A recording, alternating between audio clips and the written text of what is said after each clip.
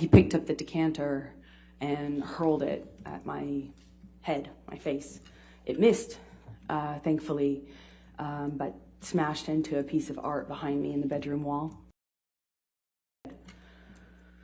I got past him. I think there might have been a bit of shoving. I can't really recall and the sequence of when that happened, but I wanted to go back downstairs. And I passed my closet. I had to change my shirt. And I went back downstairs to the party to finish the evening out. And I put on a face, and we finished the evening with the guests, and then more fighting happened afterwards. So we talked about December 15, 2015, last Thursday, and also the Bahamas over the holidays. But I did miss one picture. And Michelle, can you bring up Defendant's Exhibit 518? Amber, does that accurately depict the scene portrayed? Yes, it does. Your Honor, I'd like to move the admission of Defendant's Exhibit 518. No objection. All right, 518, defendants in evidence. You can publish. And this is from December 15, I believe. Could you just please tell the jury what this depicts? Yes, it's a picture of my bruised temple, and Johnny had his hand on my on part of my face with my face down, and I was punching my head. I'm repeatedly punching my head. That's what caused that bruise in my temple. Thank you. Now, we went through the Bahamas before, and you returned from the Bahamas sometime late December, early January, correct? Yes. Okay. I'm going to take you to January, February of 2016. Can you please describe to the jury what was going on with you and Johnny in this January timeframe after this December 15 and the Bahamas incidents? After the Bahamas, Johnny's sobriety fell apart. There was just none of it. It was, so he stopped communicating with the medical team that he had hired. Objection calls for speculation. How do you know that? I was there. They fired him. Objection calls for hearsay. I'll sustain the objection. Okay. Without telling what the medical people did, go ahead and tell what was going on with you and Johnny.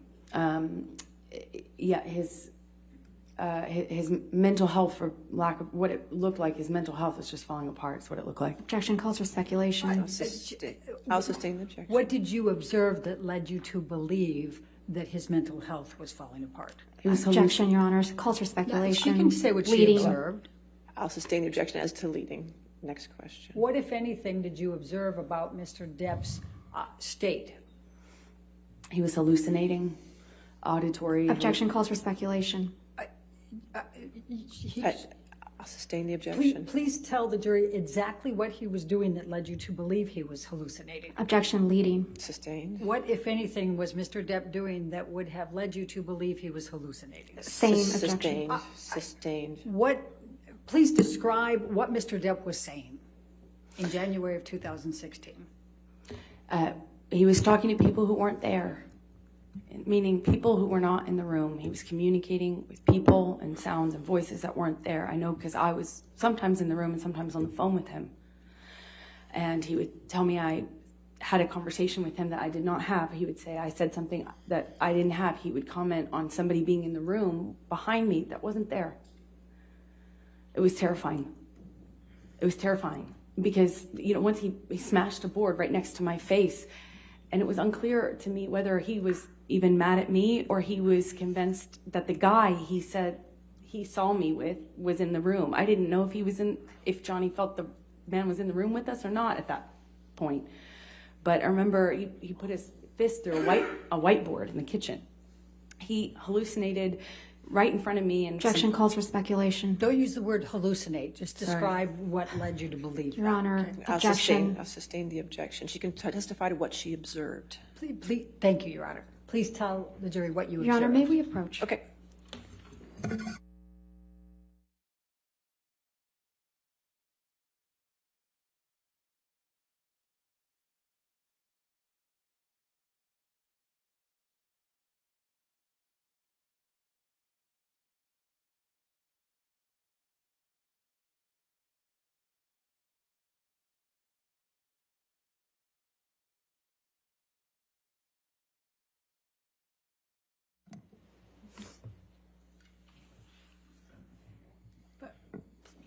tell the jury what you observed. I observed behavior from him that was erratic, irrational, and didn't seem connected to the reality that we were in. Now, I'm going to take you up to the beginning of February of 2016, February 8, February 9. Please tell the jury what transpired then with respect to Mr. Depp.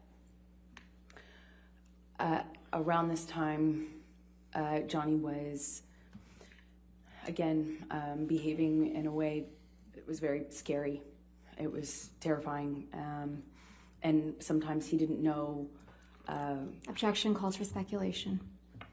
I think she can describe what she's. What are you describing what you're observing? Yes. Then please continue. In these kind of discussions I would have around this time, early February of 2016, sometimes in the argument he would accuse me of something. Some person in the room with me that had just walked out, or I was hiding, for instance. And sometimes he would hold on to that even when he seemed to have calmed down or come off of whatever bender he was on. And it was almost as if I had to confront what delusion he had, or what belief he had, or what accusation he made of me in a new fight altogether. You know, sometimes he didn't make it clear to me whether he was mad at me or he knew he was mad at me. It was terrifying because I bore the brunt of it. And at around the 8th or 9th, we were in his Sweetser compound, the West Hollywood collection of homes that he has. And I got some cryptic texts from him in the early morning hours that scared me. I won't say what I said, but I came over to his main house. I believe I'd been across the street, and I slept on the couch. We had some interaction in the morning, which made me fearful. He didn't know whether or not I was fearful he was going to believe that he was angry at me. Even though we weren't fighting, I wasn't fighting with him. I had done nothing wrong, but I was really worried that the momentum he was on was going to click into a direction of deciding that he was mad at me and I deserved it. And I was terrified that that was going to happen. So I had an interaction with him and got really worried about that on the morning of the 10th. All right. Michelle, I'm going to ask you to bring up Defendant's Exhibit 638. It's already admitted in evidence, Your Honor. And this is from February 10, 2016. And I'm going to ask you to play it, Michelle.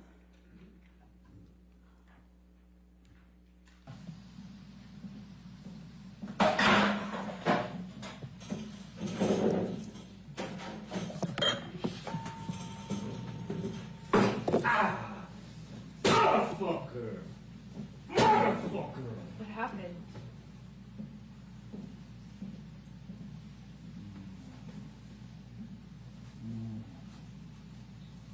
What happened?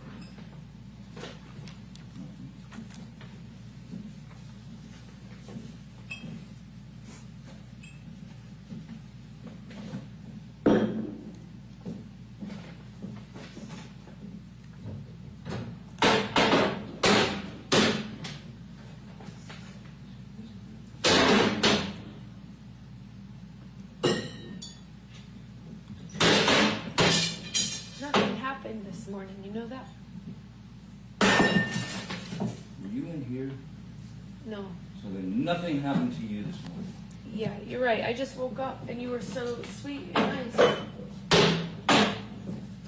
We were not even fighting this morning. All I did was say sorry. Did something happen to you this morning? I don't think so. No, that's the thing. You want to see crazy? I'll give you fucking crazy. That's crazy. Oh, you're crazy. Oh, you're crazy. Have you drunk this whole thing this morning? Oh, you got this going? You got this going? I just started it. Oh, really? Really?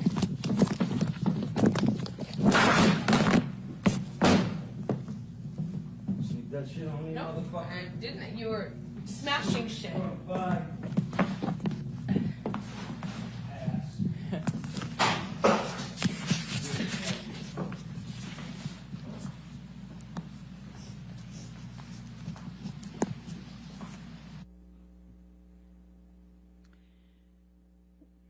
Why did you videotape this, Amber? Because I knew he wouldn't remember. Objection Deny calls it. for speculation. Sustain. Rather than what you knew, you can say what you thought. Just tell us why you... I was afraid. It was scary. It's scary. Scared. Scared they wouldn't remember. Objection calls for speculation. I'll sustain the objection. All right.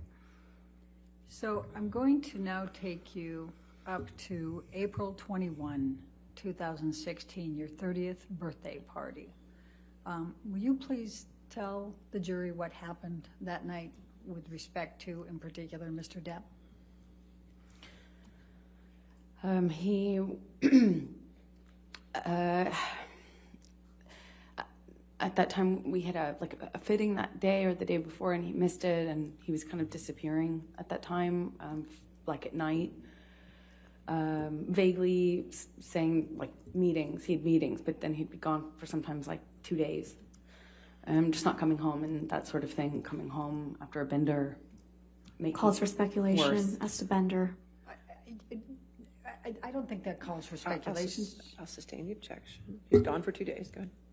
And I had my birthday was coming up, and it was, or on my birthday I said, well, are you gonna make it to my birthday party? We had a dinner planned at our penthouse.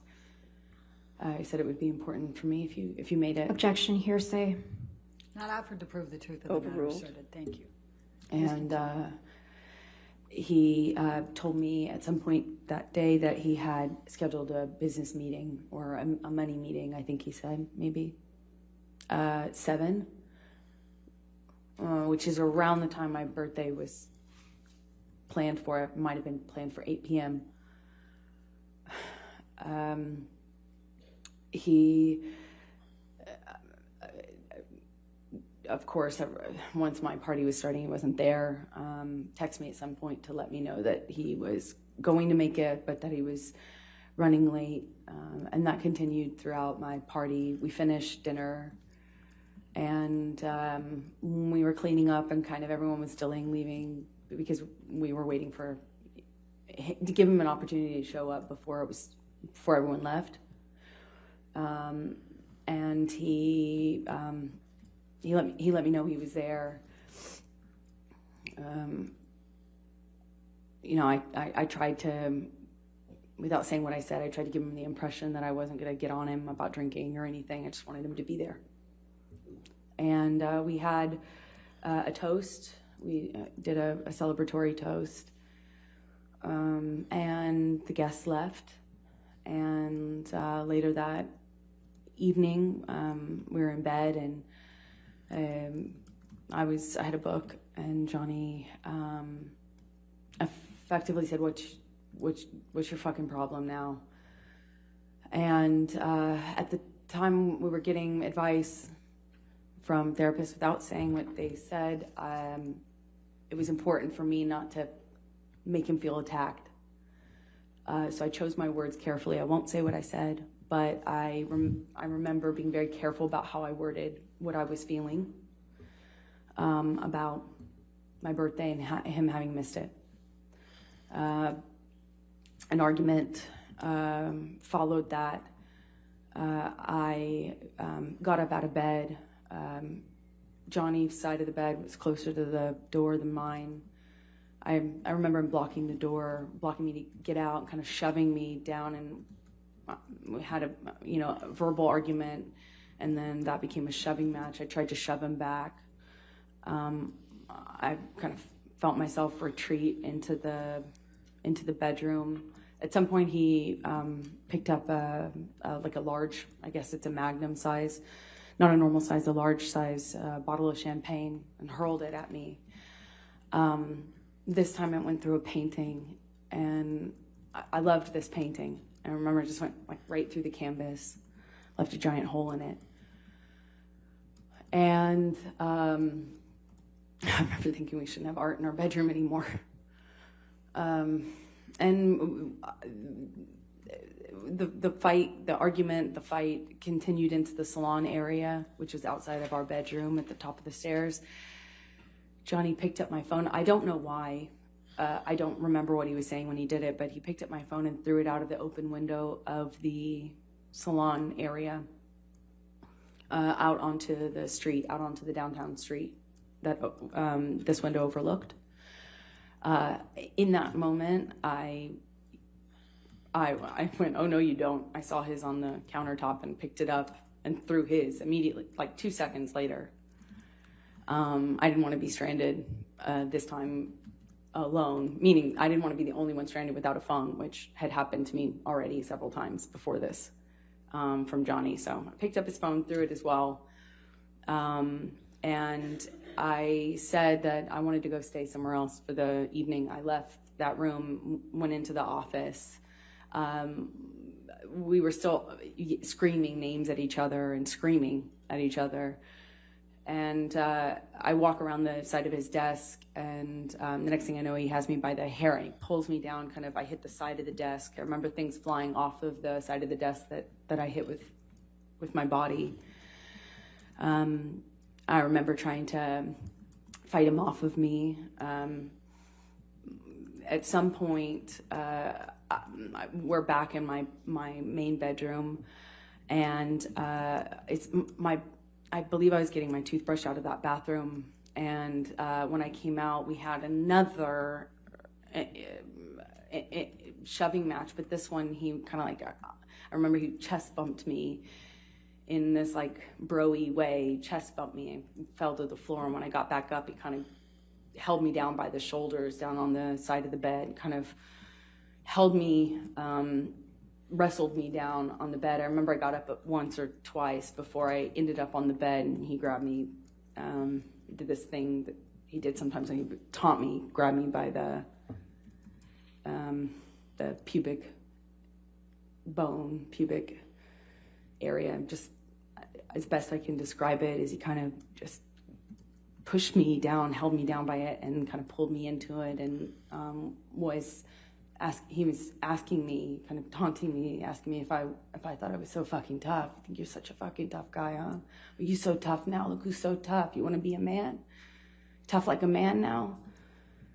That happened for a bit of time. I'm not quite sure. I think at some point he left. I remember at some point shortly after that, I remember he was still in the apartment when this happened, but I remember kind of collapsing on the floor and being exhausted.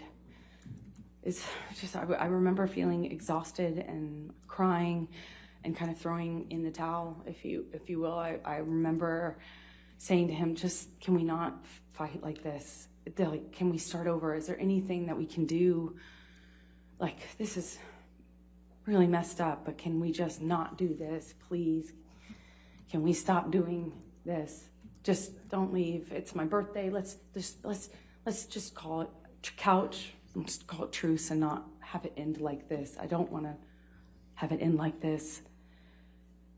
I was just so tired and hurt.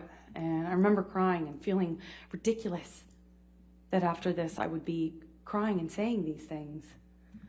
I'm embarrassed saying it now. He responded cruelly. He told me it's what I fucking deserve, and that I'd wake up alone, and that no one would ever love me because all of this, pointing to my face or body, all of this was gonna go away. No one would ever love me, or my tits sag, no one would ever love me, and I better get used to waking up alone. And he said this was all my fault and what I asked for. And he left. I heard him come back in the downstairs. You know, you can hear the door slam. I remember hearing it open and thinking, oh God, is this gonna happen again? What's going on now? And then shortly after, I kind of peeked around to the top of the stairs where you can kind of peer into the lower level. And I just see him briefly, momentarily, and he just screams at me, happy fucking birthday. and stormed out. At some point, I walked downstairs and saw that he had also left me a note to that effect. How did he leave a note for you? I was written on a piece of paper as best I can recall, but I'm not sure. And so then the next day, what did you do? I texted, actually, well, I can't say what I texted. I woke up that morning, the morning of my 30th birthday, and I woke up to my best friend crawling in bed with me and putting her arms around me. And I remember wondering how she walked in, because there was a lot of glass on the floor. There's lots of glass. And she put her arms around me and showed me a birthday video that all of my friends, my childhood friends, all of my loved ones made. Of course, stupidly, the first thing I asked her is why Johnny wasn't in the video, because it had been recorded before. It had been recorded sometime before it was clear. And she said that she'd been asking for a few months, and Johnny just... Objection, Your Honor, hearsay. I offered to prove the truth. All right, I'll overrule. Go ahead. And so we eventually got out of my bed and grabbed a few things and got the dogs, left for our plans, which our plans had been to go to Coachella, which is a music festival that happens in California. And that had been the plan for a while, that's how we would go and celebrate my birthday. And I remember, as I am accustomed to doing, just trying to move on, and remember in vain trying to put on a brave face and have a good time, even though it was impossible.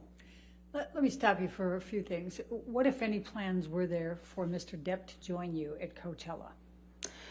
He was supposed to drive down, have dinner, stay in the room, maybe do some writing or something like that in the room. At Coachella? At Coachella, where we were. Coachella happens in a different part of California than we lived in. We lived in Los Angeles, and this happens about 2 to 3 hours away. So I finally got in my car back, and I drove with my best friends in the car. And I'm going to stop you again because I just have a couple more questions before we go into that part. You said you brought the dogs. Who were the dogs you brought? Johnny's dog, at the time, Boo. My dog, Pistol. We shared them. They're teacup Yorkies, and I believe Raquel, my best friend's dog, which is a mutt. Okay. What, if any, issues did Boo have with bathroom problems, if you will? Objection, leading and relevance. Overruled. I'll allow it. She had eaten Johnny's weed when she was a puppy and had bowel control issues for her entire life, among some other issues. She was, we regularly had to take her to the vet to try to figure out, well, what was wrong with this dog? Never met a dog that was quite like this. So she had some control issues, hence why she liked to burrow in the bed. She liked to be in the, by the foot of the bed underneath the covers. And it was customary that they slept in bed with us, but Boo, having the issues she had, we have to leave her in bed so that she wouldn't be encouraged to go to the bathroom, which would happen almost immediately once you put her down on the floor. And sometimes it happened in bed too. But yeah. So what, if anything, did you notice about any bathroom issues in your bed before you left for Coachella? Well, Raquel and I were both in that bed with the dogs, and I didn't notice anything, but we left them in the bed while we packed a bag to go to Coachella, so that Boo particularly didn't lose control of her didn't go to the bathroom on the floor. So we leave them in bed until you're ready to take them outside to the patio, which is their designated bathroom break area. And what, if any, plans were there? How often did you have housekeeping at that time at your house? The housekeepers were there every morning. Or they came every day, as far as I know. Okay. Now, we'll get you to Coachella, but why did you tell Starling Jenkins that you had been involved in a prank gone wrong? Objection, hearsay, leading. I said why, Your Honor. I didn't say what she said. I'll sustain the objection. Next question. Okay. Did you commit any kind of prank? Absolutely not. Okay. Absolutely not. And why would that not be something you would do? First of all, I don't think that's funny. I don't know what a grown woman does. I was not also in a pranking mood. My life was falling apart. I was at a crossroads in my life that was really serious, and I had just been attacked on my 30th birthday by my violent husband with whom I was desperately in love and knew I needed to leave. It was not really a jovial time, and I don't think that's funny, period. That's disgusting. And what, if any, understanding did you have of Mr. Depp coming back to your bedroom that night or the next morning? Objection calls for speculation. I'm asking what her understanding was. No, I'll sustain the objection. Okay. Had you had any conversations with Mr. Depp about him coming back to the house the next day? No, Johnny didn't come back to that house. That was my, he owned it, but that was my house when we were having any sort of problem. In fact, that was my house just 90% of the time because he just didn't come back. That was not a place that Johnny was going to be in, that Johnny was in, and he had stormed out on my birthday, and as per what we did, he would go and stay at his West Hollywood home, and I would stay at the downtown places. He wasn't going to come back to the Objection Eastern calls for Columbia. speculation. I think she explained her answer on that Okay. one, what she I'll sustain thought. just the last part. Okay, Okay, next question. thank you. All right, so let's take you to Coachella. Who drove? I drove. Okay, and who was in your vehicle? My sister, my friend Savannah, I believe, my best friend Raquel, just my girlfriends. I typically surround myself with my girlfriends. It's my sport. Was there any occasion in which you were riding in the vehicle that Starling Jenkins was driving?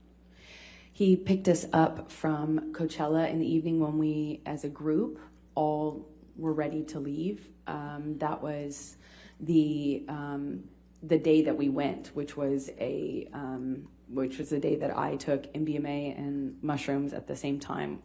Realized very shortly after what a horrible idea that was, considering the state that my life was in.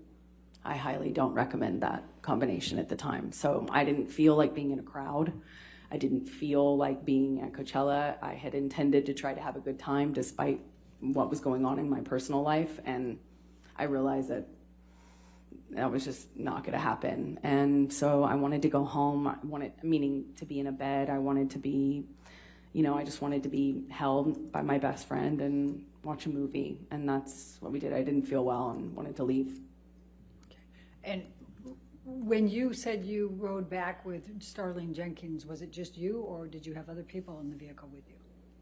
When we left Coachella, it was my entire group. I wasn't ever alone with Starling. I certainly wasn't anywhere near him. I didn't have a conversation with him. I sat in the very back seat with my best friend next to me, and it was a whole group of us. Thank you. Your Honor, I don't know. Okay. This might be a good breaking. All right, that's fine. Okay, ladies, let's go ahead and take our morning recess. Do not discuss the case with anybody, and don't do any outside research. We'll take 15 minutes, okay?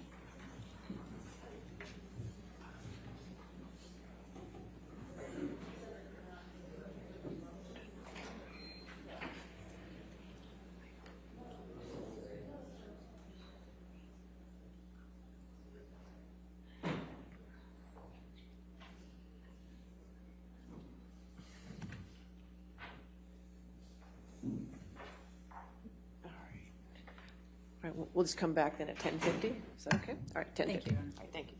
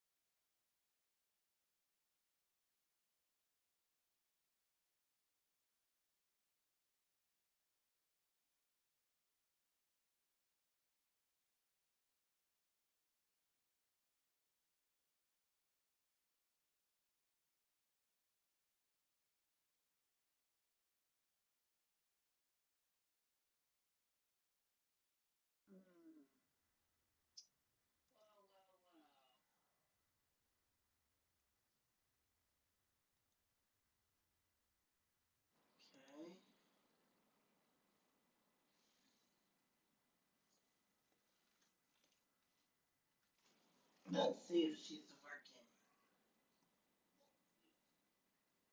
I hear.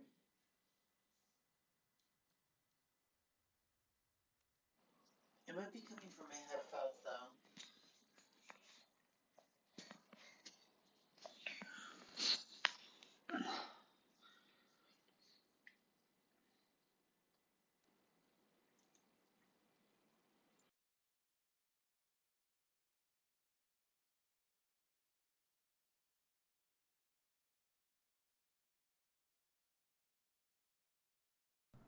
Okay, there we go. That's much better, I'm sure. What's happening? Happy Monday, I think. I don't know, just starting it. In Australia, she did hallucinogens. Yeah, well, I mean, that's what you do when you're a big bad, bed pooper married to Johnny Depp, and you can get your hands on all kinds of crazy dope because people will just deliver it to your door. Yeah, no, I was just watching the umbrella guy thingy that popped up underneath me, and I was like, wow, he's even got like 11,000 people. There's just so many people that are watching this thing. Also, for some reason, I thought that they were going to have trial at the same, or court at the same time that they did last time, but apparently they started earlier.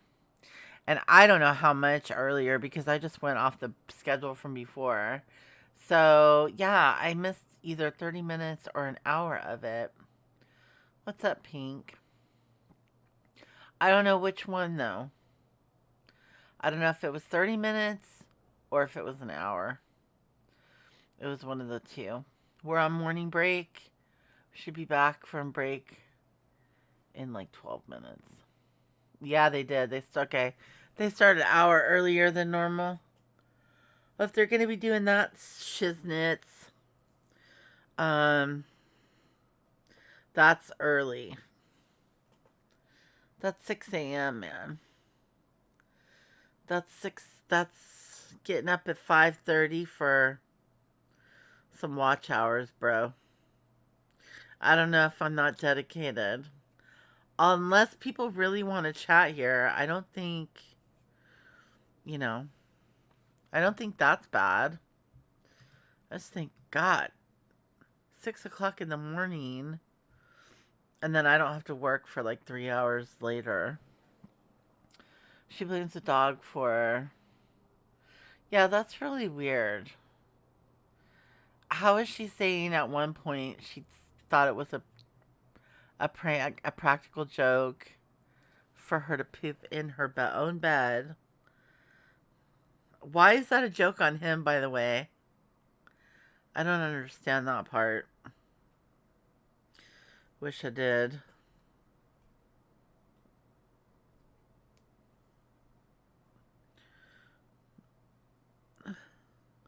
Well, that's the other thing. It's like, isn't it pretty easy to tell the difference between humans and animals? I would think so. I don't think it's that difficult to tell. I don't even want to think about it. It's way too early because of that. To think about that poo. No. What? Did she run the dog over too? Man, this woman is insufferable. No wonder Johnny Depp aged all of a sudden. He'd been holding on to his aging for quite some time. And then she aged his ass. Damn. We need a vet. Right. We need that expert testimony. Well, for all we know, maybe there is one. Ew. No. Not at this hour. It's not even 8 a.m. here yet. My goodness. It's like the brushing teeth, getting coffee hour here. You know? Y'all waking up at the crack-ass dawn. It's crazy. But I wonder if,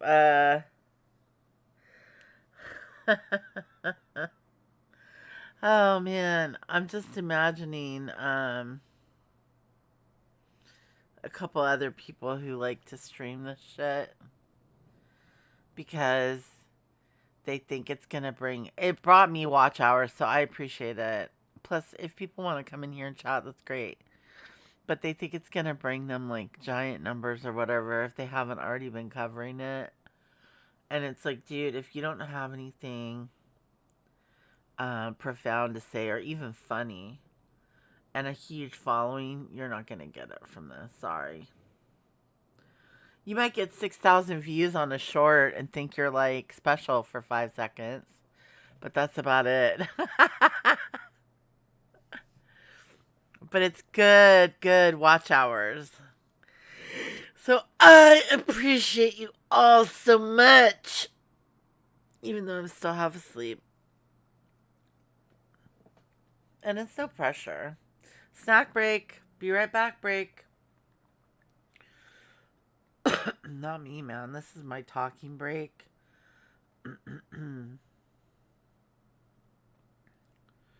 Uh-oh. Excuse me. I need to get more coffee because this is not... I didn't make it strong enough. I need to make a stronger coffee. It's gonna be one of those days. Ooh, it might actually be in the 60s here today. Well, 61. Oh my gosh. Oh. Looks like Disney might be trying to talk to old boy here again about coming back and putting on the guy liner. Ain't nothing wrong with that.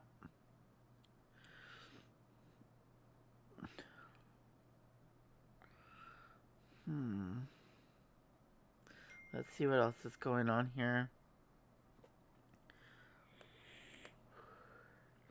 Dear Lord, Newt Gingrich is still alive? I didn't know that. I'm just going through the headlines, since I didn't really have a lot of time this morning. How is Newt Gingrich still alive?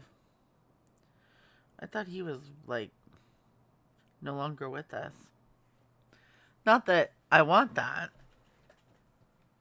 He said he won't go back to pirates. Apparently, they're absolutely begging him.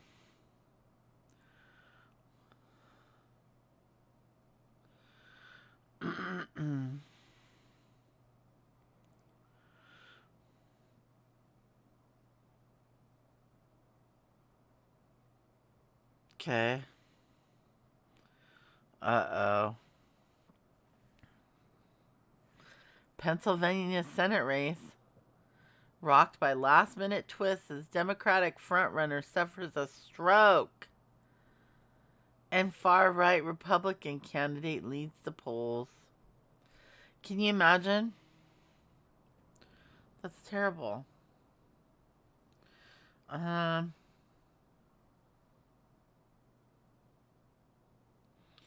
Loan repayment limits. They denied that. Supreme Court was like, nope. We're not going to put any limits on what you have to pay back in student debt. Which, I'm sorry, the people that have already paid back are working on paying back their student debt and have almost gotten it paid off are probably not mad about it. But I know the people that have a lot are probably mad about it. Okay, I don't know why this lady booked a meeting with me. Yeah. Is he 104 years? 107? He may as well be. I have no idea how old the dude is. He looks like they made him lose some weight, though. Which is probably why he's still alive, even. He may not otherwise be, but... yeah. Good old Johnny Depp and Amber Turd. Hopefully it's there's enough action today to keep me awake, because I can already tell it's gonna be a rough one. I didn't get enough sleep last night. I don't know what the deal is with that, but I just didn't. And then I see this one.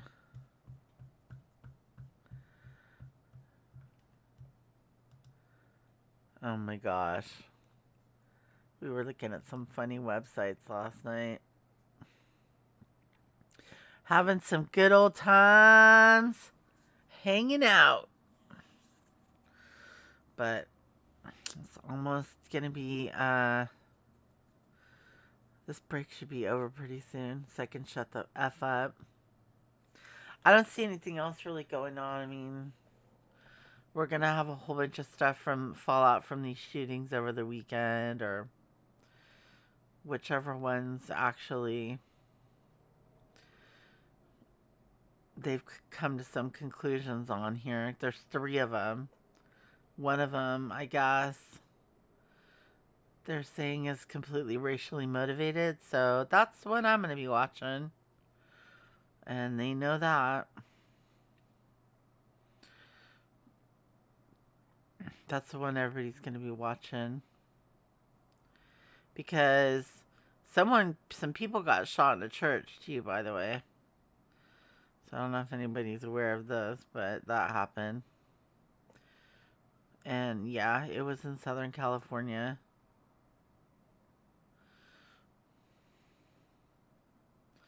Okay, let's see, May.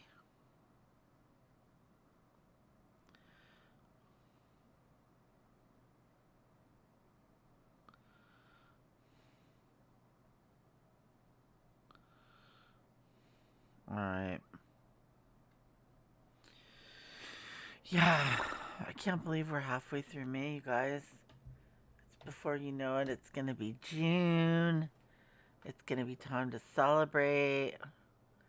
What are we going to be celebrating this June? Are we going to have a new ailment? Is Bill Gates going to come and lecture us? Is Dr. Fauci going to come and tell us that we have to put stuff on our face and, like, not poop the bed? I think we're all going to be walking around pretty soon with respirator masks on if we want to make it in this world. Respirator masks, heavy duty armor, and what else? I don't know. Long-term food storage. Oh, man. I know they didn't go to lunch. There's no way they went to lunch. It's way too early. I'm just not much of a morning talker. Sorry, guys. I'm so boring.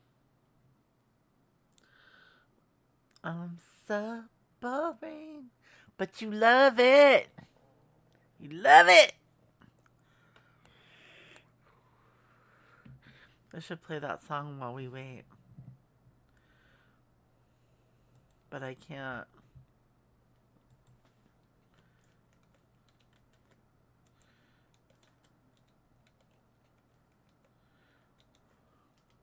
So I have to play it on the live.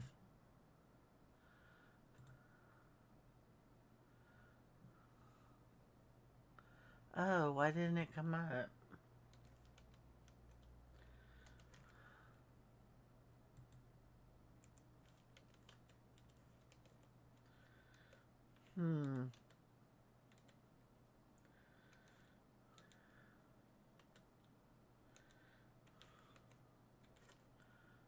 Come on, dude. Okay.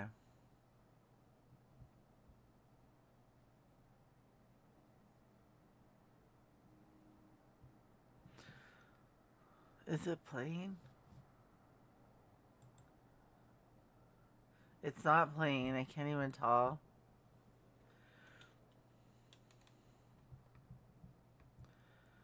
Okay, let's see if it plays now. And you love it. 'Cause the rent paid. I'm boring and you love it. Maybe we can have love it. I still hold it down like a king should. I'm boring and you love it. You know, cause it's stick good. Never won a life for the party, oh yes I know. I'd rather be at home on the couch watching TV shows. I always find it funny when we out hanging with your friends. They talk about adventures and places and pictures. I'm so boring to them. You know the boring side of me. Come out the story side too. Come through the story side to them. Come through the story side of me. I'm boring and you love it. Cause the rent paid. I'm boring and you love it. Maybe we can hang out one day. I'm boring and you love it. I still hold it down like a king should. I'm boring and you love it. You know, cause it's stick good. Now don't get me wrong, yeah, I like getting it on from the night to the AM. But the line at the lounge and the overpriced brown costs more than the payment. My IG page, I barely post on it. My ballin' ways, I never did flown it. No photo play, cause I was too hungry. But my memories are not recorded. Boring, boring, boring, boring, story side.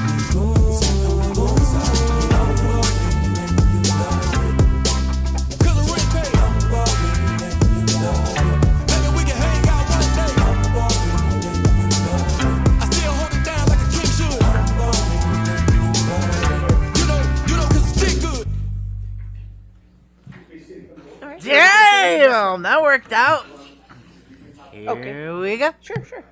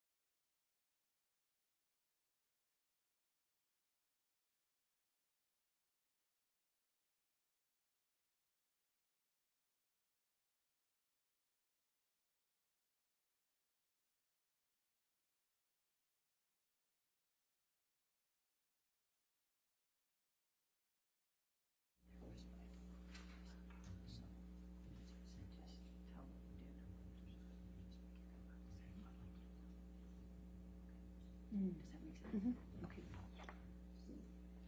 right, ready for the jury then? Yes. All right.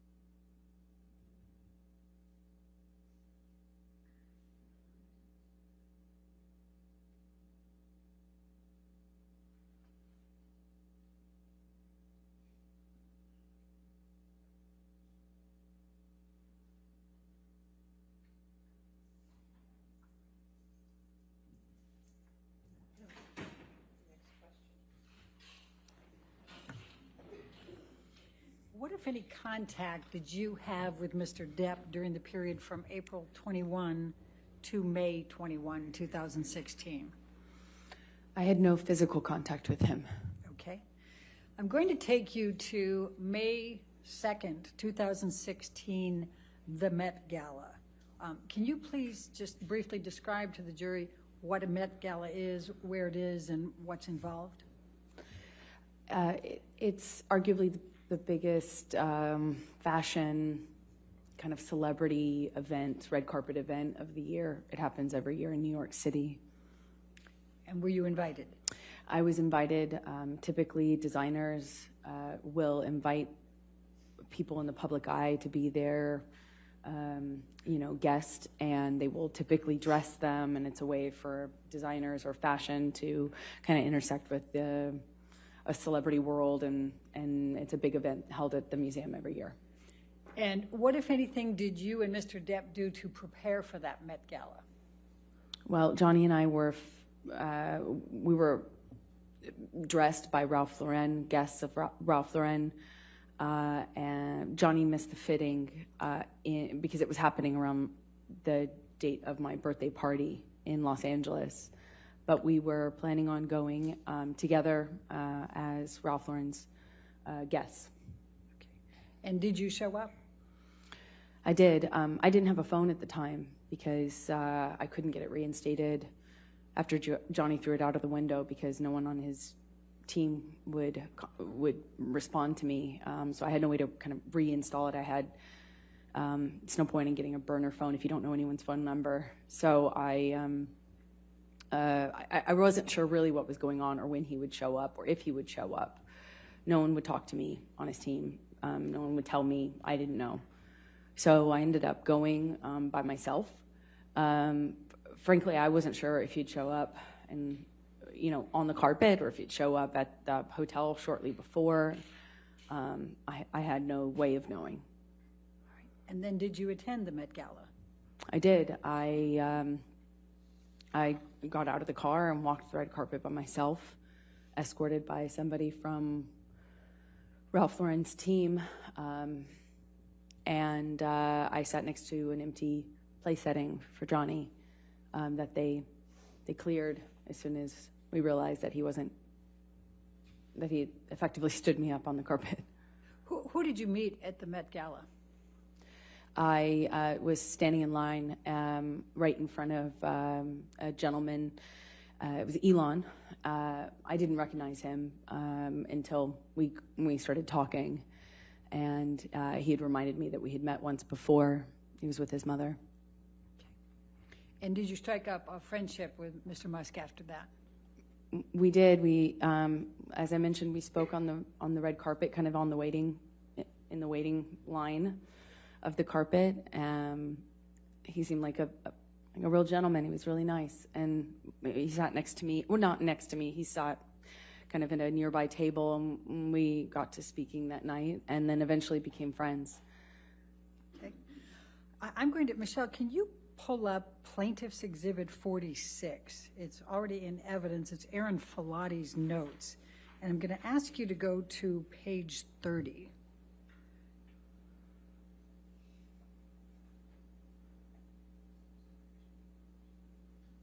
And I'm going to direct your attention to the entry for 5/11/2016, where it says, if I can see, here we go. Let me see if I can do some reasonable highlighting here. Okay, it says client laughed and also reported using illicit drugs, mushrooms and MDMA on 5/9/2016 at home with a high-profile male acquaintance. Client reported that her husband was not aware of the male visitor nor her illicit drug use. Do you see that? Yes, I do. Who was the high-profile male acquaintance that visited your home on 5/9/2016? I don't recall even being in LA at that time. Where were you? I don't recall. I believe I was in London at the time. Okay. Did you have a male high-profile client at your home in or around 5/9/2016? Not around that date. It seems like it's a wrong date. Okay. And did you use illicit drugs, mushrooms, and MDMA with any high-profile client? No, I did that at the Coachella Music Festival, and that was the end of that. I learned the hard way that that was a terrible idea. All right. Well, while we are on the these same notes, I'm going to refer to the Coachella, which is up above, and it says it states she ingested mushrooms and MDMA simultaneously while also consuming alcohol, and states she vomited and was high for at least 24 hours straight. Were you high for at least 24 hours straight? No, I was not. I felt awful, but I was at home feeling awful. At home, meaning at the hotel, with my best friend in bed. Okay. Well, while I'm still on these notes, let's go. I know while Aaron Filati was testifying, we recall the 5/21/2016 isn't on here. You'd sent her pictures, correct? Yes, I did. Then let's go to 5/26/2016, and it says, client reports having the hardest week of my life. Client states she cannot deal with the negative media publicity she has received. And then if we can jump that up, Michelle, to the next page, surrounding the divorce she requested from her husband, J.D. Do you see that? I do. Okay. When did you go in for the DVTRO? May 27th. So that was the day after Aaron Filati's note saying you just had the toughest week of your life? That's correct. Okay. While we are still on this one, let's go up to the first page for the client history.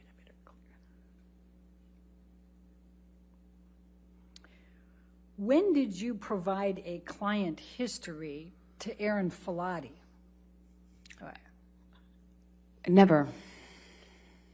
When did you first get assigned Aaron Filati? I believe September of 2014. Okay. Now it says here that client reports a history of substance abuse, including an addiction to cocaine and liquor. When did you have a history of substance abuse, including addiction to cocaine and liquor?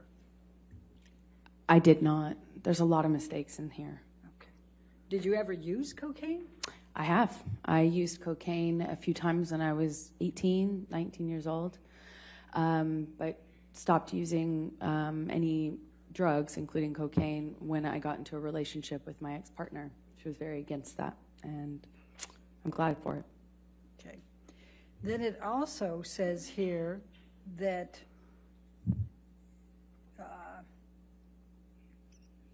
where am I?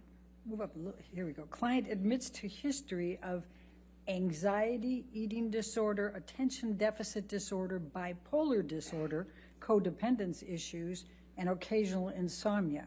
When have you had an eating disorder? I've never had an eating disorder. When have you been diagnosed with bipolar disorder? I've never been diagnosed with bipolar disorder. When have you been diagnosed with codependence issues?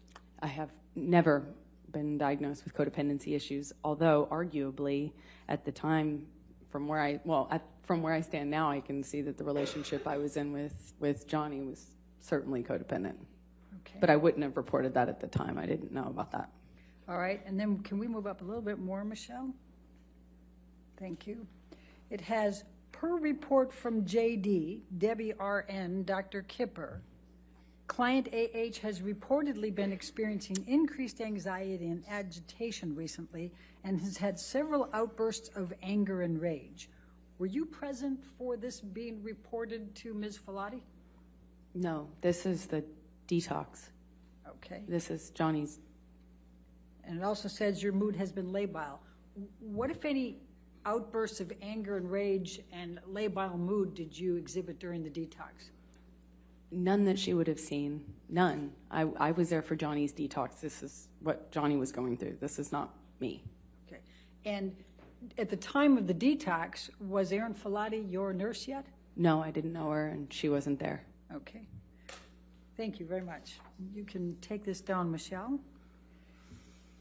Now, I'm going to take you to May 21, 2016, and I'd like you to describe for the jury what took place that evening in connection with Mr. Depp.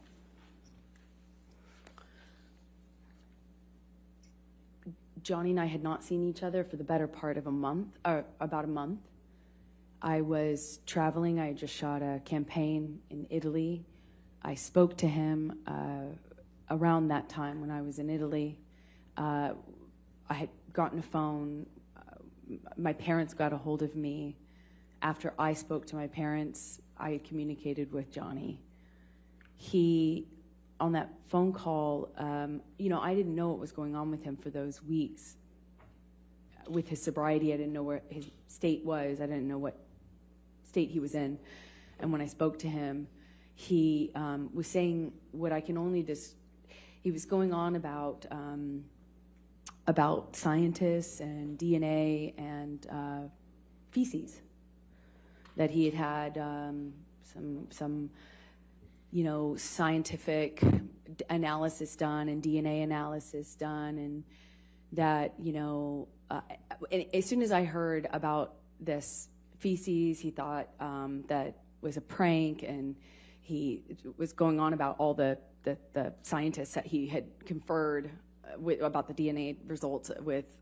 Just thought he was out of his mind, and thought clearly the drinking and the drugs are not getting better. Clearly the delusions aren't better. So Objection calls for speculation. It's not about the truth of the matter. We're talking about what her. I'll sustain the objection. Next question. Please continue. So I hung up from that phone call, assuming that, and then spoke to him once my parents got a hold of me to tell me about Betty Sue. We made a plan, Johnny and I, for him to come over. He said he really needed his wife. He had lost his mother and he missed his wife. He really needed his wife. He said it over and over again. I felt torn. I felt conflicted. I didn't think, obviously, the situation hadn't gotten better with Johnny mentally, and I was afraid that all the work and progress and distance I had finally got on the relationship for the first time. I had a month of distance on it, I didn't want that to be undone, but I also wanted to be, I was affected by the fact that his mother had passed. So he said he wanted to come over and talk about that, and he said he needed his wife, and We made a plan. We made a plan for him to come over during the day, thinking that might mitigate the amount that he would be drinking. Night is a little bit more dangerous. And in the early evening hours, I get a text from him that he's almost there, or that he's there. I think it was around 7:15 or so. And he came over, and we sat on the couch, and at first it was relatively peaceful. I mean, I could tell he was inebriated, but it makes sense. In my head, it made sense. He wasn't like incoherent. It was peaceful. And then he starts talking about the feces again, and this prank that he said one of my friends had left for him in my bed that he wasn't going to be at. And I tried to point out how that didn't make any sense. I'm not even going to be there. I wasn't there. And my friends wouldn't do that. That's not something a bunch of 30-year-old women think is funny. What is he talking about? And he just kept going on and on about it. So I text my friend that it's... Objection, hearsay. Don't tell the jury what you texted your friend, but go to the next thing. What did you do next? I called my friend thinking that it would quell this, what I could only see as a delusion. I thought it was just a delusion he was having, and I thought, oh, I'll hopefully, quell this by calling my friend to if he hears my friend say that didn't happen. Objection, Your Honor, hearsay. It's not offered to prove the truth of it. Thank you. Please continue. So I thought if I could get my friend on the phone to prove that this didn't happen, we could move on and talk about the issues that we should be talking about. Our marriage was over and falling apart in front of our eyes. We hadn't seen each other for a month, and his mom had just passed. I couldn't believe he wanted to talk about feces. So I call this friend thinking that we'll take care of it. The friend doesn't answer. I call another friend who is someone else he claimed. I don't know how both people did this, but he was claiming that this person was responsible. So I call that person. And that person is on speakerphone. And I say... Tell us who that person is. Io. Io, tell it right? Io, tell it right. Okay. And then you put him on speakerphone with Johnny. Right in front of Johnny. Okay. And what happened next? I allowed for an opportunity for Io to say why this is impossible. Objection, hearsay. It's not offered to prove the truth of the matter, is asserted, Your Honor. It's explaining the context that leads to the next acts. Your Honor, it is being offered We're to not prove here. We're not here about whether Io... I'll sustain on the the bed. objection. Next question. All right. All right, so Io is talking. You can't tell us what he said. Okay. Objection, He's Your talking, Honor. correct? May we approach? Okay.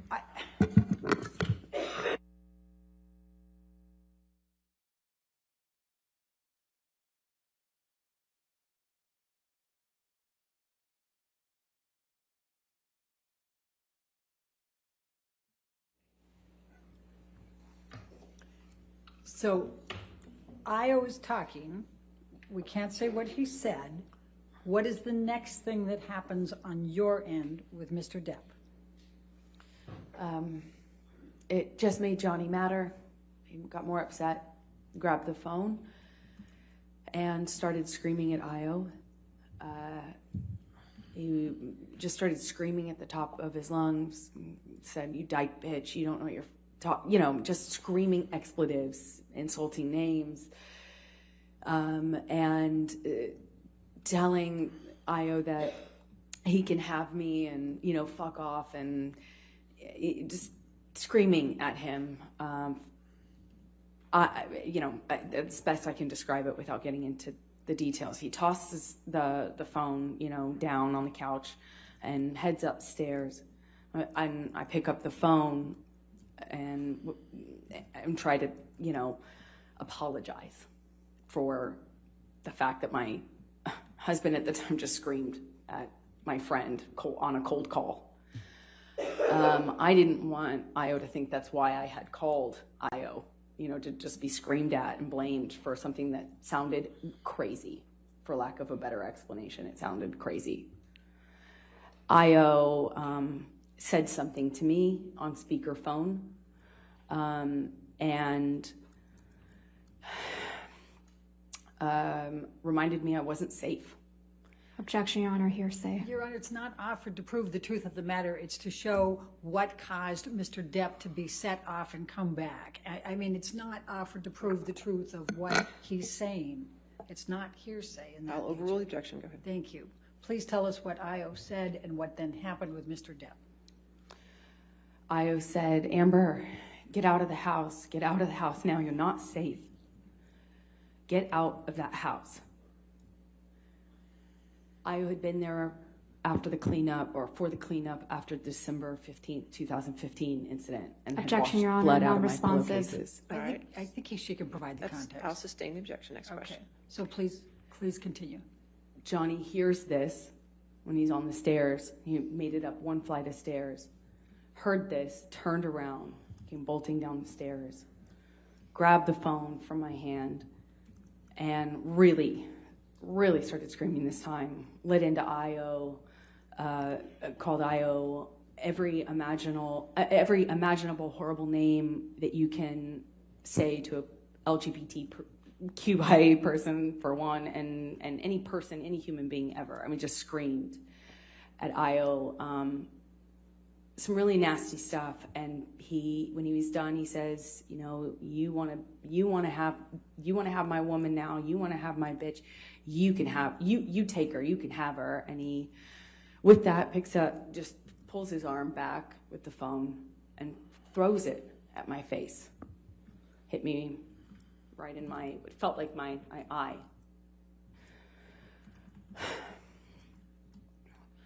I put my head in my hands, immediately start crying. I said, you hit me with the phone. Johnny, you hit me. And I'm sitting on the couch. I didn't even have time to react, I didn't even have time to put my hands up. I was still sitting cross-legged in my socks on the couch, and I haven't seen him for a month. And several times now that I've seen him, he's hit me, and I didn't even have time to react to this. He comes over to me as I'm crying, and he does that taunting thing to me. He says, oh yeah, I hit you, huh? I hit you, yeah? And he just feels like whacks me on top of my head. Just this heavy ringed hand landed on top of my skull, grabs me by the hair, yanks me up off the couch. I'm struggling to stand up. And I don't know if he was intending to hit me in the face or if he was just trying to grab my face, but he was making this gesture around my face to try to expose my face to him. And he was like, yeah, let me see how bad I hurt you. Let me see it. Let me see how bad I hurt you this time. What if I pull your hair back? What if I pull your hair back? And he yanks my hair back. I'm trying to prevent him from landing the blows to my face. I'm trying to prevent my face from being exposed. And I just remember this mocking taunt he was doing with me as he is yanking me around the room. And then I hear my friend come into the room. I hear her. Johnny hears her too. He lets go of me and turns. And Just tell the jury who your friend is. Raquel, my best friend at the time, who lived in the neighboring apartment, she came in, and Johnny moved towards her, and she ran towards me. Johnny looked at her, looked at me. I retreated to the only place I had to go, which is the corner room where the couch was. I retreated kind of to the couch, and Raquel and Johnny both ran up to me. Raquel got in front of Johnny. She kind of managed to get right in front of him, in between he and I. And I'll never forget it, just very slowly, calm, very, in just a very slow but very concentrated, very controlled, slow way, just put both of her arms, her hands up like this, and like I've seen people do with horses. That's what it reminded me of. She just went, no, Johnny, no. And she just got in front of us, in between us, put both of her palms out. Johnny kind of squared off to her, ran into her arms, and she just repeated herself very slowly, very calmly, very directly. He hit both of her arms off of his chest like that and barreled towards me. I instinctively curl up on the couch, and I just feel her arms come around me, next to me. She was sitting on my left next to me on the couch, and I just feel her arms around me. And I'm just looking down at the carpet, feeling her arms. And that's when Johnny, who I can see partially and hear, is right in front of me, and he's screaming at me to get the fuck up. Amber, get the fuck up. Amber, get the fuck up. Amber, get the fuck up. And every single time he said it, he's screaming it louder and louder and louder. I think he screamed it probably about 10 times, so loudly. The next thing I hear is, boss. And I realize that his 2 security guards had come into the apartment after Raquel. I see them or hear them, and Johnny turns to them, and I see Jerry say, boss. And I get up off the couch and I say to Jerry, Objection, Your Honor, hearsay. Not offered to prove the truth of the matter asserted at all. I'll sustain the objection. All right. Next one. So don't tell us what you said to Jerry, just what happened next. then they tell him something. And he picks up the bottle that I guess he walked in with. It was a This is Magnum. Mr. Depp or Jerry? I'm sorry, Johnny. Okay. And starts smashing things off the nightstand, the coffee table, starts screaming. And they kind of, I feel them kind of corral him. I'm not making direct eye contact, but I can kind of just sense and feel and sound and hear things smashing as he exits the apartment, kind of knocking things off the countertops and breaking things on the way. I realize he's punching something. I assume it was the picture because it broke right after he walked past it. And he leaves that apartment. I hear him in the hallway, still screaming. I hear more doors opening, more racket.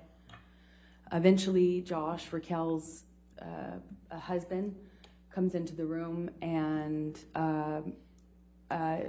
brings me to safety, brings Raquel and I to safety in their apartment. And that's where I stayed for the next few hours. So who called the police? I believe it was Objection calls for Io. speculation. Your Honor, this is not, we have to have the context here of somebody called the police, because then the police come. So I think we have to put, it's not offered again to prove the truth of the matter asserted. It's just who called the police. Your Honor, the objection is not hearsay. It's speculation. Do you know who called the police? Yes, I do now. I'll sustain the objection. The All next right. question. Did you have were you present when there was a discussion about calling 911? Objection calls for hearsay. I'm asking if she was I'll present. sustain the objection. Next question. Did you call 911? No. Okay. Did Rocky call 911? Objection calls for speculation. Do you know whether Rocky called 911? I do know whether she did. And did She did not. Okay. All right. So what happens, when did you learn that the police had been called? Roughly an hour, at some point shortly after Johnny and his security guards left. Okay. And what did you do as a result of knowing that the police were coming? I felt panicked. I didn't know what to do because I didn't know what they were going to do when they saw the state of the place. He'd also smashed up the other apartment where I kept all my things. So I didn't know what they were going to do. And I panicked. I called the only lawyer I have, which is my entertainment lawyer. He does like my movie contracts and stuff. And I asked him for advice. And then without telling what he said, what happened next? I called a domestic relations attorney after that conversation. And had you known this domestic relations attorney before then? No, I did not. Did you get that name from your entertainment attorney? Yes, I did. Okay. And when you called the domestic relations attorney, without saying what she said, what did you do as a result? I told the police officers who arrived that I would not Objection, Your Honor. Hearsay. Again, not offered to prove the truth of the matter asserted. All right, I'll overrule the objection. Go ahead. Thank you. I'm sorry, could you repeat that? I repeated to the officers, I refused to cooperate at this time at the advice of my attorney. Okay. Did you call your publicist that night? No. Okay.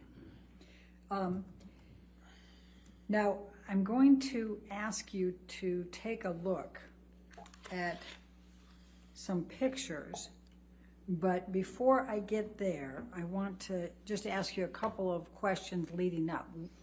What were you doing when the police officers arrived?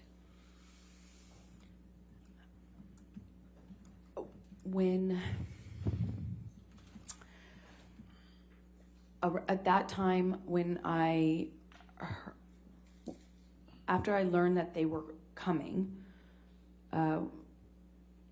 my best friend took pictures of me. We took pictures of the house and my face. Okay. I'm going to, and did your best friend take any pictures while the officers were there? We took pictures before and while they were there and after. Okay. We took pictures throughout. Okay. So I'm going to take you now, Michelle, can you bring up Defendant's Exhibit 706? I think we can do the native on this one. Yes, thank you. Does this accurately depict the scene portrayed? Yes, it does. Your Honor, I'd like to move the admission of Defendant 706. No objection. 706 in evidence and published. And would you please describe to the jury what this is a picture of? This is my face after Johnny threw a phone at it. Okay. I'm going to now, Michelle, ask you to pull up Defendant's 708.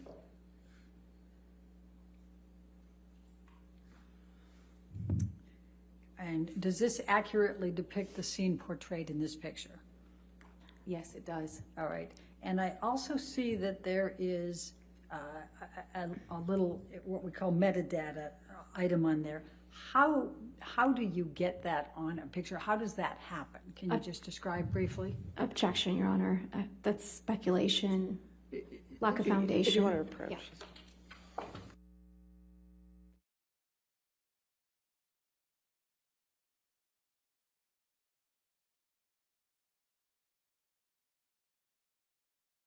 Okay, I just have to say, it's like basically they're saying, yes, Ms. Turd, we're going to need you to become a photograph expert. Basically, they want her to talk about metadata, right? Isn't she just being cross-examined about her own BS lie stuff? I don't know, I just think that's so funny. Johnny Depp's like, head down, I'm not messing around this time, man. Do you think they would still be together if she wasn't this crazy? They probably would be. What a shame.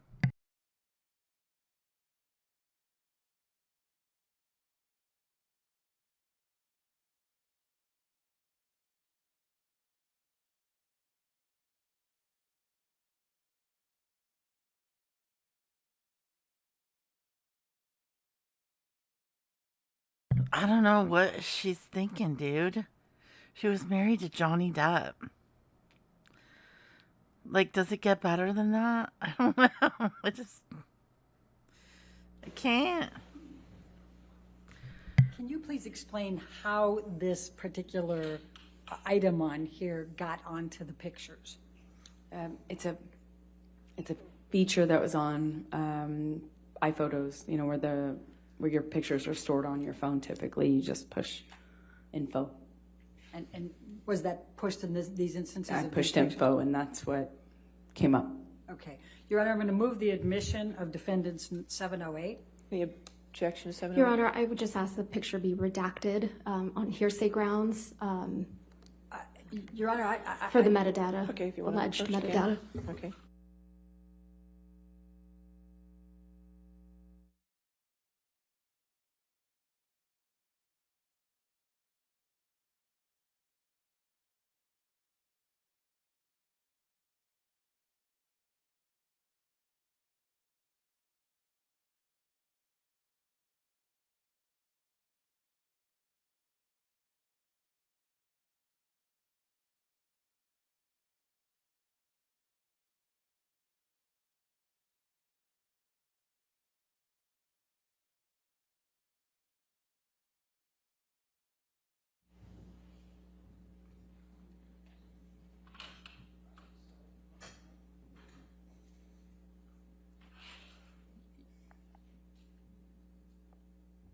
Your Honor, one moment, please. I'm All just right. trying to figure out how to move this fast. Okay, that's fine.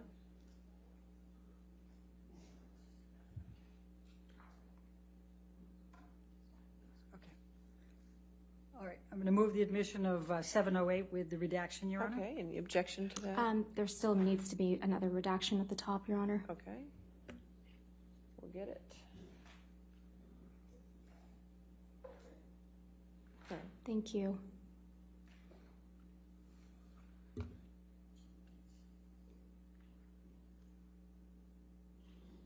Okay, 708 with the redactions, okay? Thank you, Your Honor. And I would also like the record to reflect that we're publishing this to the jury? Yes, no objection, correct? Okay. Yes. There you go. Okay. I would like the record to reflect that this was the photo that was shown to Officer Sines and Officer Haddon. as Objection, Your Exhibit Honor. 20 That is Your Honor, we that is couldn't put him in inappropriate, Your because Honor. we hadn't identified him. Now the jury should be entitled to know which photo Your Honor, was we ask shown that we as approach- that Okay, exhibit. we can approach. This is That's fine. inappropriate.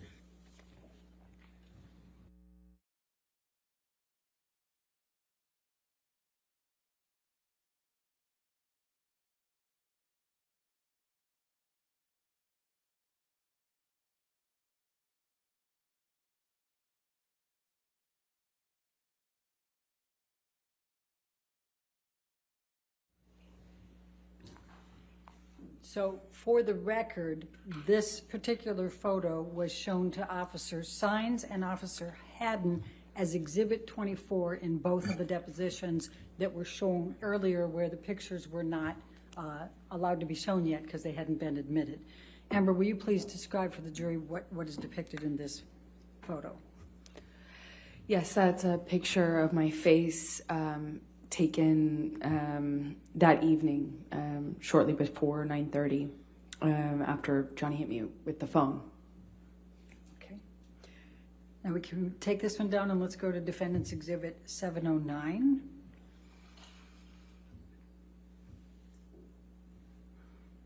And based on the court's ruling, I'm going to ask if you can redact that, Michelle, please.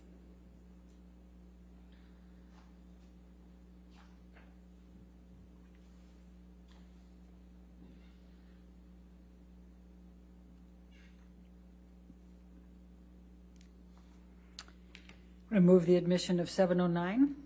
All right, any objection? Not with redactions. All right, Thank you. 709 with redactions and evidence, you can publish. If it could be published to the jury, Your Honor. Thank you. Yes. And Your Honor, for the record, this is the photo that was shown to Officer Sines and to Officer Haddon as Exhibit 25 for both of their depositions. Okay. Amber, could you please describe for the jury what's depicted here? That is my face after the phone incident. It's that night. All right, let's bring Defendant 710, please.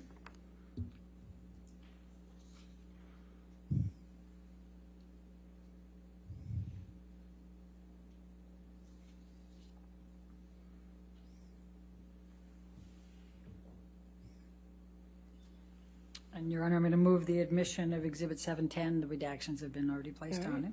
Any objection? No objection, All thank right, you. 710 with redactions, you can publish. If we could publish, Your Honor. And for the record, this photo was shown to Officer Sines and Officer Haddon. It was Exhibit 26 for both of their depositions. And please describe for the jury what's depicted here, Amber. That is my face in yet a different light that same evening after Johnny hit me with the phone. Okay. Let's go ahead and go to Defendant's Exhibit 711.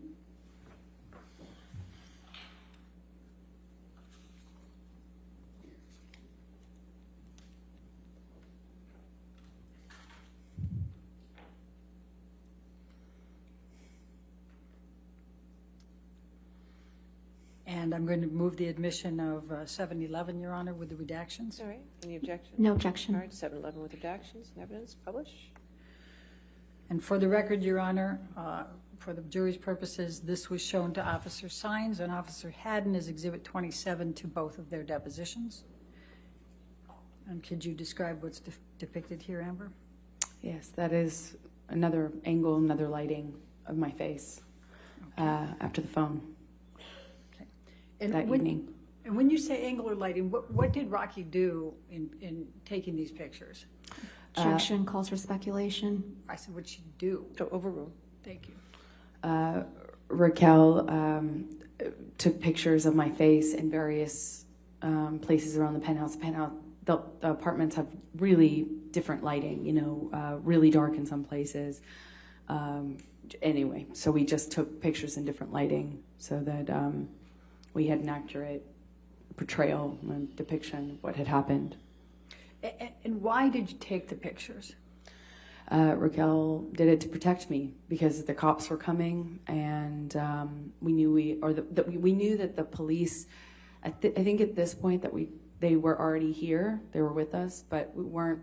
Maybe this was right before. I'm not quite sure without seeing the timestamp, but we weren't sure what was going to happen, what the police were going to say, what they were going to do. We didn't know what Johnny was going to do, what he was going to say, so she wanted to protect me. Okay. So let's go ahead and bring up 712.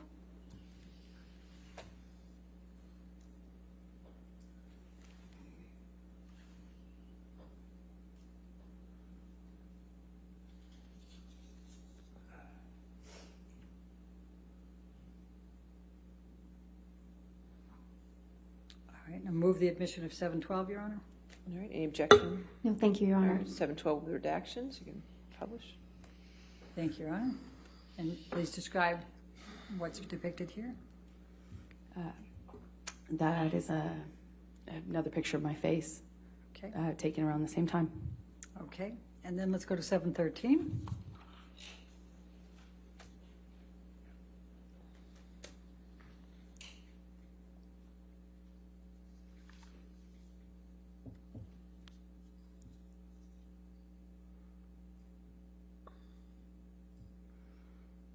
Move the admission of 713, Your Honor. All right, any objection? No objection. All right, 713 with redactions, you can publish. And for the record, this one was shown to Officer Sines and Officer Haddon as well as Exhibit 29 to both of their depositions. And just describe briefly to the jury what this is. This is another picture of my face taken at the exact same time and in the same location as the other one, just with one of the lights turned on, or an additional light turned on in the previous one. Okay. Let's go to 714.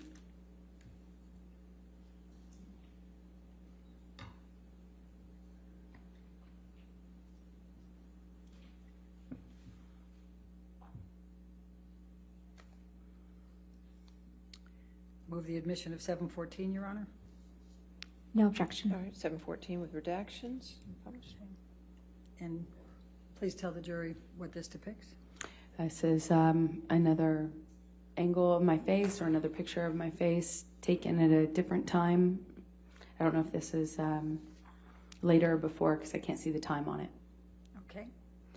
Take that down. Let's go to 715.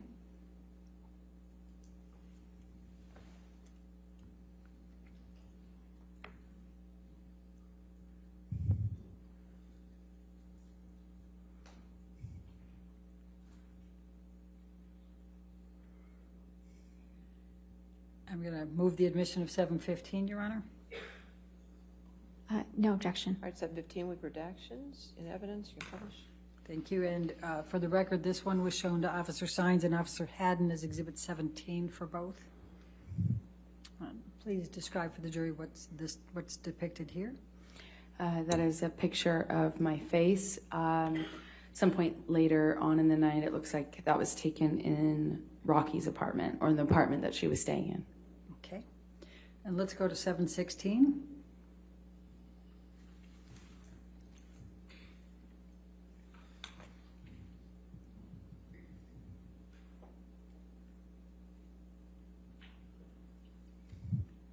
Move the admission of 7:16. No objection, Your Honor. All right. 7:16 evidence as redacted. And Emma, could you please tell the jury what this picture depicts? Yes, it's the business card that one of the police officers left for me in case I changed my mind and wanted to comment. And with the pictures that we have just seen before this, were they taken before the pictures of the police card, the card that was left, after, or do you know? Objection, compound. It's not. And calls for speculation. Your Honor, compound is only. Overruled. Thank you. We took pictures before, during, and after. And the question I had for you is the pictures you've seen so far, were those taken before, at the time of this, before this card was presented to you and you took the picture, after, or do you know? Some of them were, but without seeing all the timestamps, I can't tell exactly. Okay, that's fair. Thank you. Okay, and then I'm going to ask you to take this one down and go to 7:17.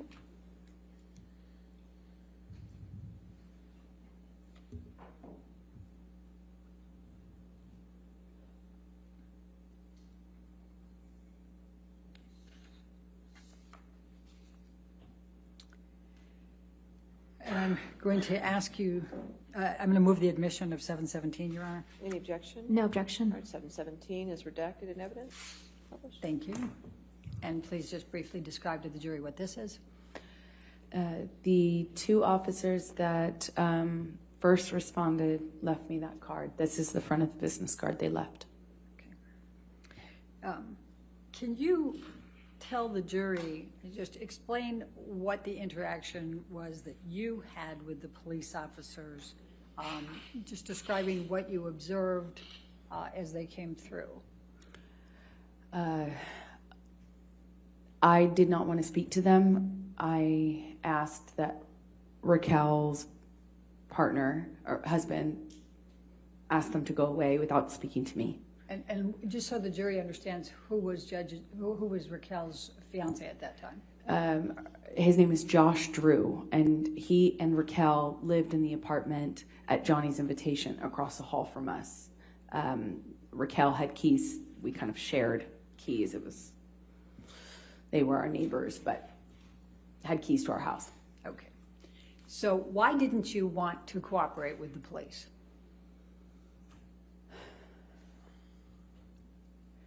Because I wanted to protect Johnny. I didn't want him to be arrested. I didn't want him to be in trouble. I didn't want the world to know. I didn't want this to come out. I didn't want him to be in trouble. I didn't want this to be... I wanted to protect Johnny. Let's go to Defendant's Exhibit 1374.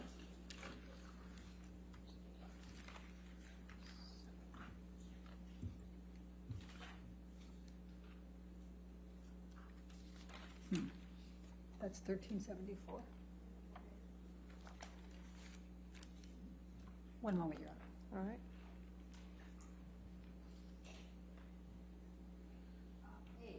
Thank you. All right, move the admission of 1374A, Your Honor. Any objection? No objection. 1374 in evidence. 1374A in evidence. I'm sorry. Thank you, Your Honor. And Amber, what is this?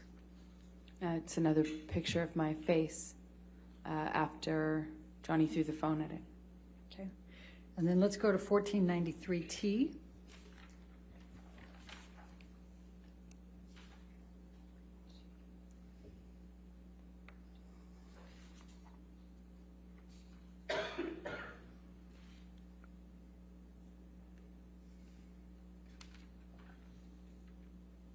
And move the admission of 1493T. No objection. All right, 1493T in evidence. And what does this depict? This is a picture of my face after that incident. Perhaps by the lighting, it looks like it might have been taken the next day, but I can't tell for sure. Okay. And then let's go to 1493S.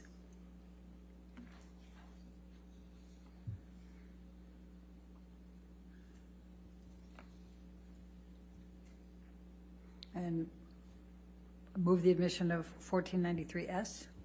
No objection. All right, 1493S in evidence. Publish. And what does this depict? And this is another picture of my eye and side of my face. Now, were there also pictures taken of the property that you described, Mr. Depp, destroying or damaging? Yes, there were. Okay. Michelle, can you bring up Defendant's Exhibit 700? And based on Your Honor's rulings, we will take off the metadata.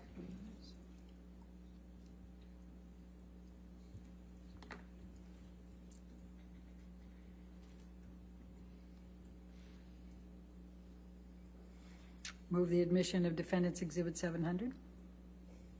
No objection with redaction. 700 with redactions. You can publish. Can you please describe for the jury what's depicted in this photo? Yes, my friend was preparing for a bead show and had displays to show these bead necklaces she made. And she needed some counter space in order to kind of set up the displays that she was going to use the next day.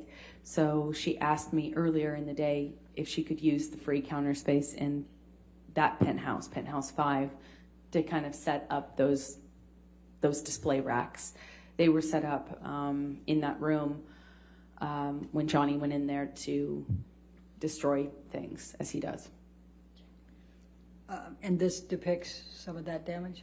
Yeah, security let him in, even though I had asked Objection, security Your not Honor. to. Speculation I don't think that was speculation. and lack of foundation. Oh, I'll sustain as a foundation if you want. Okay. So what's depicted, what's the damage that was done? Well, because Johnny would always smash up my things and destroy my property when he was mad at me. I had asked that they not let him in so that he could do that. I mean, the only purpose for him to be let into penthouse 5 in that state, he doesn't have property in there. The only reason for him to go in there would be to destroy it, and they, of course, let him into penthouse 5. Objection, Your so Honor. that he could go. Yes, ma'am. Lack of foundation. All right, I'll sustain the objection. Next question. Just tell the jury what he did here that's depicted in this. This is just a one corner of the room that shows the destruction. He just went in there with this bottle swinging and smashed a bunch of things. Objection, Your Honor. This is speculation. She hasn't established that she was there. I'll sustain if you want to lay a foundation. It's fine. Okay. Did anybody else, to your knowledge, go in there and do this? Objection, Your Honor. Calls for speculation. I'm trying to lay the foundation here, Your Honor. I'll sustain the objection. Next Well, question. let's do this. Never mind. We'll let somebody else tell who did it, okay? Sure. Just all I'm asking here is what is the damage? What has been done that's depicted here? This is just one of Raquel's bead racks that he Objection, Your Honor. Speculation. I'll sustain the All right, objection. let's go to 701.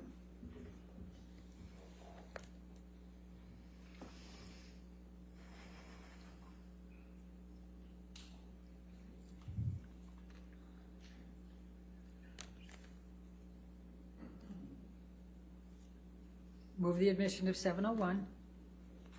With redaction, no objection. All right, 701 with redactions in evidence. Thank you. Amber, can you please describe what's depicted here? Yeah, it is our bedroom in penthouse 3, the main penthouse. Looks like he was just throwing things. Objection, Your Honor. Calls for speculation. Sustain the objection. So just describe what you see here as opposed to what you say he did. I see a bunch of art tossed on the bed. Okay, where was that art before Mr. Depp was at your house on May 21, 2016? Hanging on the wall where it belongs. Okay.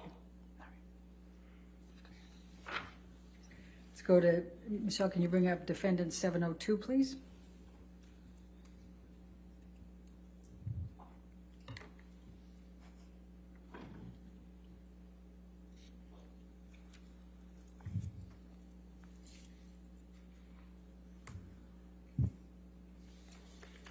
Oh, Your Honor, and I forgot on the last two. For defendants Exhibit 700, that was shown to Officer Sines and Haddon. It was Exhibit 39 to both of theirs. And Exhibit 701 was shown to Haddon only, and that was Exhibit 30 in his deposition. I move the admission of 702, please. All right, any objection? No objection. All right, 702 with redactions. Thank you, Your Honor. And let the record reflect this was also shown to Officer Haddon as deposition exhibit number 40. And can you please describe for the jury what's depicted here? Yes, it is broken glass from one of the broken pictures that were hanging on the wall. And where is this physically? This is in penthouse 5 on the stairwell. Okay. Michelle, can you bring up defendant 703, please?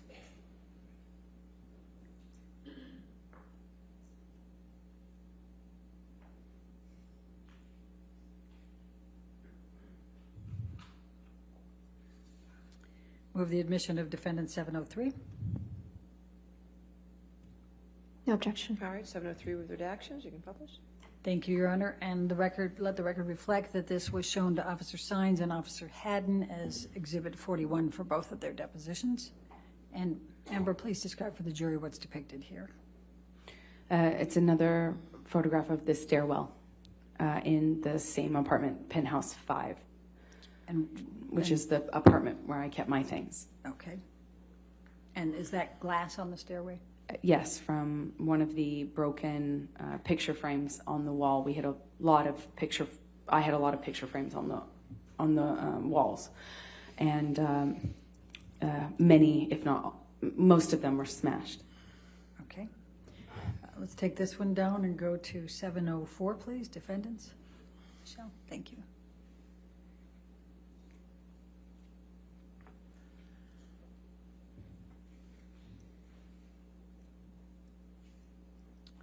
Move the admission of defendant 704. No objection. All right, 704 with redactions. You can publish. Thank you, and let the record reflect that this was shown to both Officer Sines and Haddon as Exhibit 34 to both their depositions. And Amber, please describe for the jury what's depicted here. Just another piece of glass. It looks like the base of a wine glass. That is in penthouse 3, the main apartment. Okay. And when you say wine glass, did you see this particular glass? There were glasses in the kitchen, and always. And when Johnny was walking out, I saw him myself swinging the magnum-sized bottle, and I could hear glass breaking and things falling. Okay. Thank you. Michelle, can you bring up 705, please?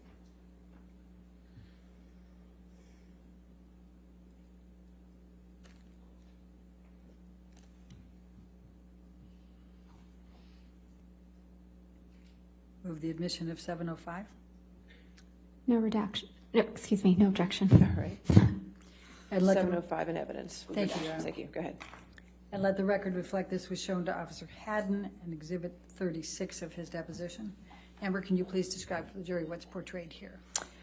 Things knocked over on the kitchen countertop, and I see pieces of broken glass on the countertop as well. Okay. Let's go to 707.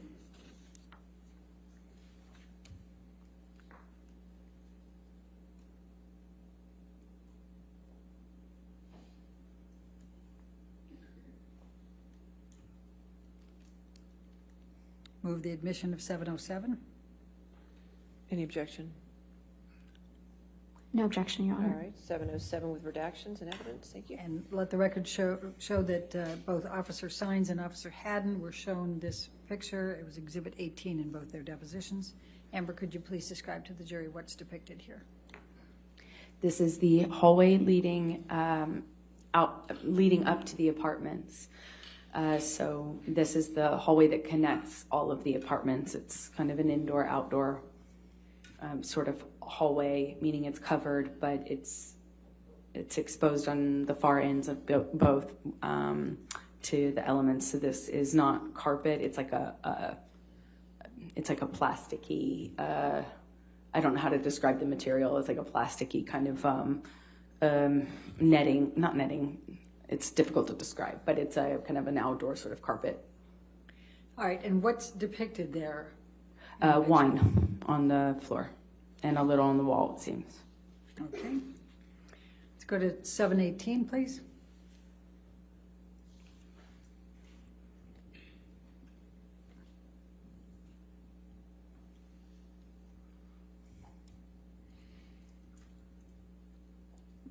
Move the admission of 718.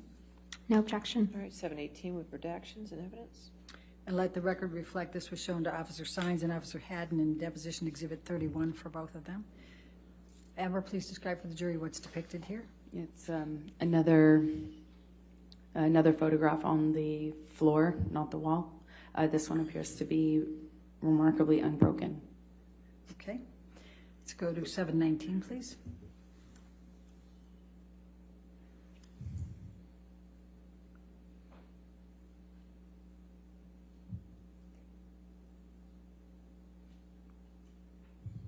Move the admission of defendant 719. No objection. All right, 719 with redactions, thank you. Thank you, Your Honor. And let the record reflect that this was shown to Officer Sines and Haddon in their depositions, Exhibit 35 to both. And Amber, please just describe for the jury what's depicted here. It's one corner of the kitchen in penthouse 3. Looks like one of the things that was knocked off of the kitchen island when Johnny left. Okay.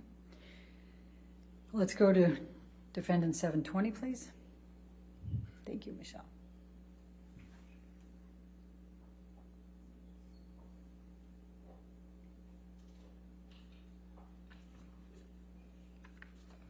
Move the admission of defendant 720.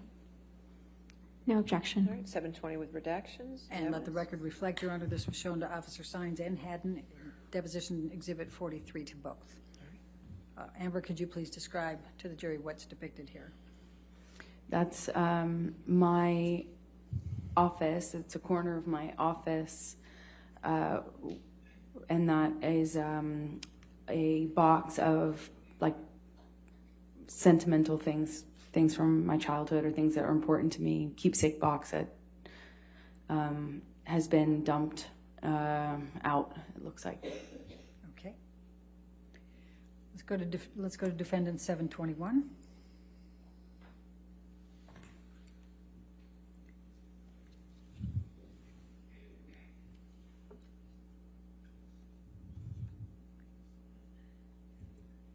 Move the admission of defendant 721. No objection, Your Honor. 721 with redactions, published. Thank you, Your Honor. And let the record reflect this was shown to Officer Sines and Haddon in deposition Exhibit 44 for both. Amber, please describe for the jury what this depicts. It's again my office. Same thing, different angle. Okay. Let's go to 722.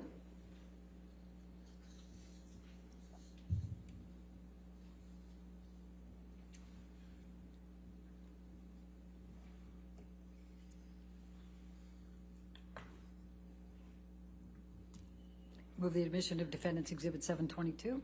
No objection, Your All Honor. right, 722 with redactions and evidence, thank you. And let the record reflect this was shown to Officer Sines and Officer Haddon as deposition Exhibit 42 to both.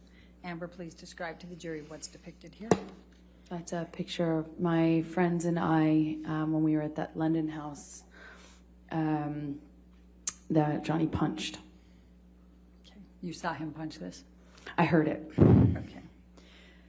All right, let's go to 723, please.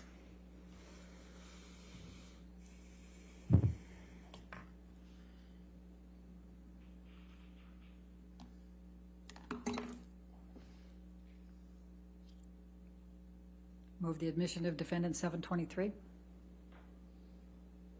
Any objection? No objection. All right, 723 redacted in evidence. Let the record reflect this was shown to Officer Sines and Haddon in their depositions, Exhibit 38 for both. Amber, please describe for the jury what's reflected. One of the, it looks like a Magnum bottle of wine that is empty or spilled on the floor. Can you tell where that is located? It looks like it would be penthouse 5. Okay. Let's go to 724.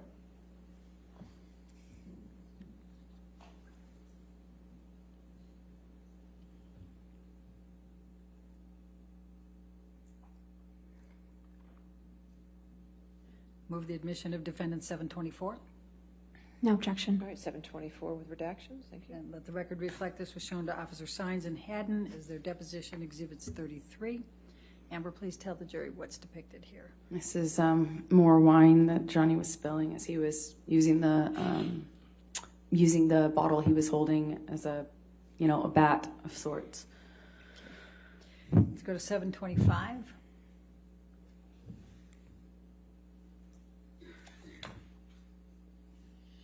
We're almost done, just 2 more. Promise.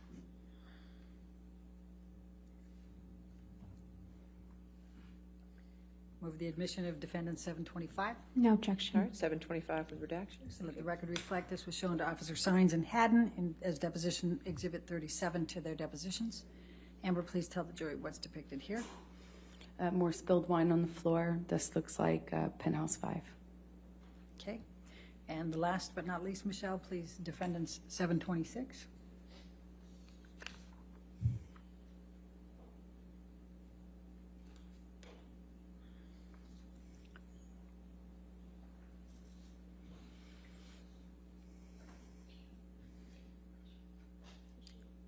Move the admission of? No objection. Okay. Your Honor, I believe the jury needs a tissue. Oh, okay. Thank you. Welcome. We will get a tissue. You got some? Thank you, Halisa. All right, no objection, 726 with redactions. Thank you.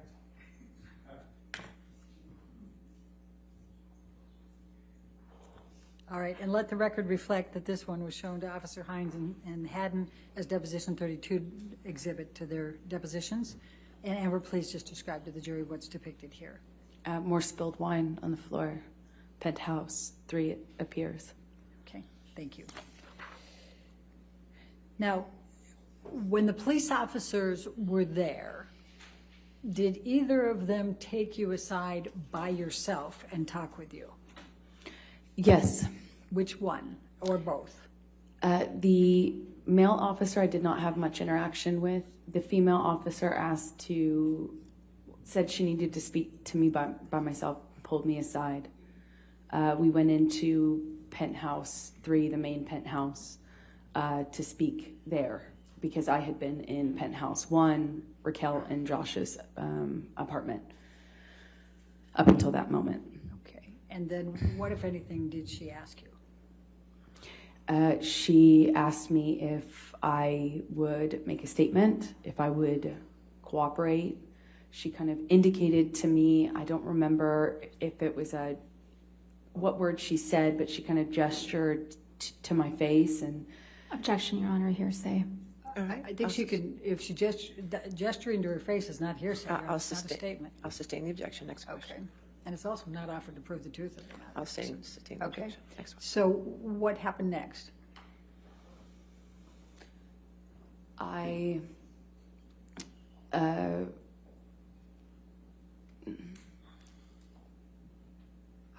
Let's do this. How long were you with the officer when she took you aside? A few minutes, if that. Okay. And as a result of that, did you cooperate? No, I did not, but it was my understanding that I couldn't stop them from walking through the apartment, which is what they indicated to me. Okay. And were you with them when they walked through the apartment? No, Josh, well, I was with them at the beginning of Penthouse 3. Josh, Raquel's partner, took over from there and showed them around the house up through Penthouse 3, which connects on the top floor to the neighboring apartment, Penthouse 4, and then on to Penthouse 5. They all connect on the top level. So Josh walked the officers through the house. Okay. And what, if anything, did you say about the identity of Mr. Depp? Nothing. Were you asked? Yes. Or you refused to tell them? Objection leading. Sustained. Okay. Why did you refuse to tell the police officers Mr. Depp's identity? Because I did not want them to arrest Johnny. I did not want this to happen. I did not want any of this to happen. I didn't want to get him in trouble. So I said, well, I can't. I just refused to cooperate. Okay. Now, approximately how long were the police officers there? I don't recall exactly, maybe, I'd say less than half an hour. I really don't know exactly, but they weren't there very long at all. Okay. Now, after the police officers left, what did you do? We cleaned up a bit because there was broken glass and we had dogs. So we tried to clean up the mess, and especially the glass. And Josh, Rocky, Liz, and I, we kind of just cleaned up and eventually sat on the couch, and they just tried to comfort me. What, if any, knowledge did you have that there was going to be a second set of officers coming later that night? I didn't know about that. That surprised me. When did you learn that a second set of officers were coming to the penthouse that night? I think I learned about it when they were there, when they arrived. Okay. And we've seen the body-worn video on that. Is there anything that you recall outside of what was reflected on Officer Gateland's body-worn video? I couldn't see much of what was on that video. I just, I remember being surprised that they were there, not really knowing why they were there. I assumed it was because I was encouraged to make a statement by the first set of officers. Objection, Your Honor, hearsay.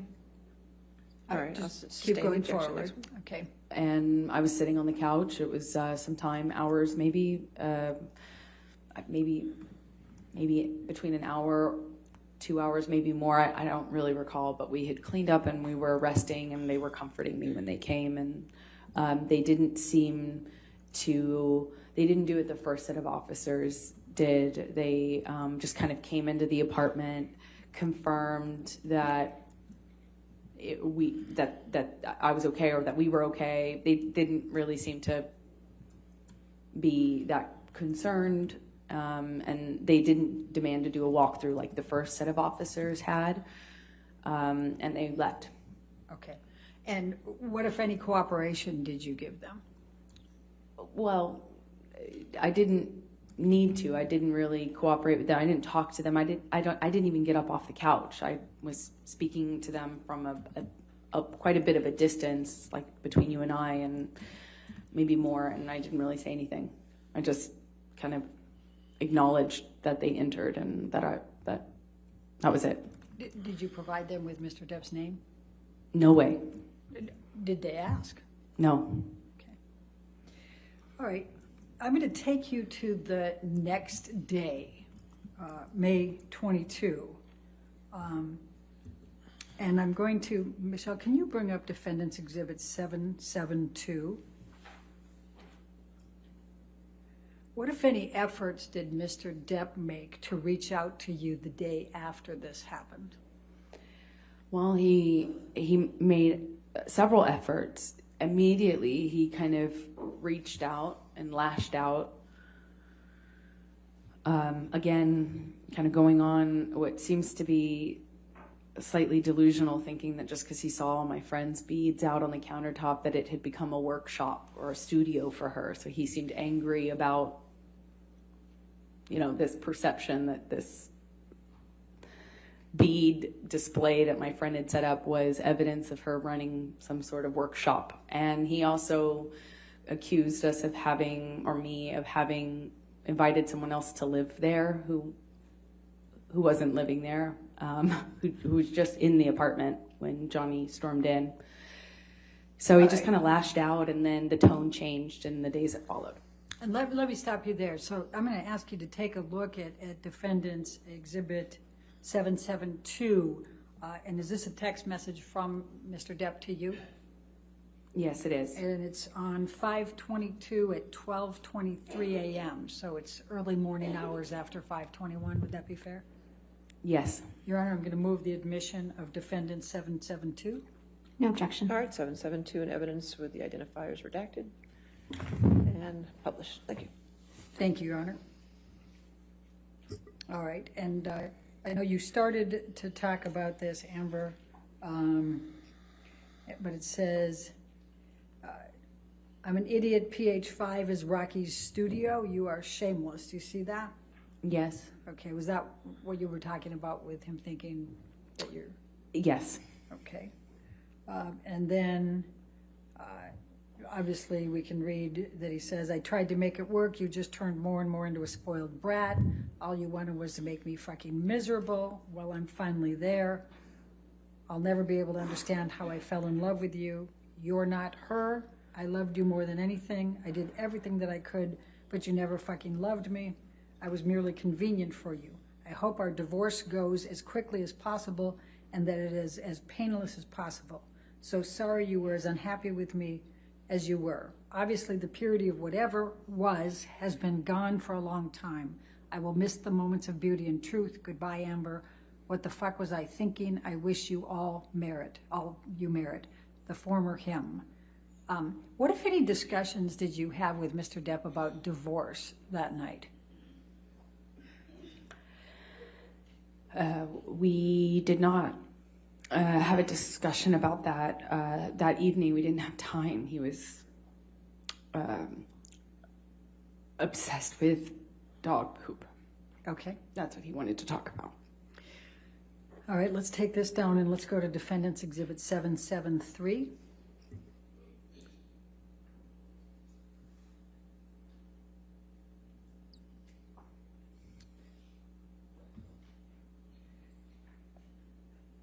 Now, this is a text exchange between you and Mr. Depp. It starts with Mr. Depp on 5/21 at 6:58 p.m. just saying here. Does that refresh your recollection of when he arrived at your penthouse on May 21? Yes. Okay. And then the next series are on 5/22. They start at 5:13. And you're discussing talking. You said, sorry, I'm just leaving Amanda's birthday now. Do you see that? Yes, I do. All right. And then he responds to that, correct? Yes. All right, Your Honor, I'd like to move the admission of Defendant 773. Your Honor, if we could just have a minute to review this exhibit. Yes, ma'am. Is it just this page? No, there's 3 pages. 3 pages. I'm just reading Michelle's hands.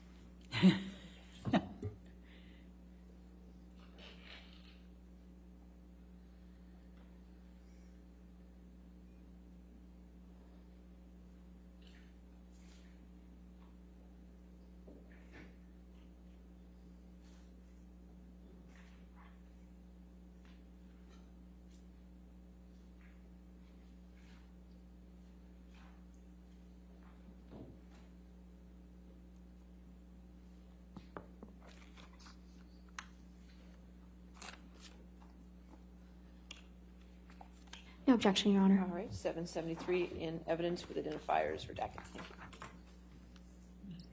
Thank you.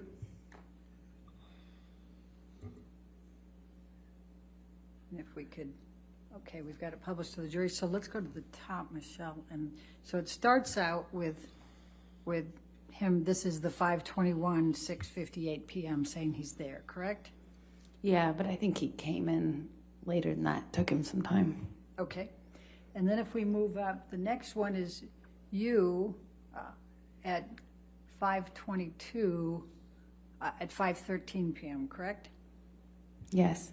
And then you say, thank you, and then can we still speak in a min? What do you recall of why you sent those texts? I believe we had spoken on the phone. Or I can't control this, correct? The screen. I don't know. We can give you control, yes. Maybe we should do that and clear out my purples. I just don't know what was sent right before this. Go ahead. You're on a Well, she can't scroll. She's asking to scroll. Okay, Michelle, let's have you scroll if you can. Just go ahead and scroll through just slowly so she can read the whole thing.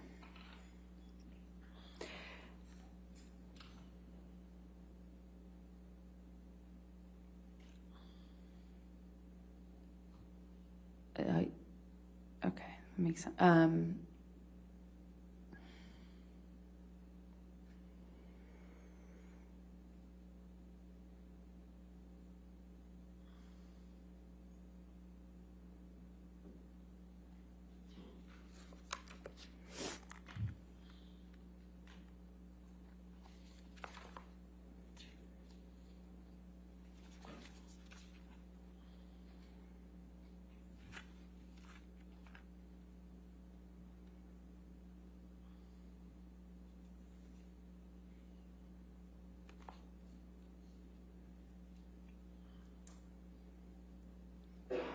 All right, does that help refresh your recollection?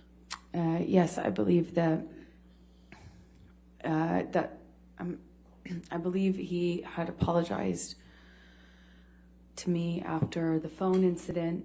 I had commitments that I had to attend the following day on the 22nd. So the beach show I referenced, I mentioned to you, I had to go to. I also had to bring a cake to a friend's birthday party. So I had things I unfortunately had to do that day. And I remember there was communication with Johnny, both by phone and by text, where he was telling me that he was clean, that he was sober, he was clear mind, it wasn't the monster, and that he was so sorry. But I had already committed to filing for divorce. And eventually I have to let him know that it's not just saying it in the anger, in the fights that like we had done, both he and I did that at times in some of our fights, especially towards the end of our relationship. And so I let him know that I was serious about filing this time, and that I had enough after the phone. Objection, Your Honor, hearsay. I had enough. Okay. Overruled, go ahead. All right, I'm going to draw your attention to the bottom of the page, Defendant's Exhibit 773, and this is at 5:22, so this is 6:19 p.m. Do you see that?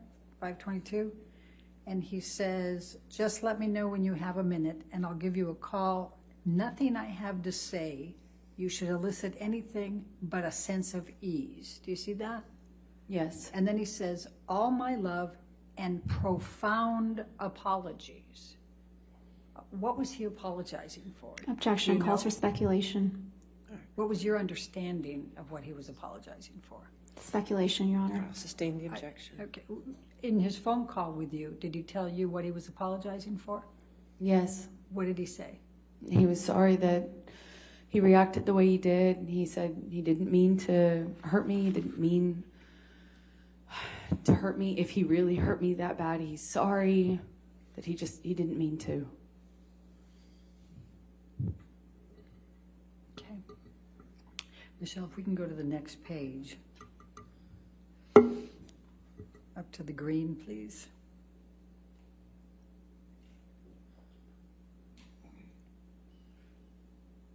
And he says here, I'm sad, I'm scared, and I'm broken, my sweet Slim. And then he says, I want you happy, I have zero harsh feelings. I am clear and I am me. What did you understand him to mean by I am clear and I am me? Objection, Your Honor. Calls for speculation. Do you I have know an what he underst- meant. Okay. Your Honor, Did there's he a use lot. that phrase with you? Hold on, I'll sustain that objection. I'm Your trying to get to the Yeah, I next know. one here. Then you can ask your next question. Go Thank ahead. you. Did he use those phrases with you during your marriage? Yes, he did. What did Mr. Depp mean when he says I am clear and I am me? Objection. Calls for speculation. I think I established the foundation. Overruled, go ahead. Thank you. That he had sobered up. That he had sobered up and he was not the monster again, that he was him. That he was a good guy I loved. The one that I trusted.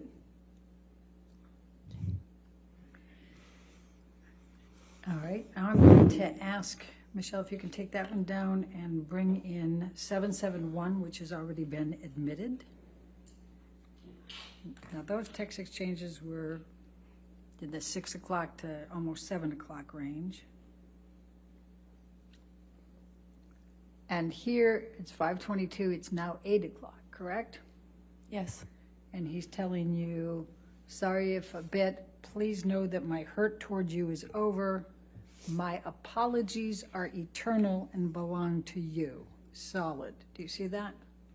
Yes. Okay. And was it your understanding he was apologizing again? Objection, Your Honor.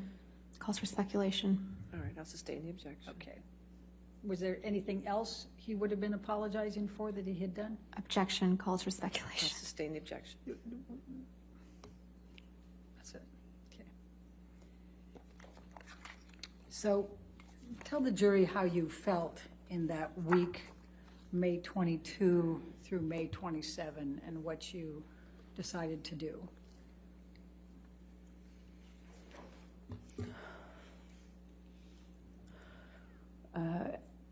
At the time, it felt like the hardest thing I've ever had to do. I had worked so hard to try to make this relationship work.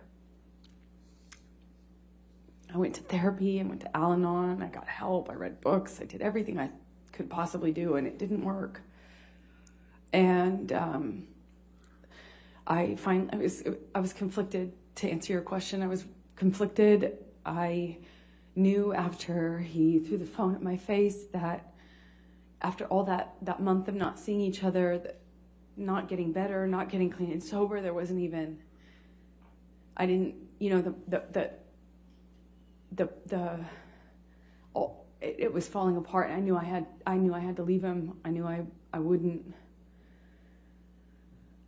survive it if I didn't. So I made the decision to file for divorce. It was hard because, I loved Johnny so much. I loved him so much. And why did you file for divorce?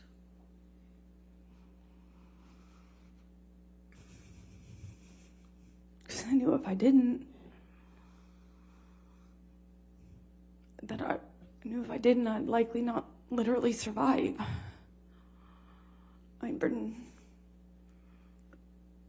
I'm so scared that it was going to end really badly for me. And I really didn't want to leave him. I loved him so much. I would have done anything, but I couldn't do that one thing. I couldn't stay.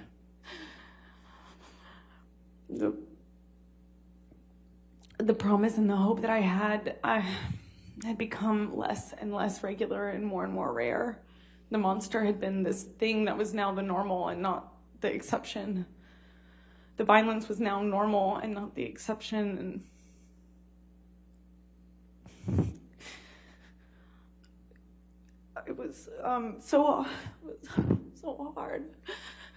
It was so hard, but I knew I had to do it. I believe he would have taken it too far. I wouldn't be here. Why did you ask for a domestic violence temporary restraining order? I wanted to change my locks. I wanted to change my locks. I wanted a good night's sleep. Security would always let him into the house no matter what I asked them, no matter when I begged them to let me know when he was coming over, no matter how much I begged them not to let him in when he was mad or drunk or high. And I couldn't sleep. I'd wake up in a panic. I was losing hair. I was losing weight. I got really sick. I had shingles. I couldn't sleep. I'd wake up in a panic attack. I had panic attacks all the time. I was falling apart. I was scared and very conflicted because the person I was scared of is also the person I was in love with. Really, really tricky. And I was thinking one step at a time. You know, I was thinking very myopically. I wanted just to get a good night rest, a good night's sleep. I just wanted to change my locks. I thought it'd be healthier if I got some sleep and I could think about what to do or how to handle this. If I just could sleep. And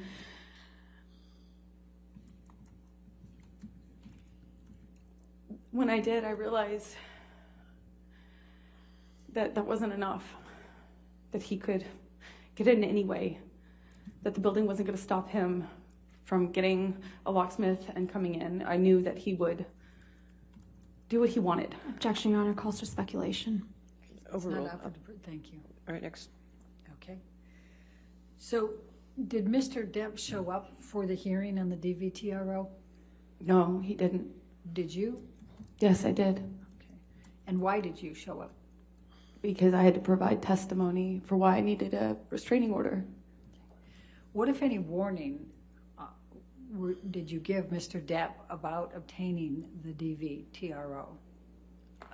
We gave him warning.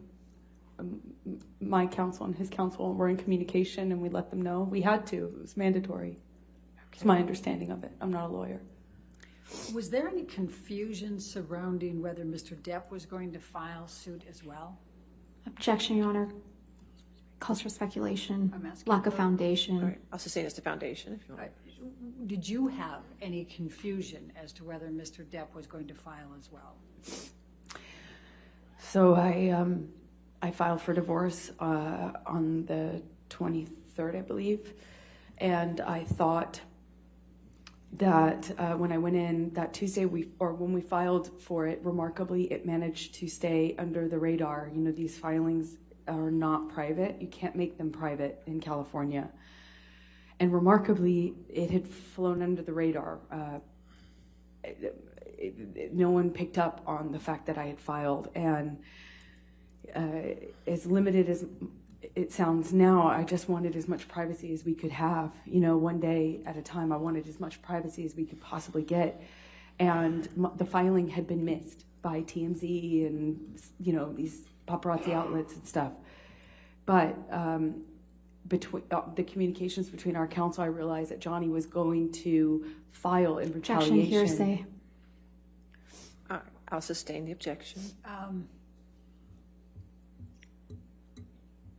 trying to think how to ask this. So, without saying what the counsel said, what was your understanding and what was your concern? Objection, hearsay. I'll sustain the objection. All right, well, let's move on. Michelle, can you bring up Defendant's Exhibit 800, please?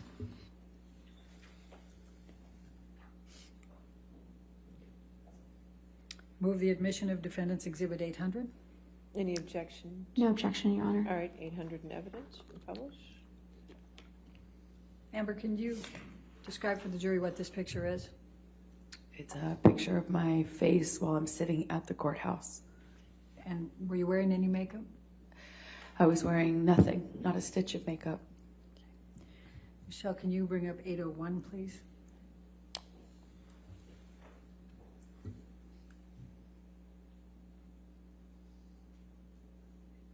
Move the admission of 801. No objection. 801 in evidence, publish.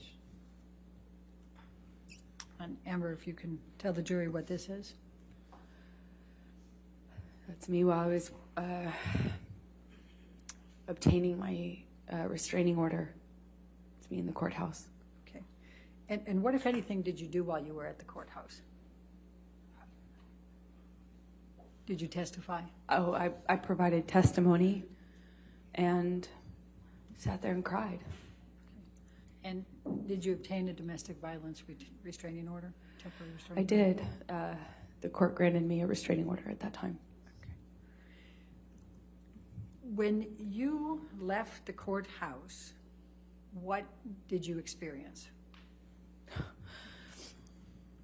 I walked into the courthouse. It was quiet. First thing in the morning. No one knew about my divorce, so I thought it was going to stay that way, and I walked out to a sea of paparazzi and cameras, photographers. It was to that point at that point in my life, had never seen so many photographers, and they just surrounded me as I walked out of that courthouse and screamed at me, screamed horrible things at me.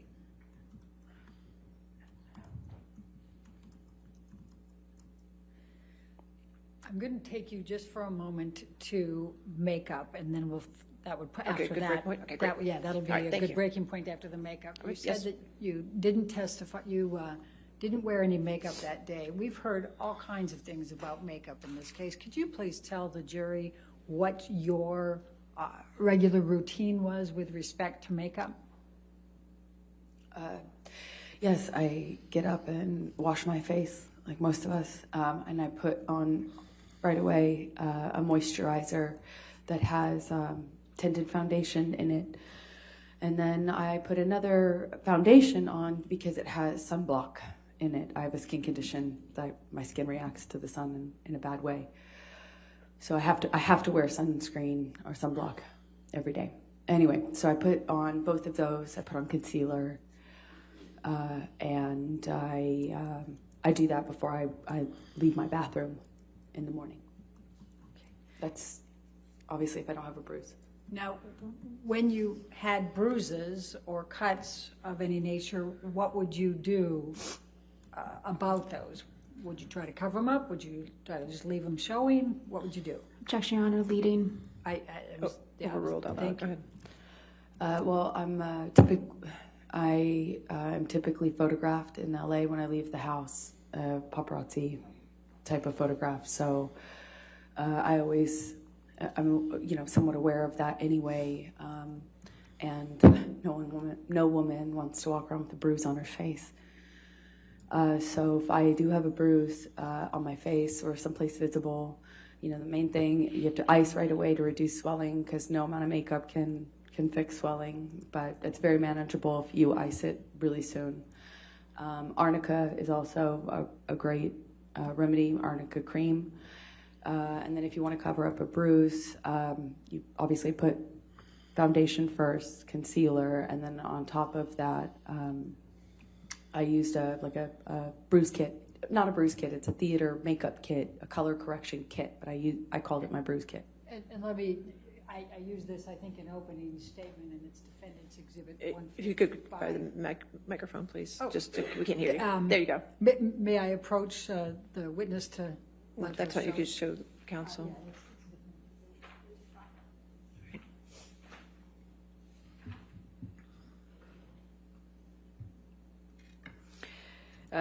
This is what I was talking about as a color correction kit. This is not obviously the exact one I used to carry, but I used to carry it with me all the time. Sometimes this pink is sometimes a little bit more purple of a hue, and sometimes the kits are 3 colors. You can get them in 3 or 4 colors.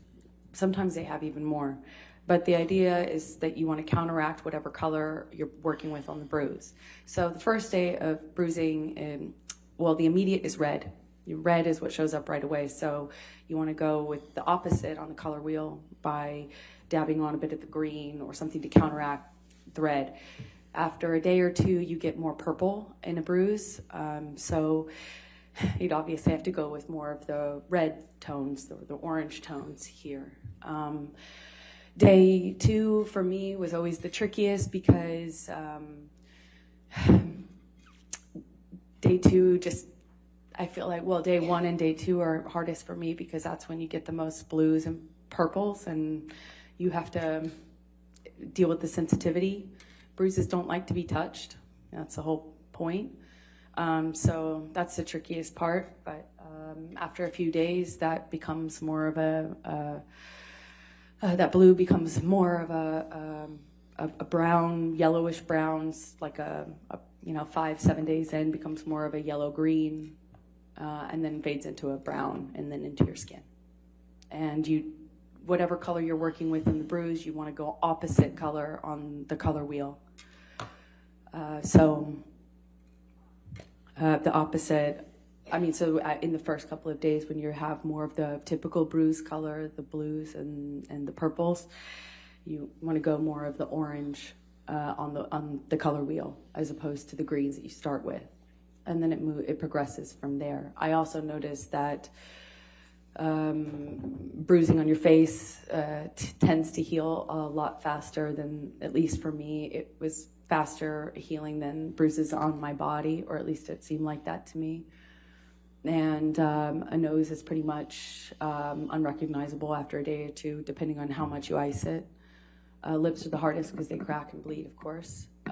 But it's easy to hide with lipstick if you're a woman, or if you wear lipstick, I suppose. We heard some testimony of people in the week of May 21st to 27th saying that you didn't wear a stitch of makeup. Oh, was that true? Objection, hearsay. Overruled. They just don't know what they're talking about. I always wear makeup. You always wear makeup? It's part of my bathroom routine in the morning. Wash my face. I put on moisturizer. My moisturizer has tinted foundation in it, and I'm certainly not going to walk around LA with bruises on my face. Okay. I think this All right, ladies and gentlemen, let's go ahead and take our lunch recess at this time. Again, do not do any outside research and do not discuss the case with anybody. And we'll see you in an hour, okay? Thank you. Court is still in session, so please be quiet in the gallery. Thank you.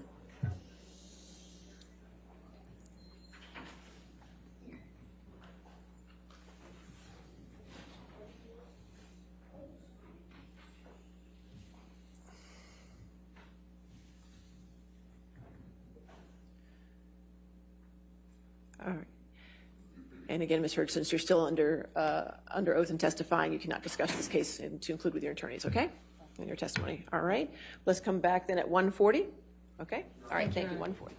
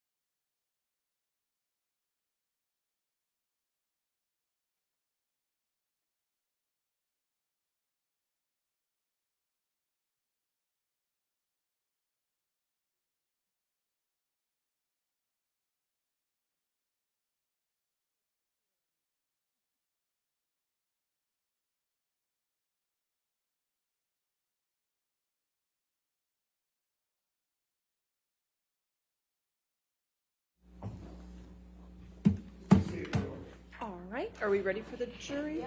Oh, we have things, okay. Yes, what do we have?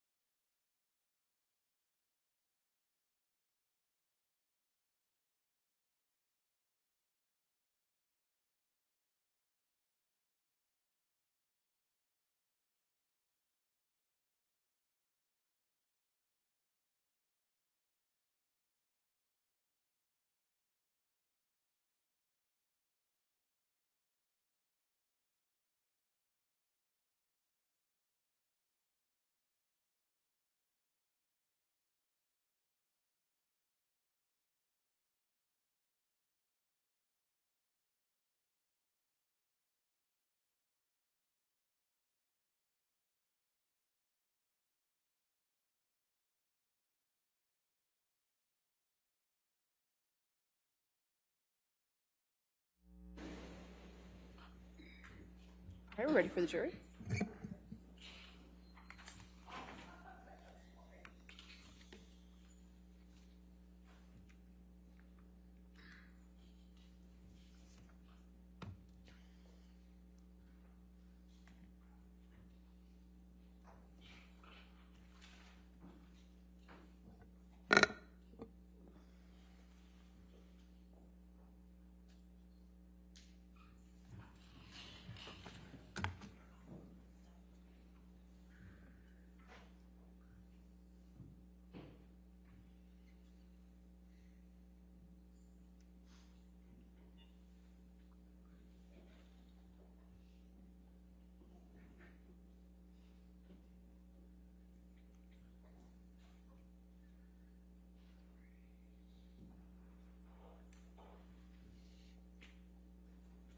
All right, thank you.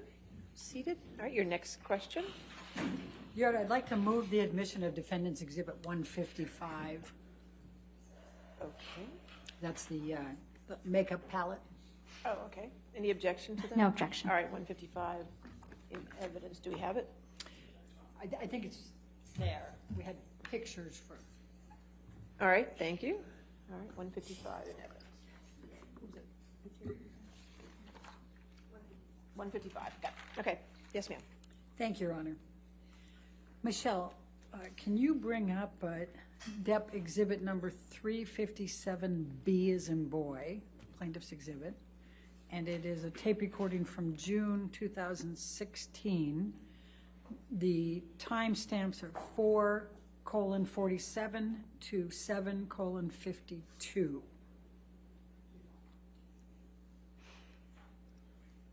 All right, is that in evidence yet? I'm going to move the admission of it. Your Honor. Okay, Thank so you. was that going to be for the whole 357, or is that 357A, or is that? That's just B. I have that as B. B as in boy. I think there was a portion that Okay, was put in earlier. 357B. Any objection to 357B? No, Your Honor. All right, 357B in evidence. Thank you.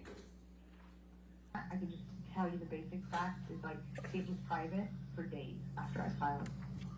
You did not have to file. That's not a move that the other party has to make. Okay. It's just not. Okay. And you did. Okay. Well, your team did. Okay. And then within 5 minutes, it was private in TMZ. You just do the math yourself without any other thing, and that's it's very clear. Okay. And I don't know if you knew that. No, I didn't know that, and if that's the case, I'll acknowledge it. You know, and if you say proof, then I'll acknowledge it. Look, it doesn't shock me that any fucking Yeah, it just makes sense. attorney would do something like that. It doesn't, you know, Yeah. it doesn't Yeah. shock me. But I'm telling you now, if they file the fucking papers tomorrow, which means the shit I gotta file before we go to court on Friday. If they file those papers, it's, first of all, it's very bad for both of us, okay? Well, your team's not gonna file anything that they think is bad for you. Trust me. No, you're what you're saying. You got to do something to protect yourself, which means throwing me under the bus for some video about me beating. Not me. I have to respond legally. Meaning I'll have to go and pursue I have to pursue the whole course of action, because here's what you don't understand. If we do this, and basically we'll know, because I called my lawyers and I said, why aren't we negotiating more? What is going on? Where are we? And they're like, everything's in their court. We literally they won't settle. Your agents won't. Your lawyers won't settle, baby. I'm telling you. No, we want to mediate. We even have we even found mediators and everything. Like, that was all worked out. The thing that Laura didn't agree to was she did not want to agree to a mutual gag order, and that's the problem. Like, she doesn't want the gag order. Why, Johnny? Why? Why wouldn't she?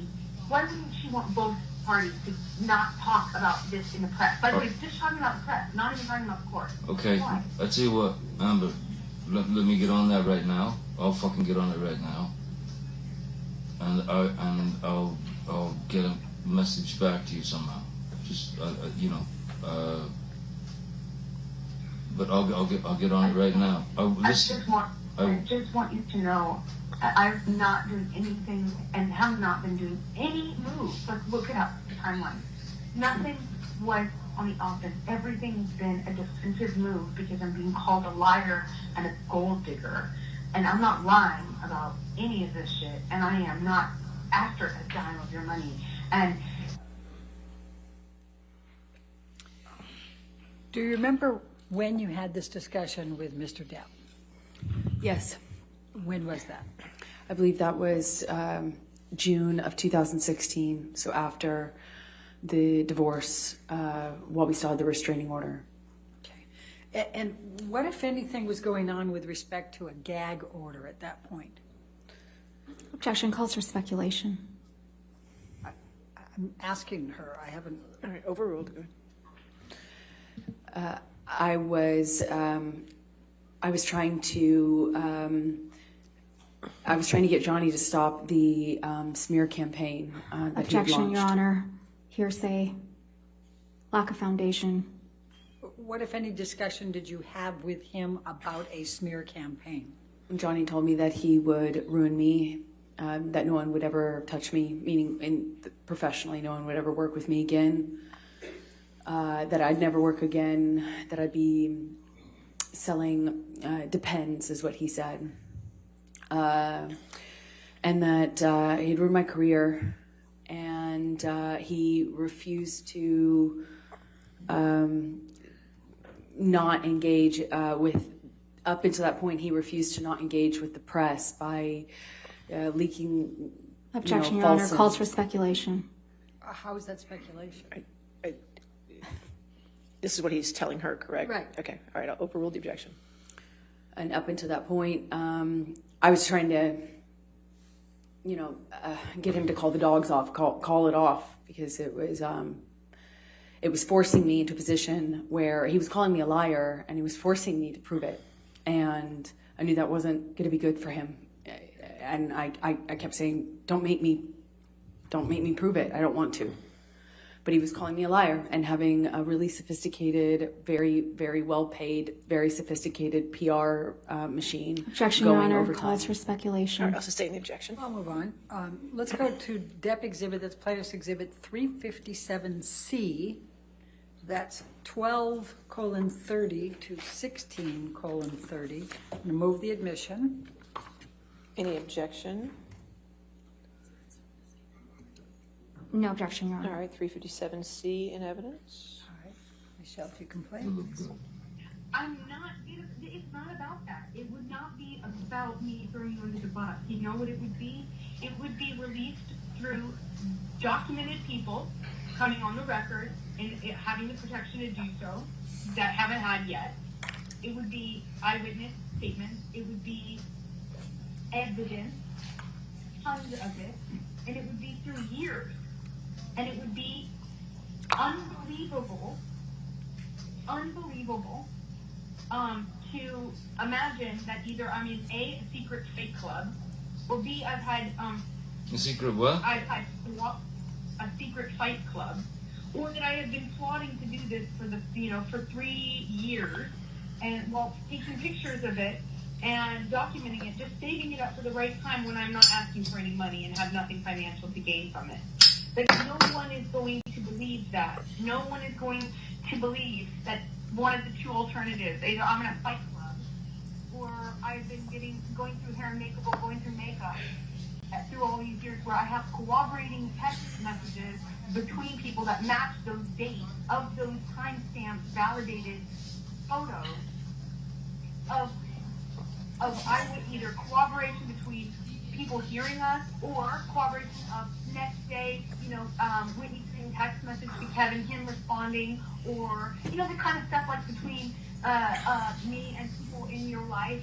It is insanely cross-corroborated then if it is a plan. I'm going to put makeup on myself and take pictures throughout years and just sit on it for years. While having this imaginary life run parallel to it. Do you understand that the pictures I have match with text messages to my mom back and forth about it, and text messages between, say, Raquel and my mom, or Raquel and my dad, or, between my two friends. Or there's a text message where I tell Jody the night before I had that James Corden night show thing, where I say, hey, Jody, I've had an accident. I think I have a busted lip, I may have a busted nose, and 2 black eyes tomorrow, because I don't know how that will be until the morning, and we may have to cancel. But see, you can hear it. I don't know how. I'm icing it. I'll let you know in the morning, and things like that. It doesn't matter. There is nothing there. Nothing. And all of that won't be me throwing you in the bus. That will be evidence in this case, which it will be criminal as well, because I cannot go on Friday and file without filing a police statement first. And the only reason I haven't filed that police statement, which has been used against me, by the way, every day, and the only reason I won't do it, I haven't done it, is because I don't want to hurt you, and that means it goes out of my hands. And we have a third-party prosecutor come, and a criminal lawyer come, and they went, the problem is, hearing from you, your biggest struggle is that this is just, it's the most solid evidence case of domestic violence I've ever seen, and if you give this over to them or present any part of it, they will prosecute him. And I felt like I'm not, I would never want that for you. It's hard for me to even understand. I don't call myself, in my head, it's hard for me to even accept any sort of victimdom ever. Can you please explain what the context of this was?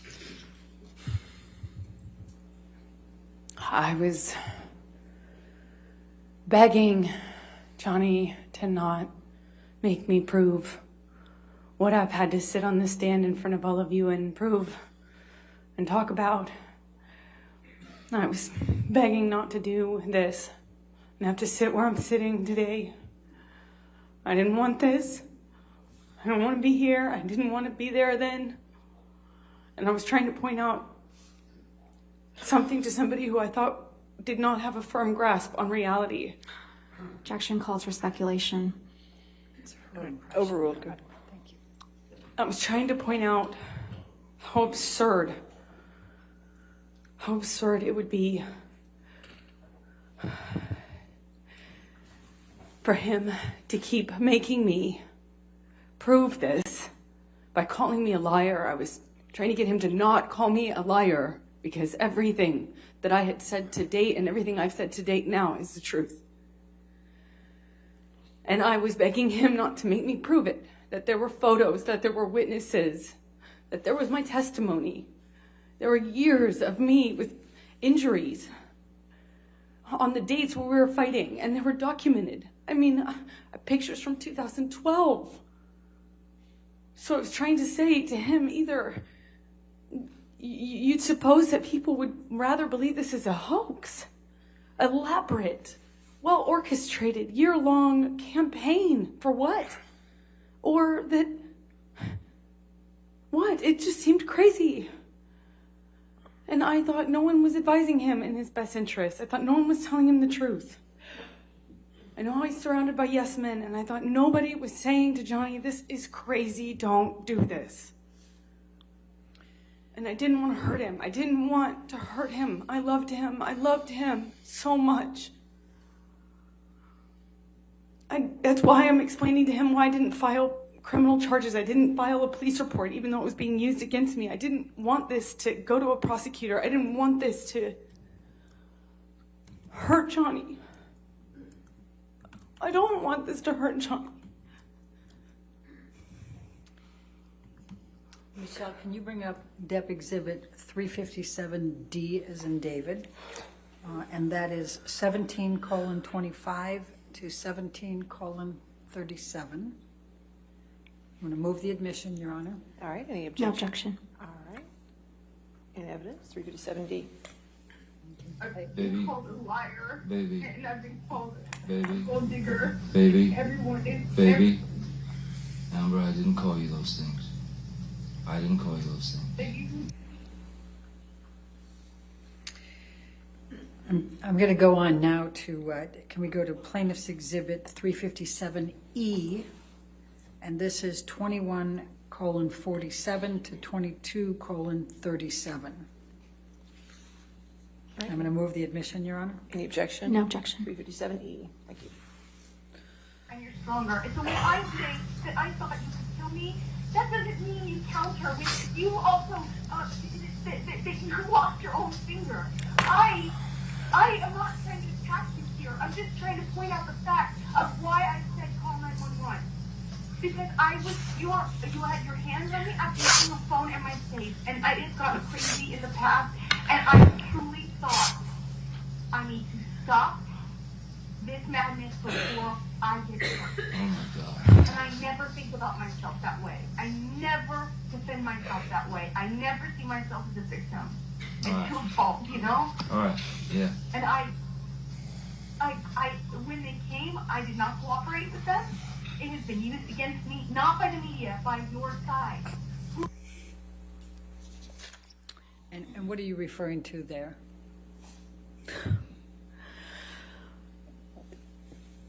That I don't want to call myself a victim. I don't like to think of myself as a victim, and I don't want him to think I'm attacking him or blaming him. I'm pointing out I didn't cooperate with the police, that I didn't want to get him in trouble, that I didn't want to hurt him. I don't want anything from him. Just don't call me a liar. It's all I said. Just don't call me a liar. Just don't say this isn't real. Because I'm the walking proof of it. I'm going to ask to bring up Plaintiff's Exhibit, Depp Exhibit 357F as in Frank, 24:04 to 24:48, and move the admission. All right, any objection? No objection. All right, 357F. I have said only this from the very beginning. I only have my integrity. And the unfortunate thing is What about mine? taking it a step further. What about mine?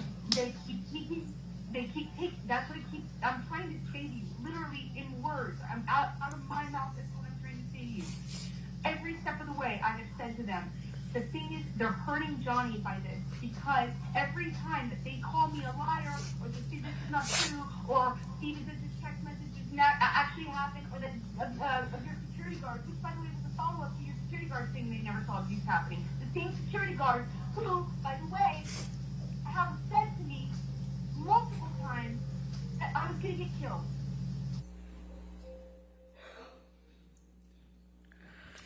And what are you talking about there, Amber?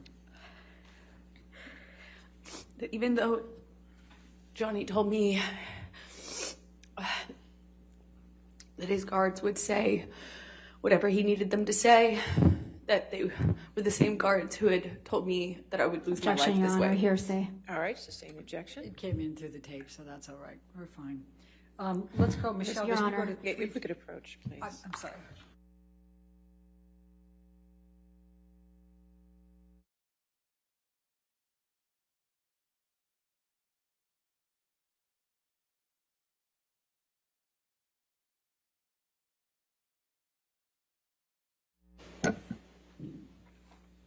Michelle, can you bring up Depp Exhibit 357G, Plaintiff's 357G, and it's 26:00 to 26:28.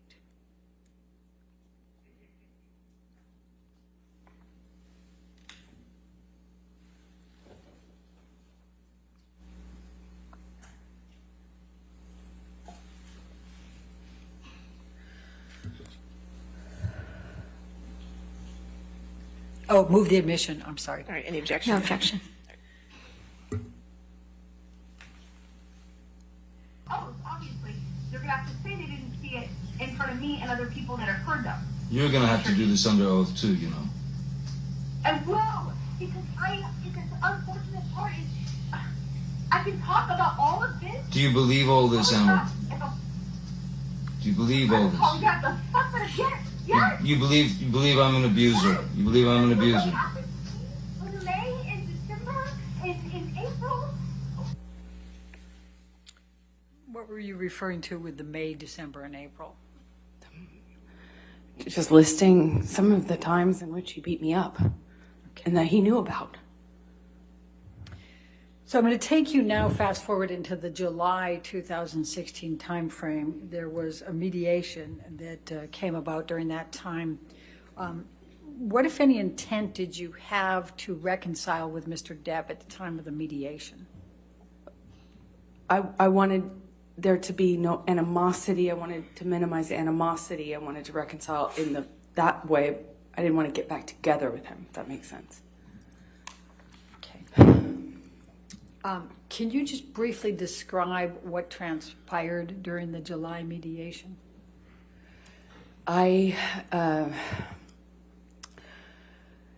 though I had a TRO and I wanted to move on with my life, the campaign I mentioned earlier, the smear campaign, the article after article, the hounding me, the, leaking fake. Objection, Your Honor. Non-responsive. All right, I'll sustain the objection. Okay.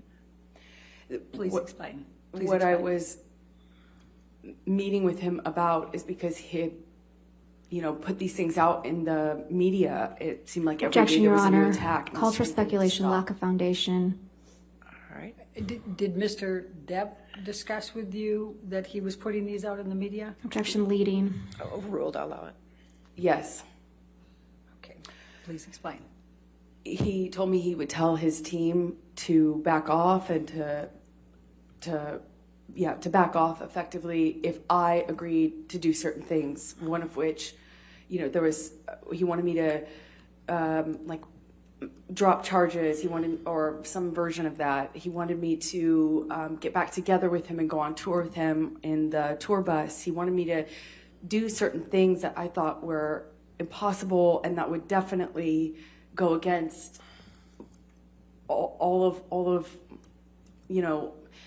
everything that I stood for and had earned in getting my TRO, getting my restraining order and moving on. But I had to break the TRO in order to beg him to stop the machine, the press machine, because I was feeling like I couldn't live my life. I was being dropped from commercial opportunities.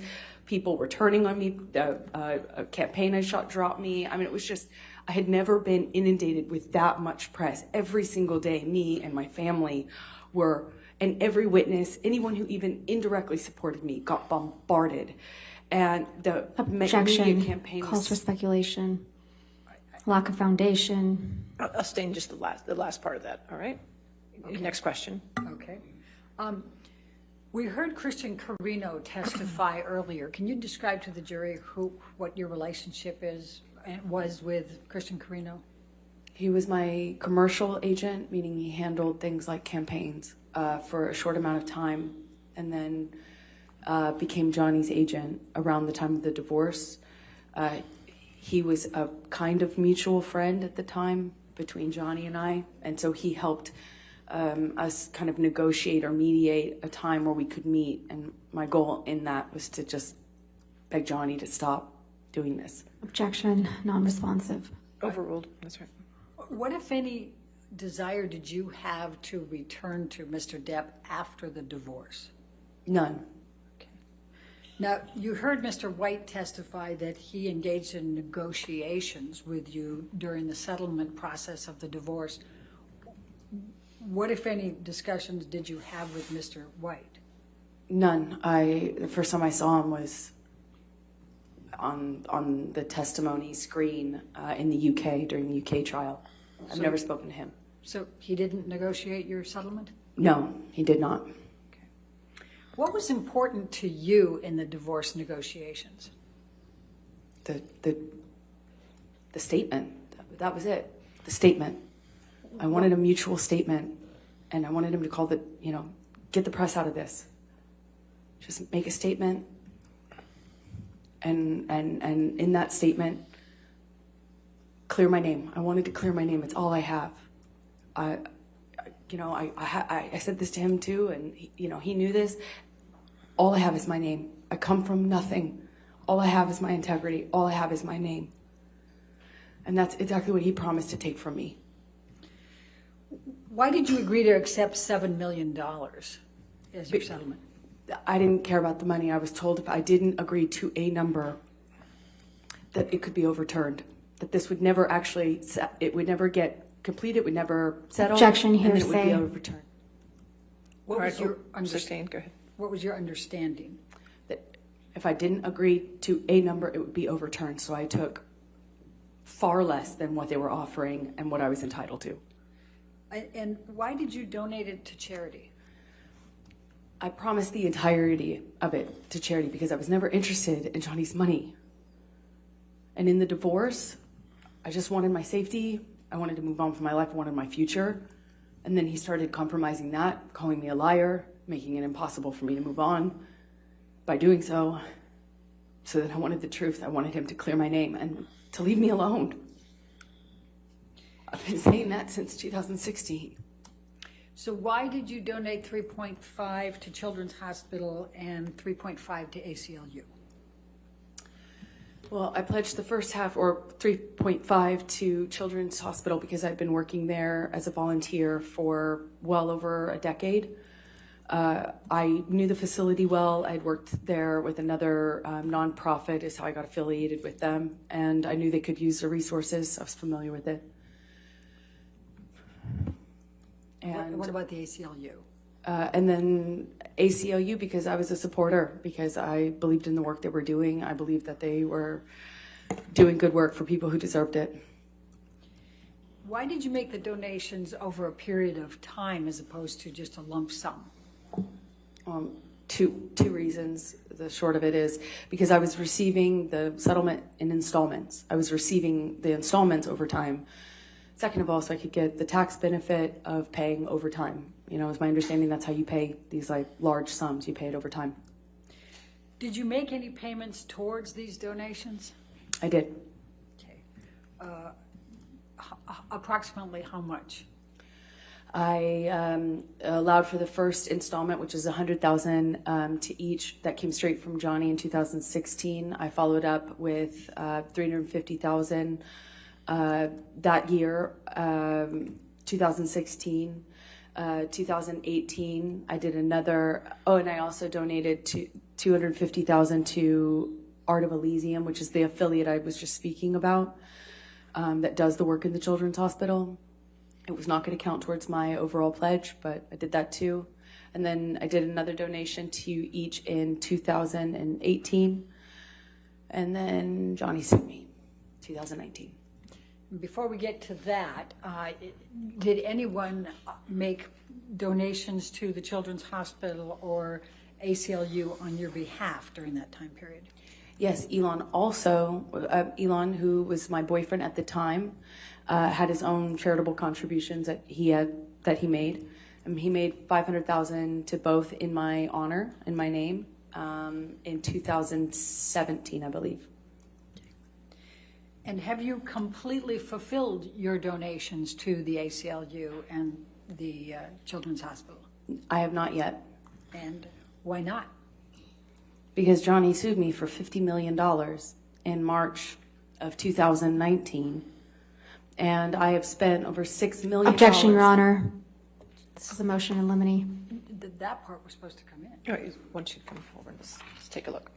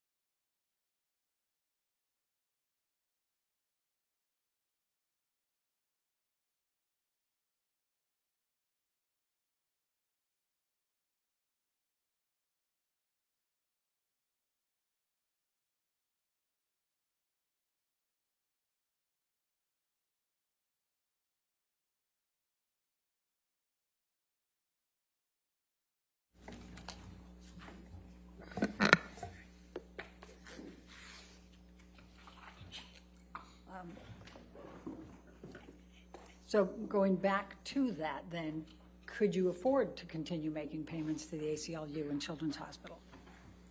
No. Okay.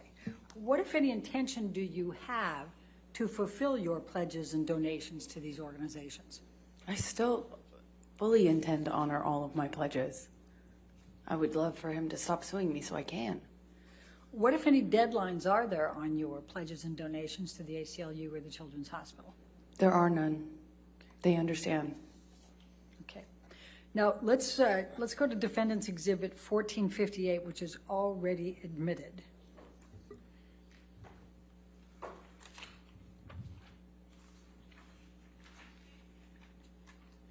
Now, I'm going to just direct your attention to paragraph 27, where it says, neither party has made false accusations for financial gain. There was never any intent of physical or emotional harm. Amber wishes the best for Johnny in the future. What, if any, significance did that have to you? That was everything to me. That was what that was the most important thing in the separation agreement between us, is that he acknowledged that I hadn't made a single false claim, that my allegations were not false. I thought that just because he signed his name to it, he'd honor it.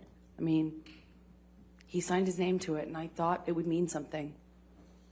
He acknowledges that I never did it. I mean, I never made a false claim, and I didn't do it for financial gain. And that's what I was being called at the time, a gold digger and a liar. Okay. Thank you. We can take this down, Michelle, and I'm going to now take you to post-divorce and your career. Please describe for the jury how your career evolved after the divorce, which I think was final in February 2017. I had to fight really hard to keep my career. After I got my TRO, I lost opportunities. I got canceled from jobs. I got dropped from campaign I'd shot. I was told I was going to be dropped from. Objection, Your Honor, hearsay. Sustained objection. I fought to keep my job in a movie the biggest movie opportunity I had to date. Which was what? It was Justice League with the option to become Aquaman. It later became Aquaman, but I had to fight really hard to stay even in Justice League because that was right around the time of the divorce. Can you tell the jury what Justice League was and what your role was in that? It is a superhero franchise, DC action film, and it introduced my character, and it provided the base for the Aquaman spinoff that followed it, but that was not a reality at the time of shooting Justice League. All right. And then you were able to be an Aquaman, is that correct? Yes, I kind of showed up to work months early and stayed really late to fight to keep the job. I managed to keep it. And managed slowly to kind of to gain through this kind of hard work and goodwill I was able to foster. I was able to keep and make other jobs, and eventually made a movie called Aquaman, and Aquaman was very successful. I think it was the most successful DC film by its release, and I was getting my career back, even though it was. It took a major hit when I got my restraining order against Johnny. So let's talk about Aquaman for a moment. I think you said it was the highest grossing film of DC films, is that correct? Yes. Okay. When did that come out?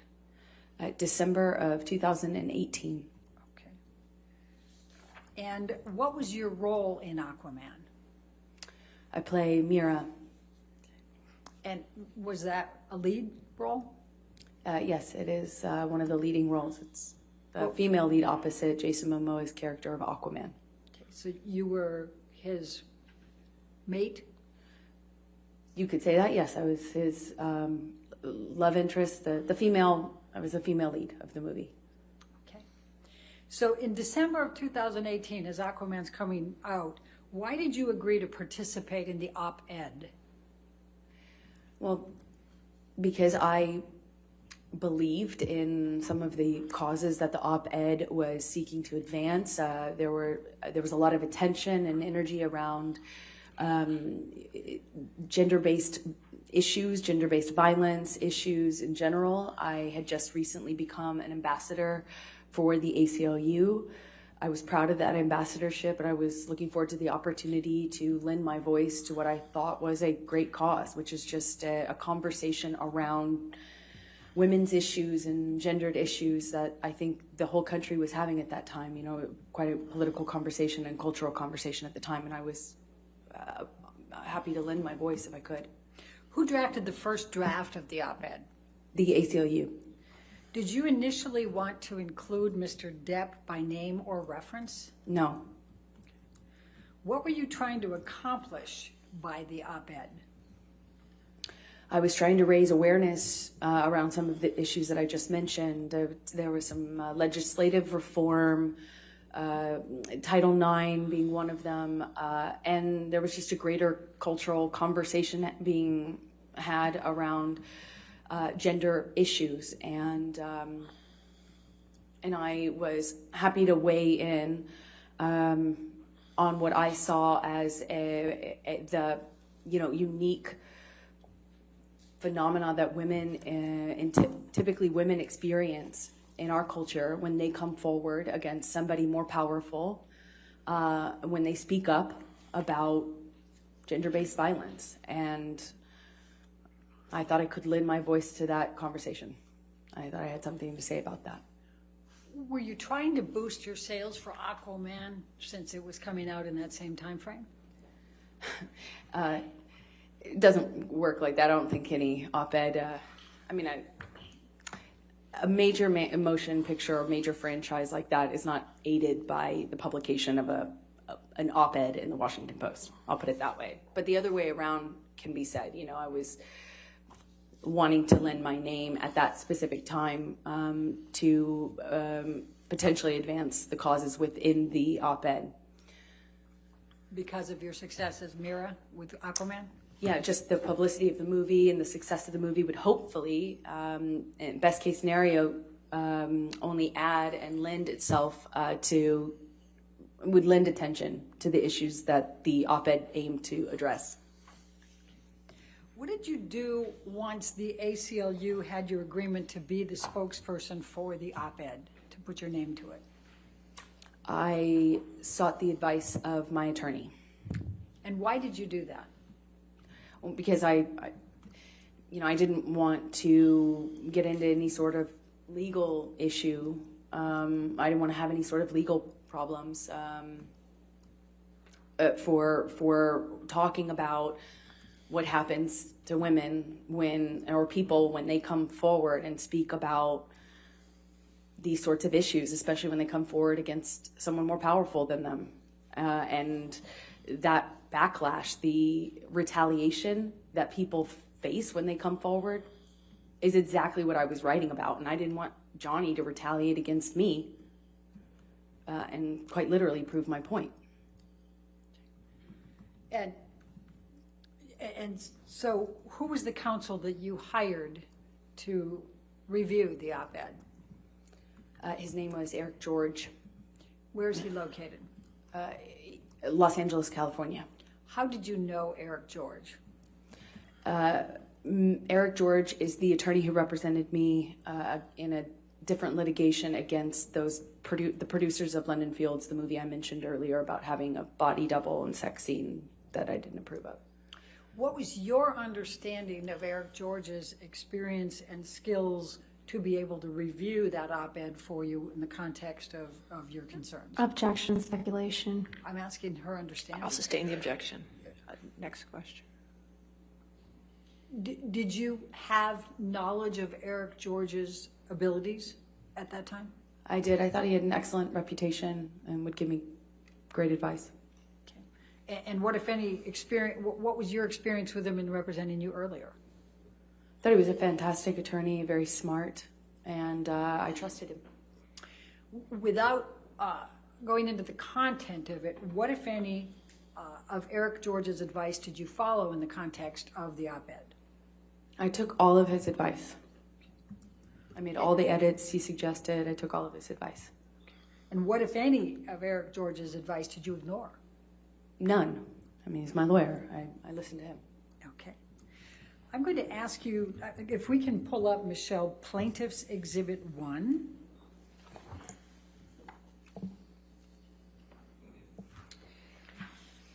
Now, this is the online version of the op-ed, and it has this title, Amber Heard, I spoke up against sexual violence and faced our culture's wrath. That has to change. What, if any, role did you play in this title? None. What, if any, role, to your knowledge, did the ACLU play in this title? None to my knowledge. Okay. Are these exact words anywhere in the article? No. Okay. No, they're not. When did you first become aware of this title being included in the online version of the op-ed? I think in this litigation is the first time I realized that. Okay. I'm going to now ask, Michelle, can you bring up Plaintiff's Exhibit 2?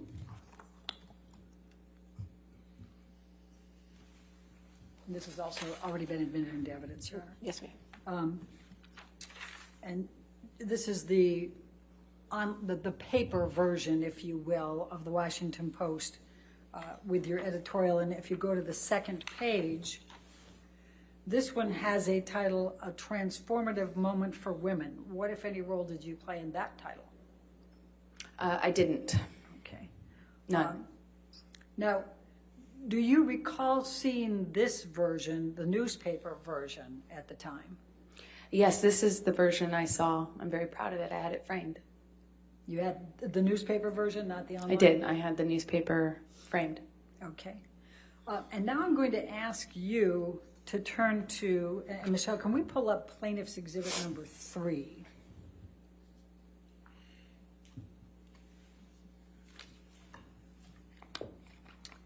And do you recognize this document? Yes. Okay. Your Honor, I'm going to move to admit Plaintiff's Exhibit number 3 into evidence. Any objection? No objection. All right, 3 in evidence. If we could publish it to the jury. Thank you. Now, is it fair to say this is a tweet? Yes, it is. And can you explain to the jury what a tweet is for those who are not as social media oriented? A tweet is a posting on a social media network called Twitter. Okay. Now, did you send this tweet? I think so. I must have. Okay. And what, if any, control did you have over whether the title given to the op-ed online was included in the tweet? You don't have control when you're retweeting something. It's my experience that you don't control a title when you're retweeting something. You don't get a chance to re-editorialize someone else's title. Okay. And at the time you sent this tweet, do you remember even noticing that title? I do not. I don't think I even realized it. Have you ever typed the words from that title? No, I have not. Now, I'm going to ask you, let's go back to number 2, Plaintiff's 2. And I'm going to ask you, what, if anything, in this op-ed was incorrect? Nothing. Every word of it is true. And I'm going to direct your attention specifically, and if we can blow this up just a touch, and move up just a touch, Michelle, if you can, so we get to then 2 years ago. Then 2 years ago, I became a public figure representing domestic abuse, and I felt the full force of our culture's wrath for women who speak out. Was this true or false? It's true. What, if anything, did you do about speaking up about domestic abuse 2 years earlier? Well, I went and got a restraining order against my then husband and walked out to a sea of media and endured, to that point, 2 years of vitriol from the media and from Johnny Depp supporters in retaliation for having done so. And I guess you're really answering my next question, which is, and I felt the full force of our culture's wrath for women who speak out. Is that what you were referring to for that next? Yes, because at the time, I thought it couldn't be worse. I obviously now, from where I sit today, know it gets a lot worse. Okay. And then, Michelle, if we can move this up a little bit further. Well, actually, that's perfect, Michelle. Then I don't have to use my purple again.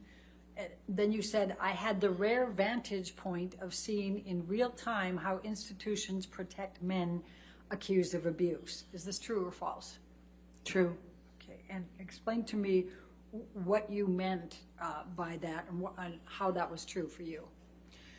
I got a restraining order. I had to prove to a judge that I needed one. I had a bruise on my face. I got a restraining order. I showed pictures. I had proof, and yet everyone, the media, the studios that, you know, both Johnny and I worked for, they were ready to support him. They made statements in support of him. They were ready to fire me. Objection, They Your attempted Honor. to fire me. Hearsay. All right, I'll sustain the objection. What, if anything, did you witness with respect to institutions? Meaning the people that we work for, the institutions we work for, the studios we work for, decision makers in my industry, filmmakers and powerful people and decision makers within my industry whom I had not ever even met, who didn't know anything about what happened behind closed doors in the marriage of Johnny and I, were making comments about me, statements about me. I was dropped from campaigns. It was hard for me to work. I was harassed. I'm harassed on a daily basis, death threats, and just the fact that wasn't, there was no parity. You know, the studio and these decision makers and such were so ready to support him and eager to Objection, Your Honor. Hearsay. I'll sustain the objection. All right. So what, if any, ill will or bad intentions did you have or intend against Mr. Depp by assisting in writing, giving your name to this op-ed, and in publishing it? None. It's not about Johnny. The only one who thought it was about Johnny is Johnny. It's about me. It's about what happened to me after Johnny. It's about what happened to me after I escaped my marriage. It was about me and my life and what I endured once I moved on and got a TRO and moved on with my life. It was about what happened to me after. The only one who made it about him, ironically, is Johnny. I'm going to, we can take that down, Michelle. I'm going to turn to something about electronics and transparency. You've testified about, and we've seen photographs and audio recordings and text messages, emails, etc. What, if anything, have you done to cooperate in the authentication of all of these things? Objection, Your Honor. May we approach? Sure.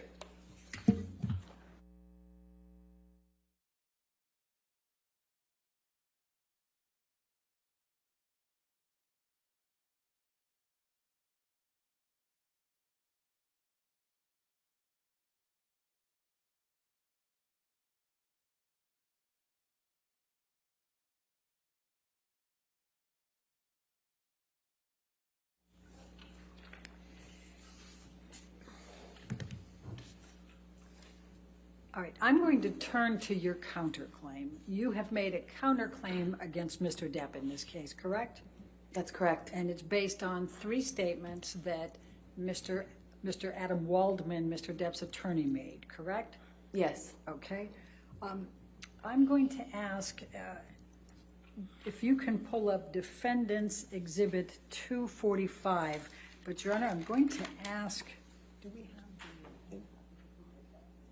It's already in evidence. Your Honor, if we may approach Okay, just sure. real quickly, because I think we can move this along faster if we do this ahead of time.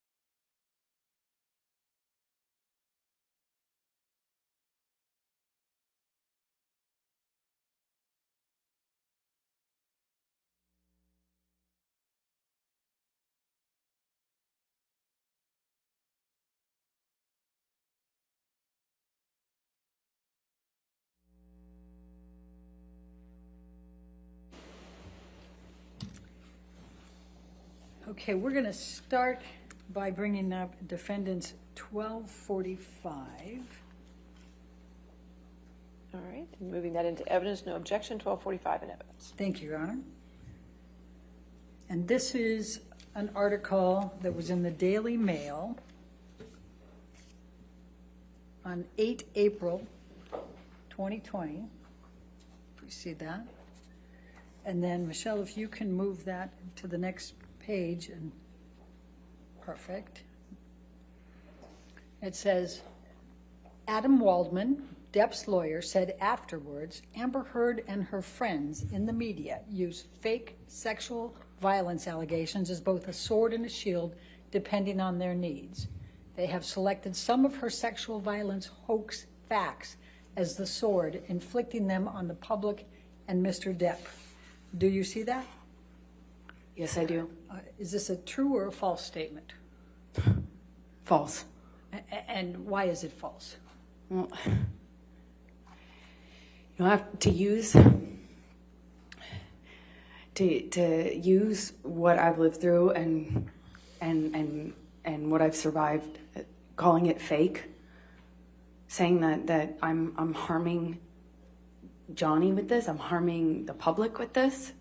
This is what I've lived through, and to say that it's a hoax, that these aren't even real things. I mean, after everything I've lived through and survived, and also I hadn't even spoken about the sexual abuse within my marriage. I had been protective of that. I didn't want to talk about that ever. Adam Waldman was the one who put that out in the world. As remarkable as that is, I had protected that. I had to go to another country to give testimony, and thankfully they allowed me to do so with confidentiality and some protection. And then Johnny, through his lawyer, not only uses that against me, but says it's a hoax. Thank you. Now I'm going to ask if we can bring up, and it's going to be 1246A. And I think I'm moving this into right. evidence as well. There's no objection, so 1246A is in evidence. You can publish. And this is an article that was published on the 28th of April, 2020. And Michelle, if we can, thank you. And this one says, Depp's lawyer, Adam Waldman, said, quite simply, this was an ambush, a hoax. They set Mr. Depp up by calling the cops, but the first attempt didn't do the trick, he told DailyMail.com. And let's keep going.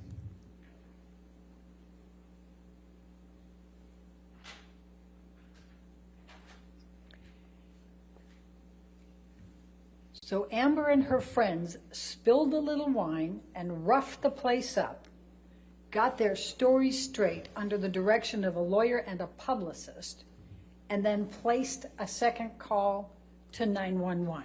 Do you see that? Yes. Is that true or false? Couldn't be more false. And why is that? Every part of it is false. I didn't call 911. I didn't call the police. I refused to cooperate with them to protect Johnny. I protected Johnny. I didn't call them once and I didn't call them twice. I didn't rough up the place. I cleaned up the place. I didn't even know the second cops were coming. If I wanted to get something from him, if I wanted to hoax Johnny, why wouldn't I cooperate with the police? Wouldn't I say something to the police? Wouldn't I do more damage to the house than just knock over the things that you saw pictures of? It makes no sense. And to do it online when there's no fact checking, there's no authorities, there's no one able to, I can't respond. I can't fight this and use these sorts of media leaks and these comments to re-echo over and over and over again online with a network of people that are intent on helping Johnny through a sophisticated PR machine. Objection, Your Honor. Hearsay, speculation. I'll sustain the objection. Next question. All right. And so what, in fact, did you do that night? cleaned up. I protected Johnny. I refused to cooperate with the police, like so many other people do. I tried really hard to keep it private even after that, even when I was committed to filing for a divorce. I tried to protect Johnny. I tried to protect the history of what we had. I tried to protect him. And did the opposite. And I didn't even have a lawyer. I didn't call my publicist. I called my contract attorney to get me another lawyer who could give me advice on how to protect Johnny. Every bit of this was to protect Johnny and to protect the secret that I had fought really hard to keep for nearly 5 years, which was that behind closed doors, things were not what it looked like. Okay. Michelle, can you take this one down and go to defendants 1247, please? And Your Honor, I'll move the admission. All right. I know there's no objection, 1247 in evidence. And Amber, this is another daily, a Mail Online, and this is published on 24 June, updated on 25 June 2020. And then if we can go further. And this one says, Depp's attorney, Adam Waldman, said, "We have reached the beginning of the end of Ms. Heard's abuse hoax against Johnny Depp." Is this true or false? False. And why is it false? Because unfortunately, all of this is real. And what I mentioned earlier about how preposterous it would have to be for this to be this elaborate hoax, I couldn't believe it. I couldn't fathom one day that that would actually be legitimately the position that he, through a lawyer, would take, albeit online, where he could get away with it for some time. Objection, calls for speculation. Sustain the objection. And why is this so absurd? Because Johnny and I lived this. We lived through this. I lived through this, and I narrowly survived it. But I survived it. And, I have mountains of evidence, mountains of proof, and yet it won't be good enough for people who are seeking to make money off of Johnny's success. Objection, Your Honor. Calls for speculation. I'll sustain the objection. That's fine. Okay. So I'm going to take you now to the damages that you've suffered as a result of these statements by Mr. Waldman on Mr. Depp's behalf. Please tell the jury how you were doing reputationally. Objection, that's a legal conclusion, Your Honor. I'm sorry? Move to strike counsel's testimony. Come forward.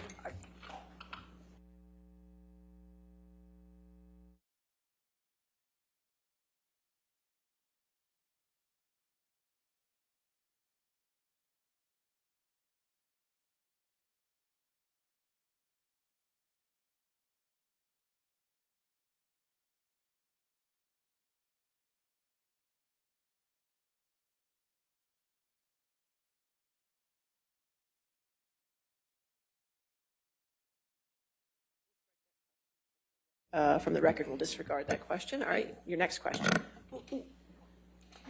What was your understanding of on whose behalf Mr. Waldman was making those three statements? Objection, lack of foundation, calls for speculation. If you want to approach again, that's not what we just said here. I just want to...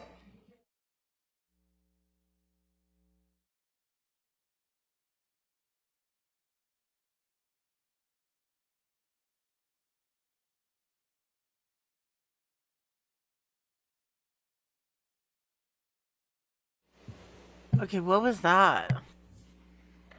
So we'll move forward to my other question here. How were you, please tell the jury, how were you doing reputationally before these three statements were made, beginning April 2020? April 8 was the first of them. Objection, Your Honor. I'm going to object on lack of foundation. She can talk about her reputation. Overruled, I'll allow. It took hard work. It took a lot of hard work on my part, but I was able to work, get my life back on track. I was taking care of my, myself emotionally. My career, I was working really hard. I was able to star in a major success. I worked on a TV series that I had been attached to for a very long time. I became an ambassador for several nonprofits that I deeply care about. I was doing a lot of really, it felt really good to be doing the social work and the charity work that I was doing. And I was also filming and working and planning on, I was awaiting a schedule from Warner Brothers for Aquaman 2, the sequel. And I had wrapped on that TV series I mentioned, and I was awaiting to start doing publicity for it to promote it. And I had a campaign, a global campaign, as a spokesperson for a major beauty brand. So things were, the trajectory was positive. So how did things change after these statements were made? I remember around the time, unfortunately, I lost my mother on the 1st of April. And I remember it was when I was grieving her that I got a call that I should be expecting a script for my role in Aquaman 2. Objection, Your Honor, hearsay. It's not offered to prove the truth of the matter. Overruled. Go ahead. So I was waiting a schedule and a script for that. Feeling concerned that, I wouldn't have enough time to grieve before having to get back into work. I had a press schedule to promote the TV series I was doing, and I was shooting things for this beauty brand. And then I remember at that time the beauty brand had to suspend posting what I just shot for them because they were getting bombarded. Objection, Your Honor, this is hearsay. I'll sustain the objection. Okay. All right. They said no. They suspended what I had shot. Objection, Your Honor. That she can testify to that, Your Honor. She has to be able to testify. I'll sustain the objection. Okay. Were you actively involved in campaigns for L'Oreal before these articles? I was. Were you actively involved in campaigns with L'Oreal after these articles? No. Were you with the Stand? You were talking about the TV series. That was the Stand, correct? Yes, the TV series that I had already completed. All right. And were you actively involved in publicity for the Stand prior to these articles?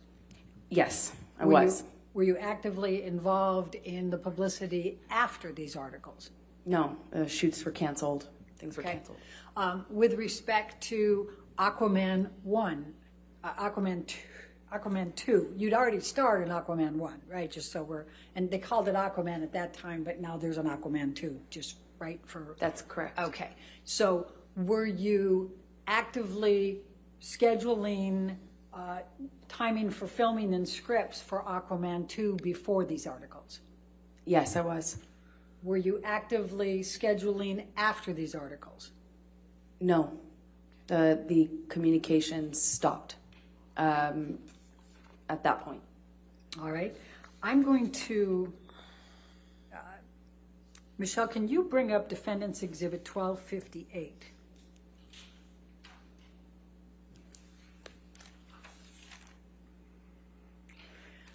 I'm going to show you what has been marked as Defendant's Exhibit 1258. It's dated September 21, 2015. Do you recognize this document? Yes. Okay. What is it? It is the Justice League Aquaman contract. Okay, Your Honor, I'm going to move the admission of Defendant's Exhibit 1258. Any objection? Yes, Your Honor. May we approach? Oh, sure. Yes, ma'am.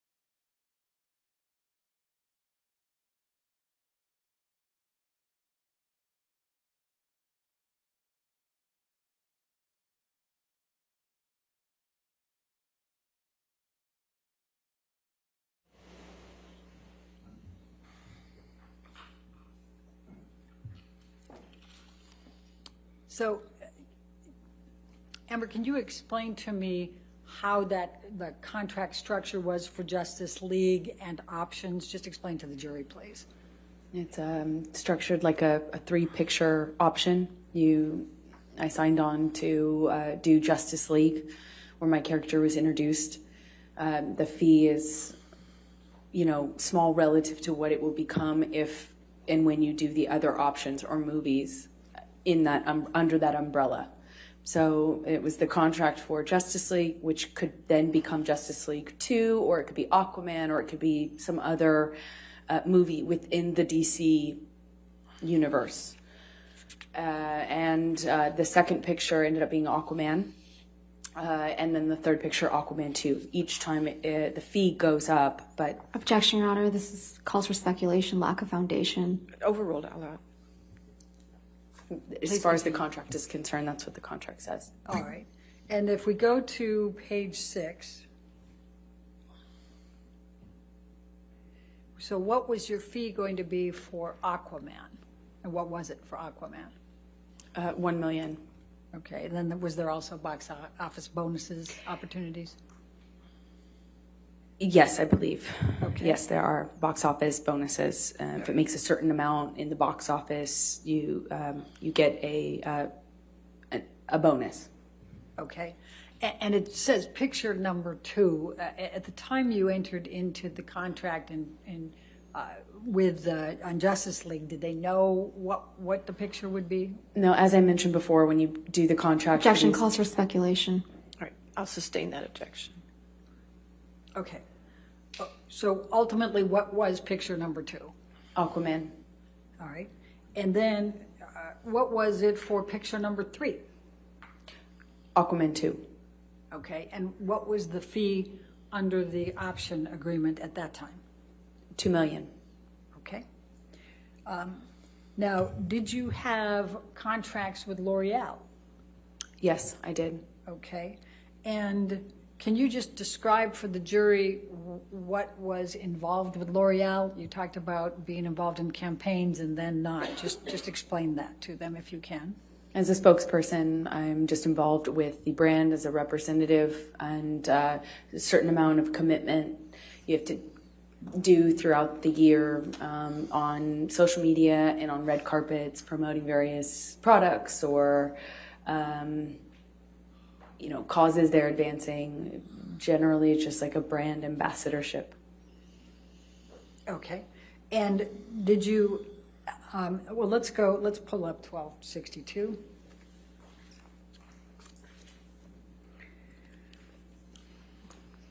And this is dated as of April 25, 2018, correct?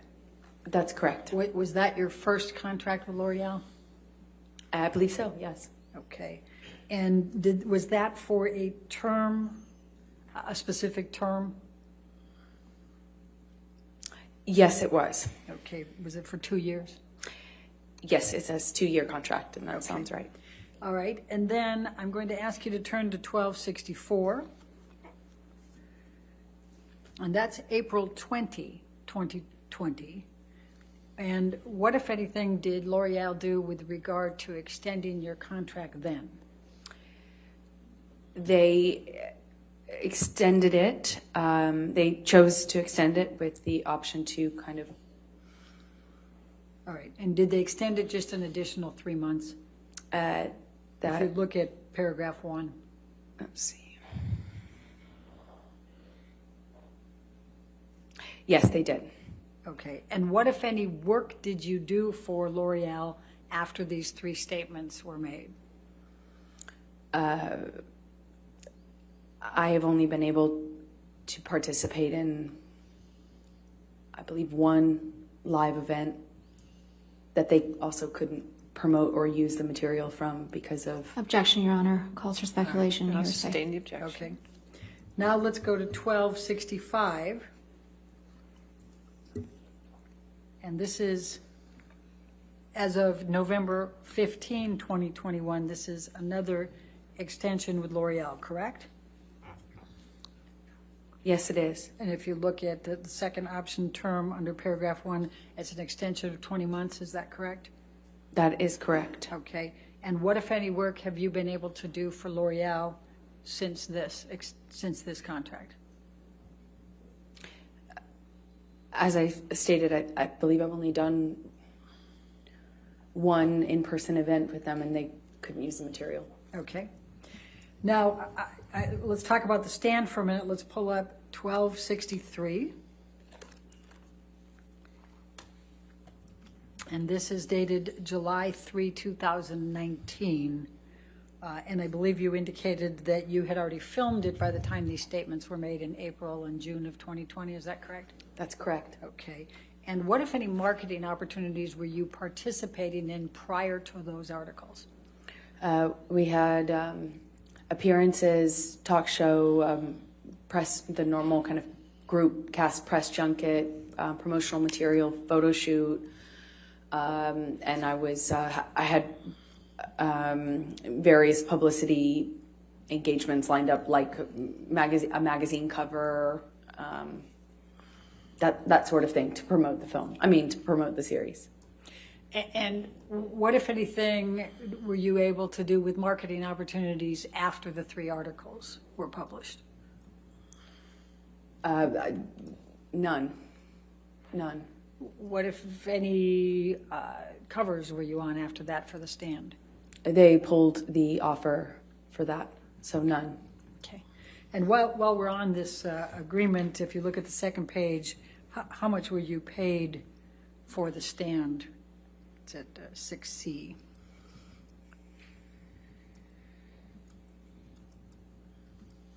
$200,000. Oh, $200,000 an episode. Okay. Now let's pull up Defendant's Exhibit 1266. Have you been able to get any work since that time? I have done one small independent film. Okay, and tell the jury what that is. I shot a film in Guatemala. It's a small independent, meaning it doesn't have distribution or, it doesn't have distribution or anything. It's a lower budget film that I had been attached to for many years, called Into the Fire. Okay. And 1266 has, as of January 13, 2022. Do you see that? Yes. Okay, when did you actually film for this in Guatemala? March. I believe it was March of this year. Okay. And do you recall what your compensation was for that? I don't off the top of my head, I'm If you sorry. can look at ALH 17628, it's paragraph 6A. Oh, 65,000. Okay.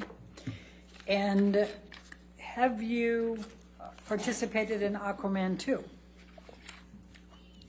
I have. And tell us about that. I had to I fought really hard to stay in the movie.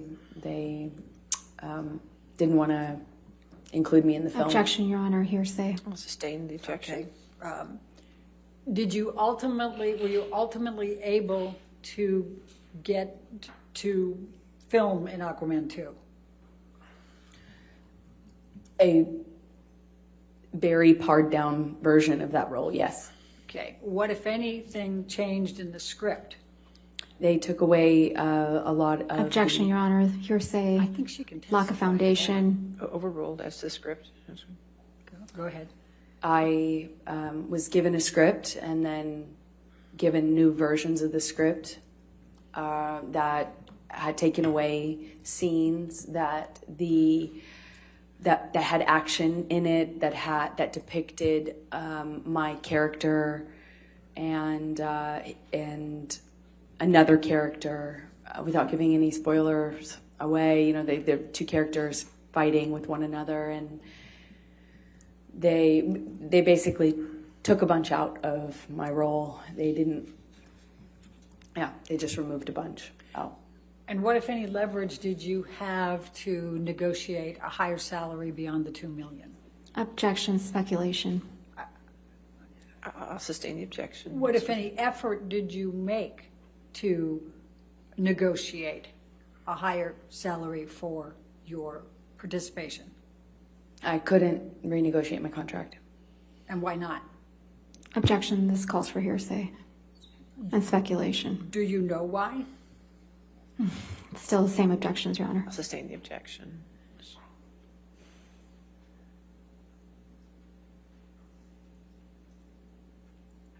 All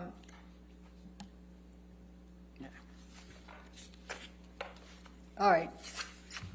Amber, I'm going to ask you to describe to this jury the emotional impact on you of these three statements that we have talked about, these three counterclaim statements. Please describe how this has impacted you.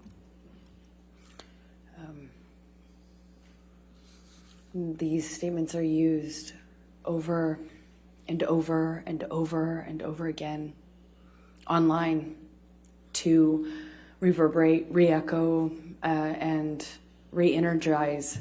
Objection, Your Honor, this is not responsive, lack of foundation, It's and hearsay. responsive, Your Honor. She gets to give her content for it. Well, the question was, your emotional impact of these statements. Okay. The impact it has on me is every time I look at it, which is every day. I am set back. I have to relive it. I have to have the worst, most painful things I've ever gone through, painful memories I've ever had, the things I've narrowly survived at times, embarrassing, intimate details that I never wanted to be known, never wanted to be public ever, and to have them used every single day to call me a liar. I have to relive this every single day that I have to address those claims. Over and over again, the most intimate, embarrassing, deeply humiliating and personal things that I've survived are used against me every day. Over and over again. It's torture. I'm in so much pain emotionally. I just wanted him to leave me alone. I wanted to move on with my life. And he won't let me. By making statements like this, he won't let me. I have to be here today. I have to be reliving it every single time. He, with these statements, with these leaks, these comments, once again, makes me have to speak to the most horrifying things I've lived through. It's torture. It's torturous. I want you to have to do that. I want to move on with my life. I have a baby. I want to move on. I want Johnny to move on too. I want him to leave me alone. Thank you. I have no further questions. All right.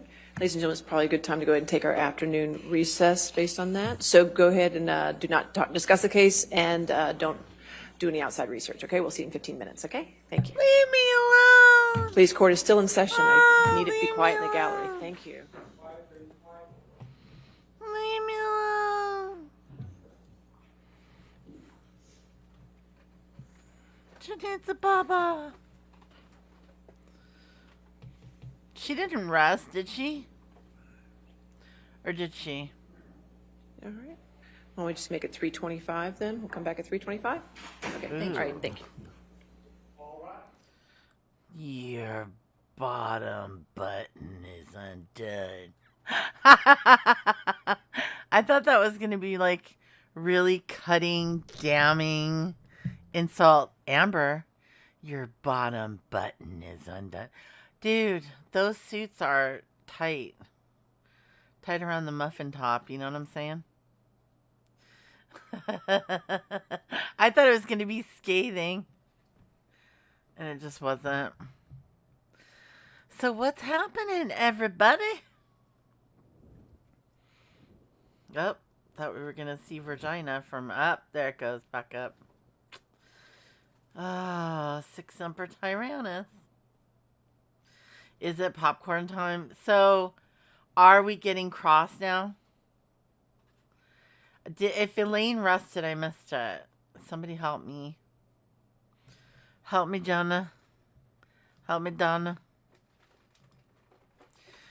I wish Kiki would rest. She's having a little fun over here. Come here. She likes to do this thing where she goes on my footrest underneath my desk and then lays on it so I can't really put my feet on it. Oh, you don't have to go back. I didn't hear it. And I think I would have heard that. I think I would have heard it. But, you know, I'm not a non-lawyer and I'm not a lawyer. Or whatever. I'm not a non-attorney and I'm not an attorney. Like... Anyway, she goes on the little footstool and won't let me put my feet on it.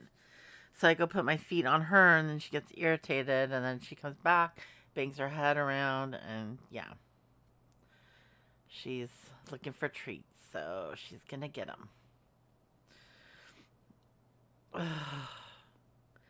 Today's kind of been a long day because last week was so hard on me that I feel like I'm still recovering. She has no further questions. Hell yeah. Well then shoot. Good for the people who chopped up their stream, because I didn't. So this is the beginning of the cross. Get your popcorn poppin'. It's Camille time. I'm freezing, by the way. What is it? It's supposed to be 60 degrees here, but it's not. It's in the mid-50s, but it's still cold, and I can't take it anymore. I need warm weather, Jenna. I'm frozen. Yeah, it's about the same here. It's all rainy and crusty, and... Let's go! Yeah. That's typical. Little lady distributing popcorn. Popcorn, cocktails. You know, joints. We gotta get the pre-rolls out.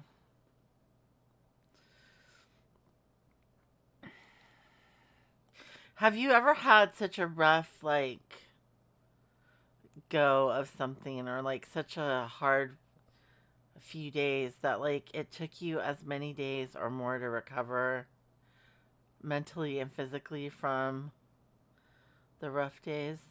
I didn't catch the lunar eclipse last night. I saw it like on Twitter. I saw people with lots of photographs that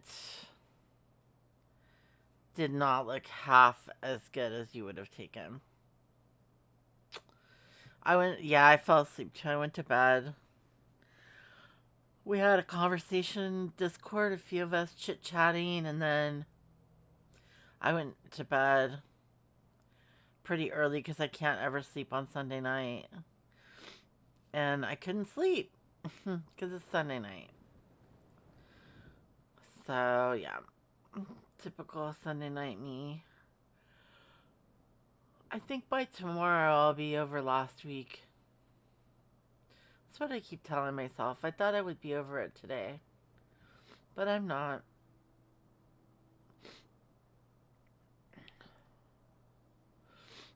Oh my goodness. Well, it's going to be a shit show, that's for sure. And, I think everybody's gonna, and their dog, this is what they've been waiting for. They've been waiting for the cross. And if you look at what she did, this is just human. I'm just noticing this as a human being. She looked at the jury, right? She wants them to understand. And then she looks over at the gallery. She needs everybody to understand that he just won't leave her alone. It's like, well, I don't know, man. I get it. Like, if somebody sued me for $50 million or whatever, it would be really, really rough. But, dude, you were banging Johnny Depp. And then you lied about Johnny Depp. So now he's banging you in a different way. You know what I mean? It could be worse. But yeah, I don't know. Court has to be miserable like that. But yeah, she was histrionicing it up.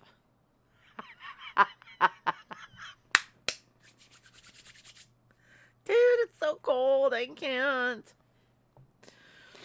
She's overdoing it when she stares down the jury. Her eyes are too angry for all that shit. You know, Jenna, I gotta say that I don't disagree with you there. Amber Turd rides again. I know. It looks very, very uncomfortable, right? Like, no, dude. That ain't it, sis. You're gonna have to find another group of...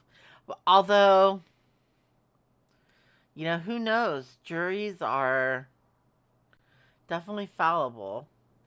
I guess she couldn't have wrote that article with all the lies.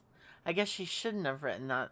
Well, yeah, I don't think she did write it, but she participated in the writing of it, and it's pretty bad. It's an op-ed, right? So it's an editorial opinion. So, yeah. She's legit. Like, when I watch her, I've known people like her in real life, and she seems pathological. Like, she seems like someone that I know, am related to, that I don't talk to anymore. Right, life is not fair. Some of us didn't have parents to tell us that at a young age, I guess. What's the point of the lawsuit? Oh, she did admit several times that she wrote it, and that's the point.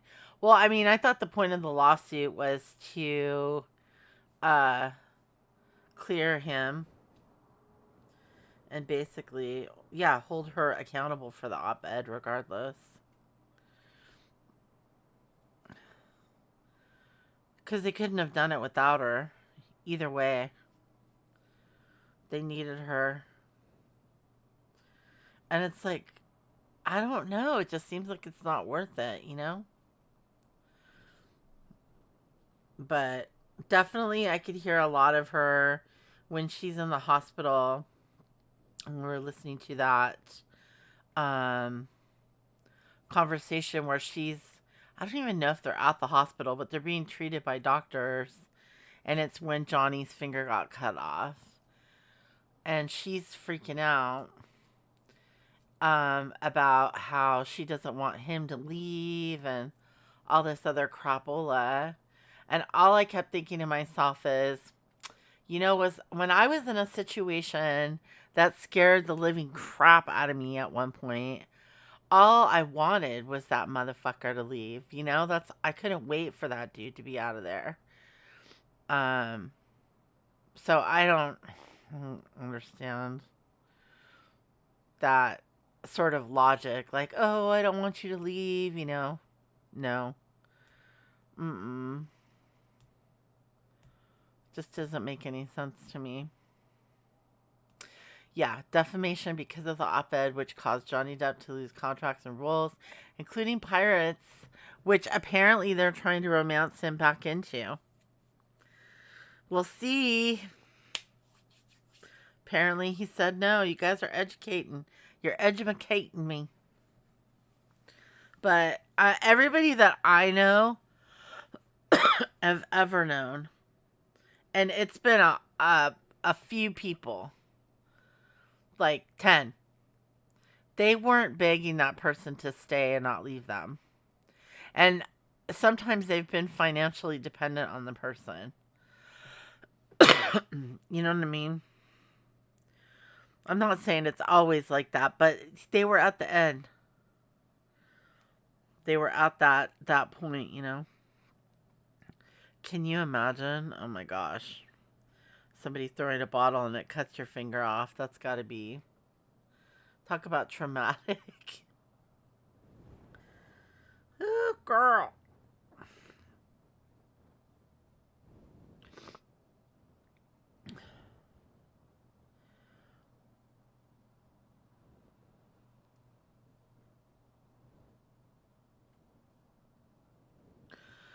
I've been listening to this channel lately that is basically like, I don't know how to explain it. It's dangerous. So I shouldn't really talk about it. But let's just put it this way. There are so many people in this YouTuberverse that there's always some trouble that you could get into where everybody doesn't know your name. Just gonna put that out there. But be careful, because people might recognize your name, like, if you're in the wrong place at the wrong time. But it is true, I have been snooping around a little bit. It's not finding anything interesting, I'm just finding more communities that argue with each other. I'm digging the law stuff, like, I'm digging all the coverage of this. Kind of burnt out on the true crime right now. But yeah, I want to do topical shit, because I think it's so much more interesting than, you know, who's doing what to their toenails that week or whatever. But that's just me. What do I know? I'm boring, and you know you love it.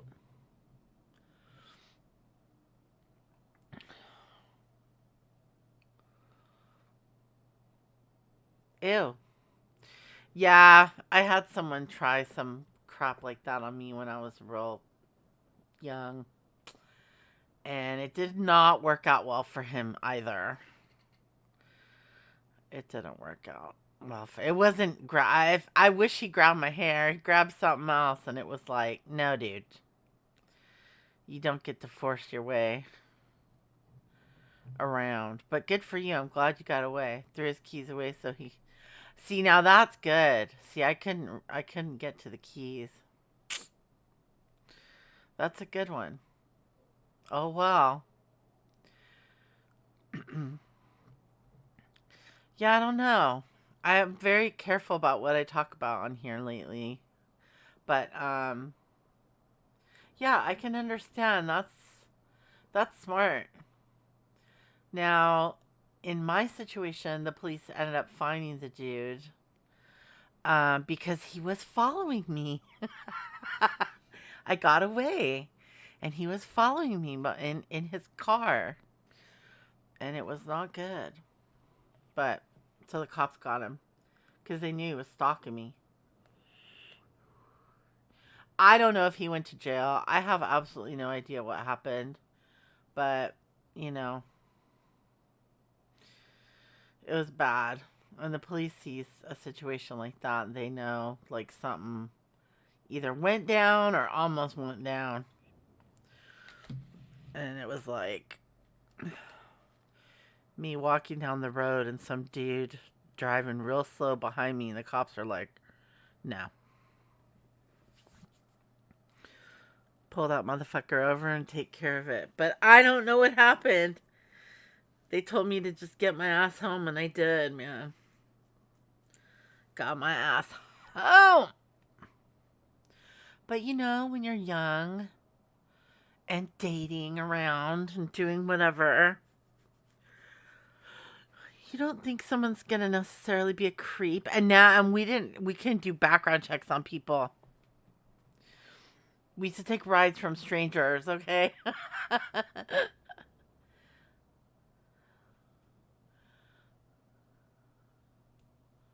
Yep. That's another problem too, is like a lot of times it'll be so like the dude or woman, I'm sure, is so like convincing in the beginning that everything is perfect that you can't imagine that they would ever be abusive. And then they turn abusive, and before you know it, you're like, who are you? Like, I didn't sign up for this abusive person. I signed up for that other guy.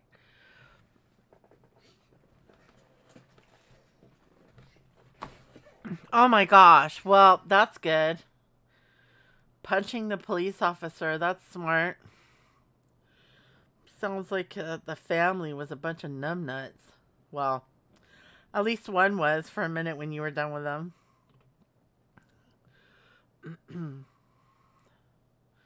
Yeah, physical, emotional, whatever type of abuse. Do you never get it in the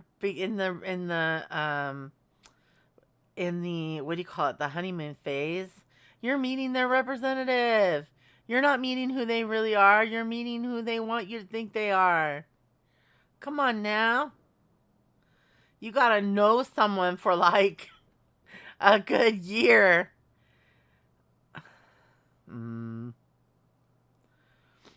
With your head? Oh my gosh, I'm gonna sneeze. Sorry. And then I didn't. What else is new? No. It's hard. I mean, I agree. Don't ever tolerate any abuse, but it's hard because you want to give people a chance. You want to think that, maybe there's still hope out there for you to find love. But, maybe there just isn't, and everybody just sucks.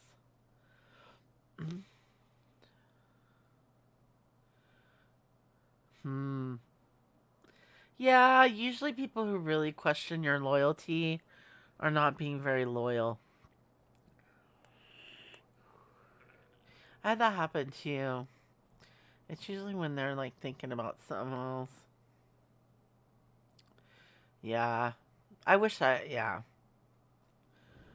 You wish, but everything happens for a reason. Yeah, I know, you probably.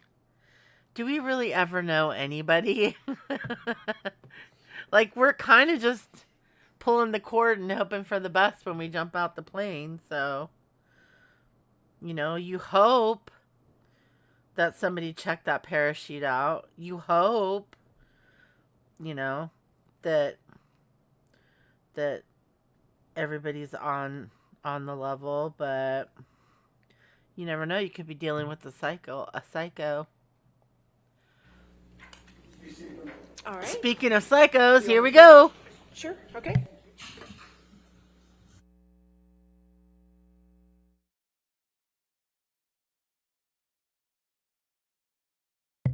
Looks like it's going to be a couple minutes. I wonder if I should change my thumbnail back. I was playing with it. Not that it matters. But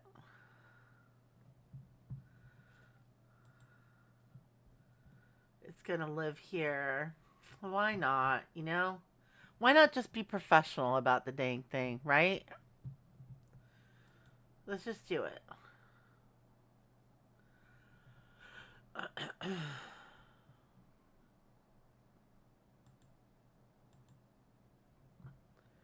Oh, I replaced it. No, I didn't. I'm so wicked. I love it. Come on, let's get her in those crosshairs, baby. Let's go, baby. Let's do this. Nah, baby. I'm on the ground, baby. And every time I say baby like that, I think of Ice Cube. I don't know why. Abuse was not my mom. Oh, not your norm. Yeah, it's not. I mean, that's if you're raised in an environment where, it's not tolerated or even a thing. You're just like, what the hell is this when it happens to you? I did recognize it right off the rip, but you don't want to think that, That's just me, though. I think a lot of people don't want to believe. Shit. I still have exes that I don't want to believe turned out how they did. And they weren't even abusive. I just don't want to believe they turned out to be such shitbags. Like, what happened? When you were my friend, you were amazing. Look at the gallery. You guys hear 2 people try to cut the line this morning? And they allow 100 people in, and 2 people tried to knock a couple people who had been standing in line. I hear the line was queued up since last night at like 10 o'clock at night or some shit. 10:30 last night. 2 women tried to get in. That's right.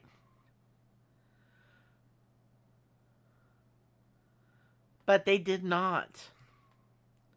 So the OGs that got their wristbands were successful in getting in.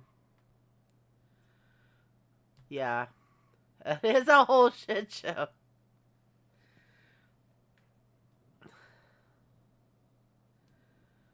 Yeah. That's interesting. I don't see how people can't argue. I love arguing. I just don't like fighting. I don't think she's there now. This is one of the more coveted, this is, look at these poor people. This is one of the more coveted weeks to be there.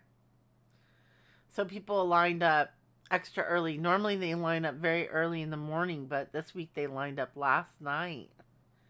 They got out there.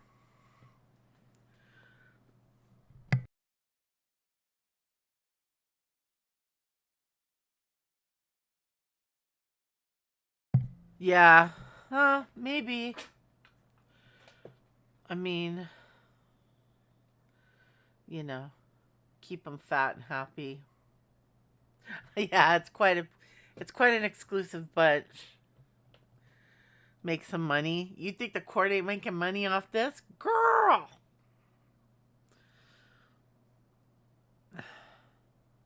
This is expensive as hell.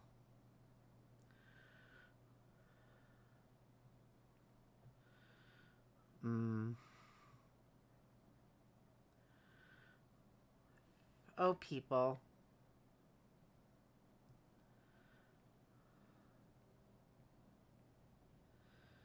I thought we were, going back to Psycho. I changed the thumbnail. Come on, man. Let's go.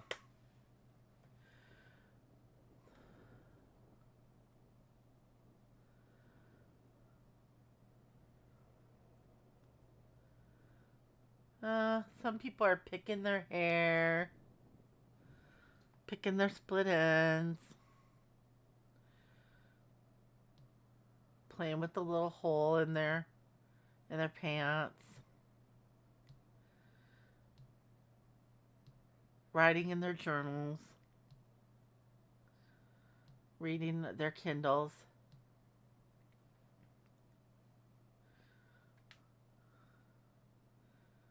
Moving their dentures around. Oh, this guy's got his face mask on still. Well, I guess it's better safe than bad breath, right? Dude, what is going on here? I don't want to look at these people.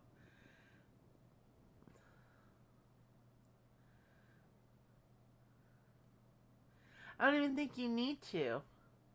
I don't think you need any kind of pass whatsoever. You just have to show up on time and get in line.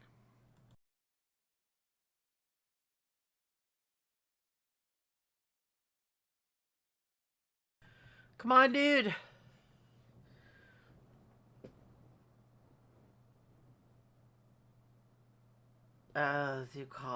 Zoom. I'm so glad I have meetings all day. Again tomorrow, but not today. Thank God. I needed to recover.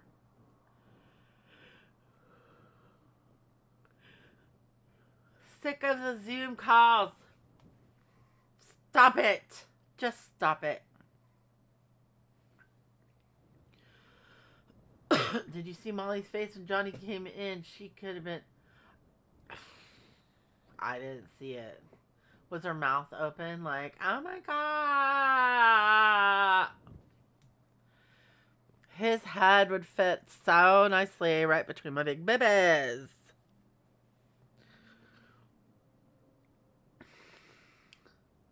There's no pass.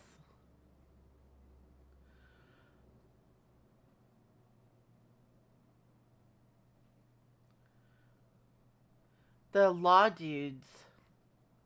Runkle. Yeah, DUI guy got in. DUI guy is how I heard him talking. That's how I heard him talking about those two people. Those two women that tried to get in.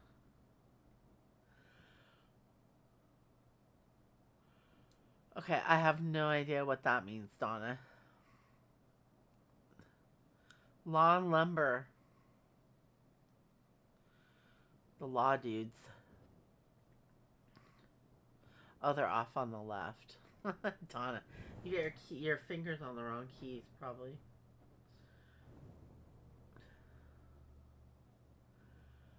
Oh, were they in line last night streaming? Dang.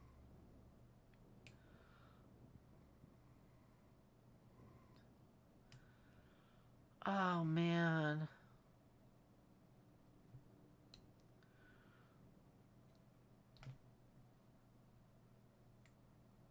This is really taking a long time.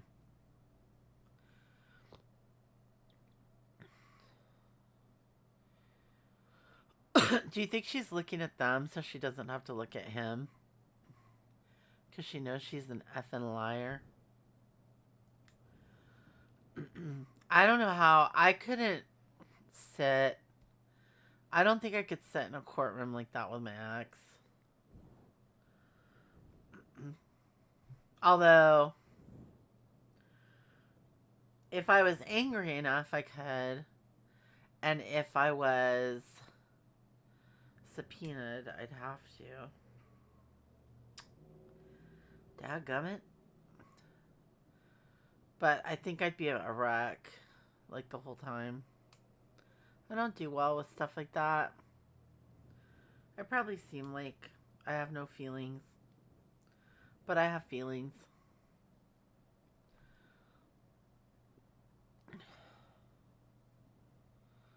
Right before moonrise. I don't know, dude. I'm waiting for them to get this show on the road so I can start typing. You want some sunshine, but not... We're gonna get the heat again this summer. No, we're gonna get it. We're gonna get it. I just want a little bit of warmth. Like, I would like a few 70-degree days. That would be rad. Or 75. That'd be great. You can keep all that 80-degree crap, though. And then when you start getting up in triple digits and our trees start turning on fire on the top. I don't want to move to Arizona. No, hell no. I don't like a hot climate. I like a cold climate because then I can bundle up. You know what I mean? But I just would like to thaw out for like a couple days.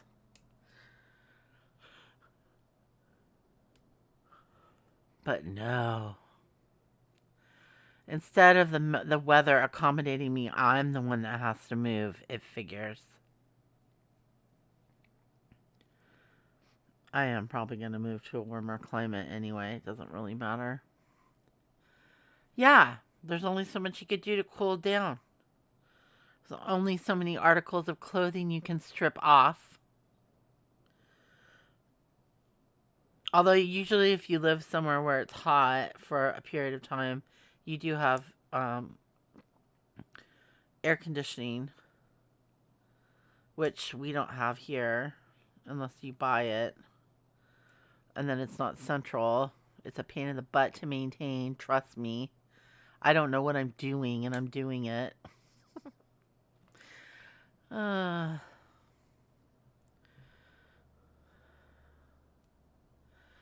help stay with those waiting for open bed at recovery. Ugh, I hate the heat. It's gross. Yeah, recovery is a hot topic around here. People love talking about their recovery on YouTube. I don't know why. It doesn't do anything but cause problems for everybody. You know what I mean? I get it. The initial feeling of like, I'm gonna help people. But when you've seen 8 people like try and not help a damn soul, and then everybody threatens, says you're triggering them, just stop. Just stop. Where are you going, Jenna? BNRB and stuff. Come on.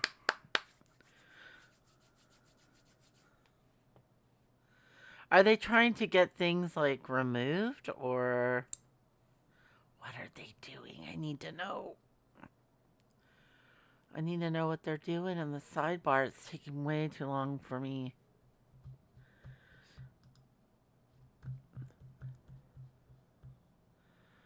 Oh, man. Well, it's definitely been a Monday. I had 2 system outages today, which were promptly fixed. Thank you very much. Couple of code changes that broke things. Pretty awesome.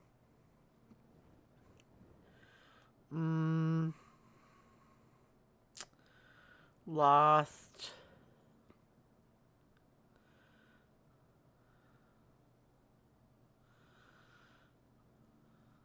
Oh, okay. Yeah. Well, I don't know. I mean, look, I think it's a bad idea to talk about your recovery on the internet, like in this environment. That's all I'm saying. Like, if you weren't in a toxic environment, I must know, Jenna, because I'm super nosy. You and your Midol. That shit works, though. I will say. Okay, let's have some Red Bull. I'm going to need some to stay awake.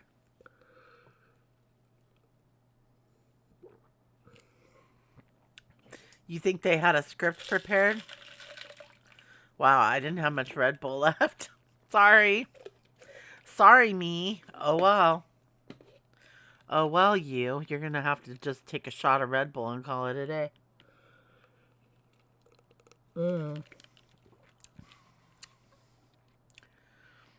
You're going to be high the horse for the day? Oh, okay.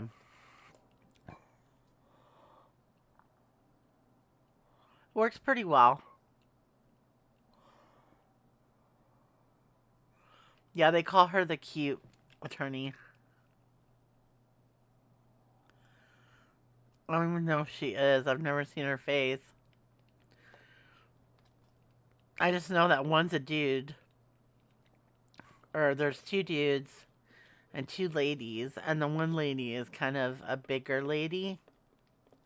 She's fluffier, as they like to say.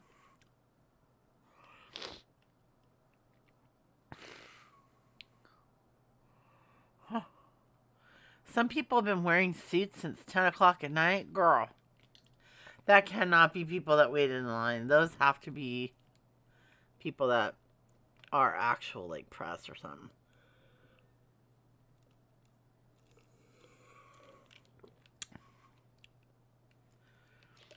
There's like a little party going on back there.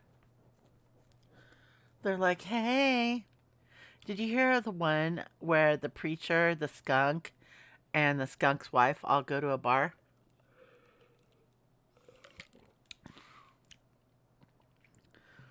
I think the bailiff just told him to shut up. Yes, one of them. She's one of his, part of his legal team. Yeah. These people are so sick of waiting. What's this guy doing? They're like, whatever, let's just pick it up off the floor and eat it. Look at, he's eating. He's like, oh, I didn't realize the camera was on me. He's like, when the camera's off, there's some bugles on the floor here for you. Go ahead and...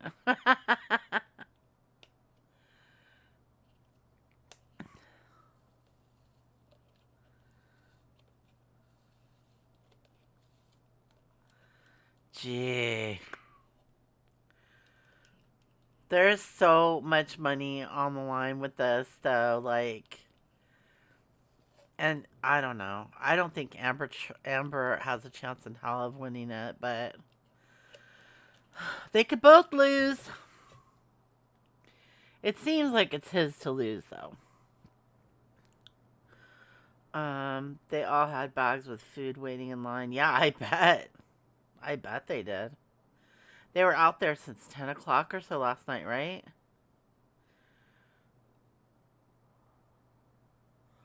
You would be petty and make sure it looked like who was flirting and walking together? Who? I want to know who's flirting and walking together and who we're being petty about.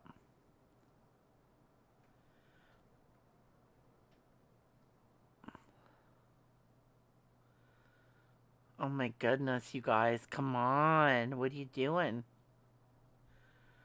It's not the, we're not talking about MLB lockouts here. It's just testimony.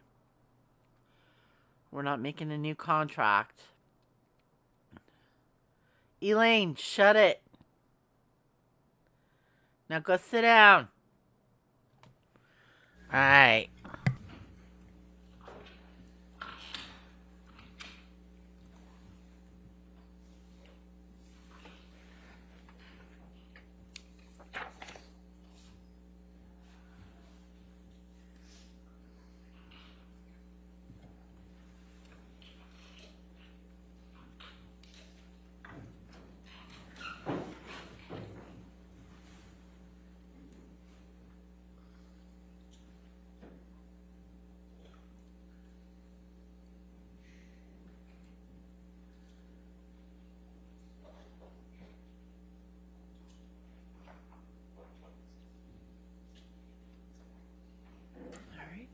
Thank you.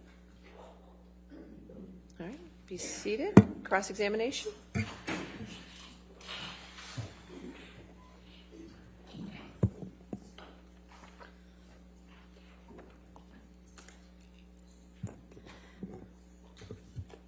Good afternoon, Ms. Heard. Good afternoon. Mr. Depp hasn't looked at you once this entire trial, has he? Not that I've noticed, no. You've looked at him, though, many times, haven't you? Yes, I have. You know exactly why Mr. Depp won't look back at you, don't you? I do. He promised you you would never see his eyes again. Isn't that true? I don't recall if he said that. One of the last times you ever saw Mr. Depp was when you met him in San Francisco in July of 2016, right? That was the second to last time I saw him, yes. And this was after you had publicly accused him of domestic violence. I got my restraining order before that, yes. Mm-hmm. And this is after you had obtained the domestic violence restraining order against him. That's correct. Let's please play Plaintiff's Exhibit 1229. For the record, it's at 1101 through 1209. I'm going to ask that it be admitted into evidence. Any objection to 1229? Yes. None, Clary, none. You want to enter it in its entirety? Yes, please. It's just starting. 1229 entered in its entirety. Go ahead and play your section.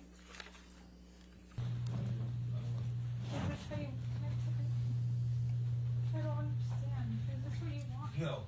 Oh no, a hug will save it all. All this, everything we just I been just wanted to touch you. through. Really? After all this shit you just said? I just wanted to give After you a all this hug. shit you fucking accused me of? You Yes, want to please, touch me? please stop me. Fucking, Please stop. you're fucking nuts. Please, I just wanted to hug you and say bye. I didn't want to take it back. We did that last night. It's fine. That was Please. good enough. No, hold on. No, because I'm nothing to you. And I will always be nothing to you. Calm. Calm. Well, you're not my shrink.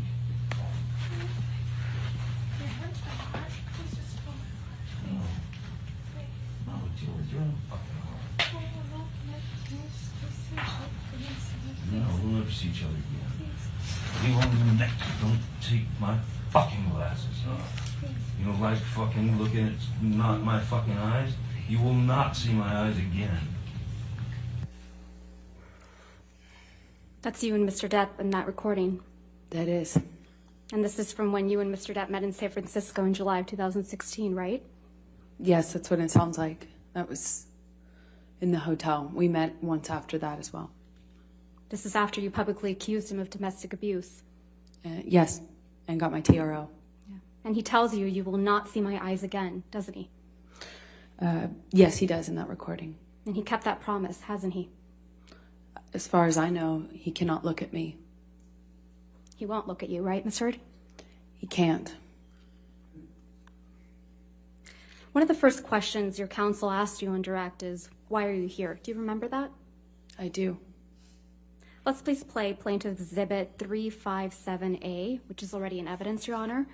And for the record, it's 2122 through 2140.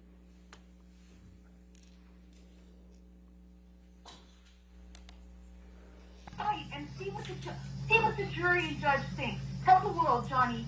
Tell them, Johnny Depp. Johnny Depp, man, I'm a victim too of domestic violence, and Yes. it's a fair fight. And see how many people believe or side with you. That's your voice on that recording, right? Yes, it is. And you were speaking with Mr. Depp? Yes. And you said to Mr. Depp, quote, you can please tell people that it was a fair fight and see what the jury and the judge think. Tell the world, Johnny. Tell them, Johnny Depp, Johnny Depp, a man, a victim too of domestic violence, end quote. That's what you said, right? I was saying it to the man who beat me up, yes. I thought it was preposterous. And the man you beat up numerous times. Right, Ms. Heard? I could never hurt Johnny. You're here in this courtroom because Mr. Depp finally told the world that he is a victim of domestic violence. I know that he is suing me and has sued other people or corporations that have said that as well. You didn't think he would tell the world he was a victim of domestic violence, did you? I found it hard to believe that he could or that he would do that, considering the relationship he and I had. I thought it would be crazy for him to do so, knowing what I know we lived through. Or, as you said to him in that recording, who was going to believe that Johnny Depp, a man, is a victim of domestic violence, right? With all due respect, I wasn't saying it because he's a man. I was saying it because he was a man who beat me up for 5 years. Mr. Depp is your victim, isn't he? No, ma'am. And once he left you, you continued to abuse him publicly by calling him an abuser, didn't you? He is an abuser, and you can look either of us up online and figure out who's being abused online. Let's look at some of that.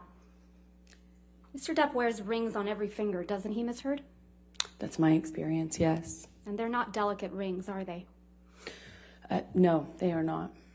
Every one of his fingers is adorned, your words, big, chunky rings. Isn't that right? That's my experience of him. And Mr. Depp is always wearing rings, right, Miss Heard? That's my experience of him. And you've never known him not to wear these rings. That's my experience, is he normally wore rings, yes. So Mr. Depp was wearing these big, chunky rings on every finger, every incident of abuse you've described to this jury, right? I can't say for certain it was in every single incident. But you've never known him not to wear rings, right? In general, my experience with Johnny is that he wears rings almost all the time.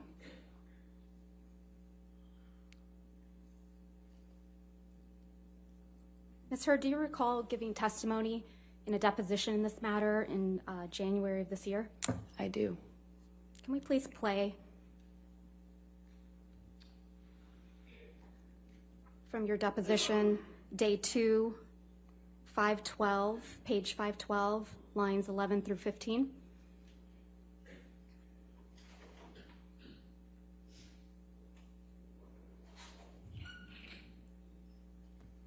You said he hit you and he was wearing rings, right, Ms. Heard? So he hit you with rings on every finger? I don't know if I've ever known Johnny to not wear rings. Yeah.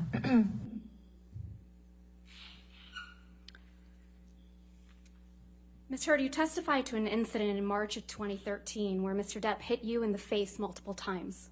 Do you recall that? That's correct. And you testified, quote, you don't know how many times he hit you in the face.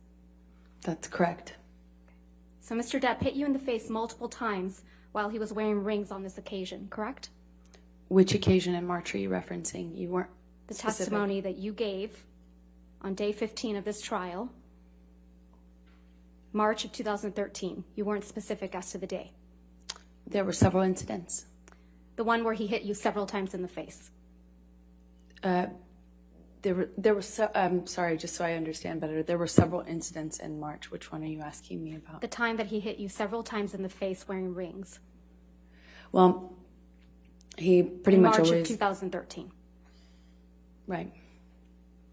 What are you asking me? I'm sorry. He was wearing rings on that occasion? I pretty much always knew him to wear rings. Okay, let's please pull up Defendant's Exhibit 170A, which is already in evidence, Your Honor. You testified that this is a picture you took after that incident, right, Ms. Heard? Yes, that was one where he grabbed me. And hit you in the face so many times that you don't remember. Isn't that correct? That's correct. And there's no injuries to your face in this picture, are there? Not that this picture shows. And there's no medical records reflecting that you sought treatment after this alleged incident either. I did not seek medical treatment at this time. So there's no medical records reflecting any injuries to your face after he hit you several times. I did not need to go to the doctor at the time. Despite hitting you several times that you lost count with rings on on his fingers. That's correct. I did not seek medical attention, other than my therapist. You testified to another incident in March of 2013 where Mr. Depp hit you while he was wearing a lot of rings. Do you remember that testimony? Yes, ma'am.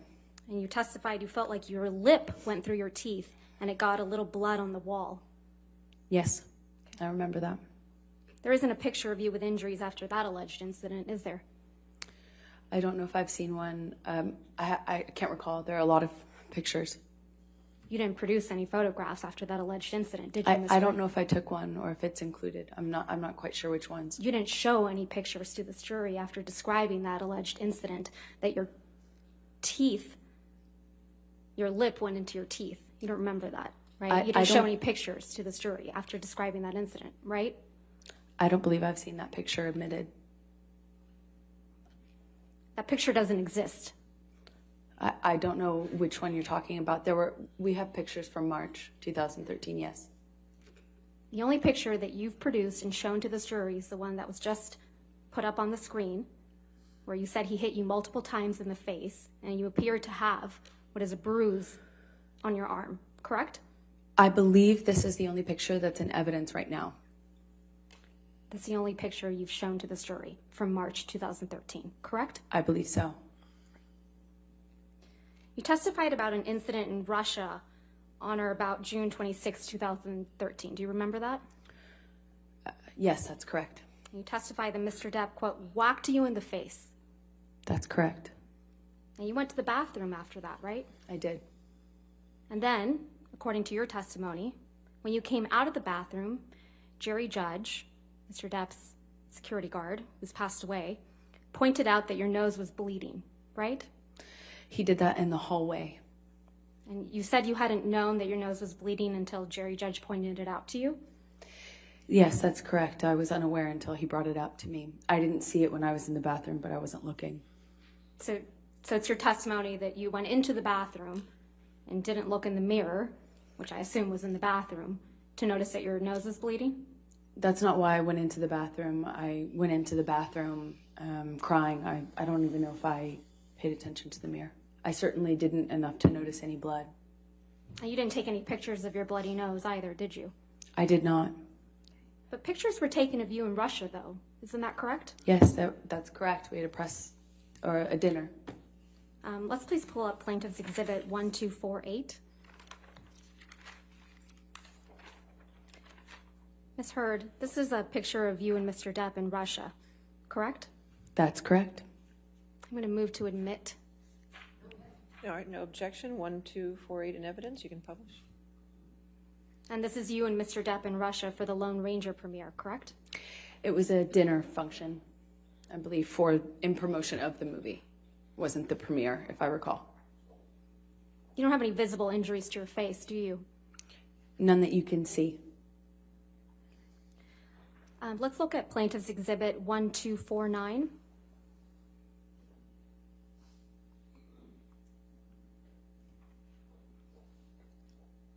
This is a picture of you, isn't it right? That's correct. I'm going to move to admit Exhibit 1249. All right, 1249 in evidence. This is also a picture from when you were in Russia for the Lone Ranger premiere, right? That is correct. And you have no visible injuries to your face, do you? None that you can see. Even though Mr. Depp whacked you in the face so hard that your nose bled? He did. While wearing chunky big rings, right? That's correct.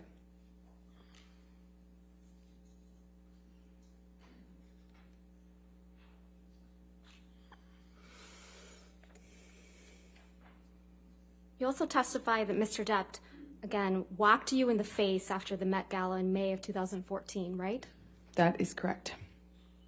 You testified that you thought he hit you so hard he broke your nose. That's correct. You said your nose was, quote, swollen, discolored, red. That is correct. I took a picture of that. You testified you took a picture of your face after this. I did. But you didn't show that picture to the jury, did you? I would like to. But you didn't show it, did you? That's not up to me. You understand you were under an obligation to produce all photographs after any alleged incidents of violence, right, Ms. Heard? I produced everything. You didn't produce any photographs after the Met Gala. I produced everything. You also understand that you're under an obligation to produce all medical records reflecting any injuries you allegedly sustained from Mr. Depp, correct? That's correct. And you haven't produced any pictures or any medical records reflecting a broken nose after the Met Gala in May of 2014, have you? I have given everything to my lawyers. Everything. I've turned over literally everything that I have. Is it your testimony, Ms. Heard, that you sought medical treatment after Mr. Depp allegedly broke your nose after the Met Gala? Not after the Met Gala. I did not seek medical attention, no. You also attended an event after the Met Gala in May of 2014, didn't you? That is correct. And you went to the All-Star Comedy Tribute to Don Rickles. That is correct. That was the next night after the Met Gala. That is correct. And there were pictures of you taken at this event. Yes. Let's please pull up Plaintiff's Exhibit 1252.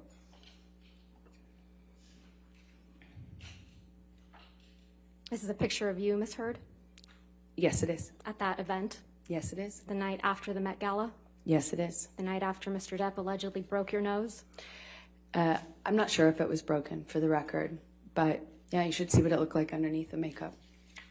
He whacked you so hard in the face that you thought you had broken your nose. Exactly. Right. Permission to admit this photograph. All right, 1252 in evidence. This is a picture of you, Mr. Depp, and Don Rickles, right? That is correct. Let's please pull up Plaintiff's Exhibit 1253.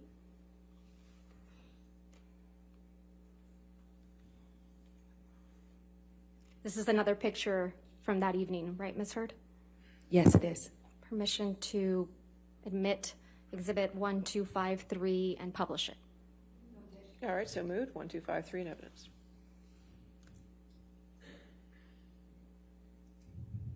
This is a picture of you and Mr. Depp at the event the night after Mr. Depp allegedly whacked you in the face so hard you thought he had broken your nose. He did whack me in the face, and I did think it broke my nose. And this is you the night after. Yes, it is.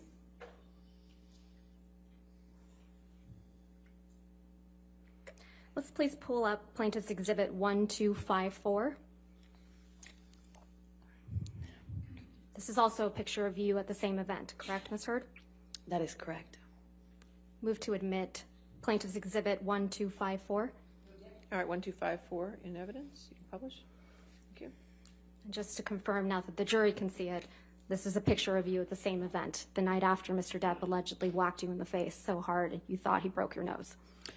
This is a picture of me after he did whack me in the face. The night after, right? Yes, it is. I believe it was the night after, yes. Your nose doesn't appear to be injured in any of these pictures, does it, Ms. Heard? I'm wearing makeup. Your nose doesn't appear to be injured in any of these pictures, does it, Ms. Heard? That's why I'm wearing makeup. Right. And makeup covers up swelling, right? Makeup will not cover up swelling. Ice will, though. Ice will cover up swelling?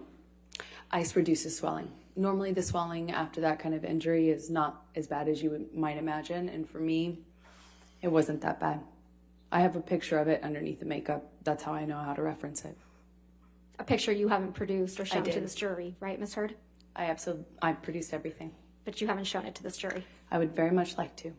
It's not my job.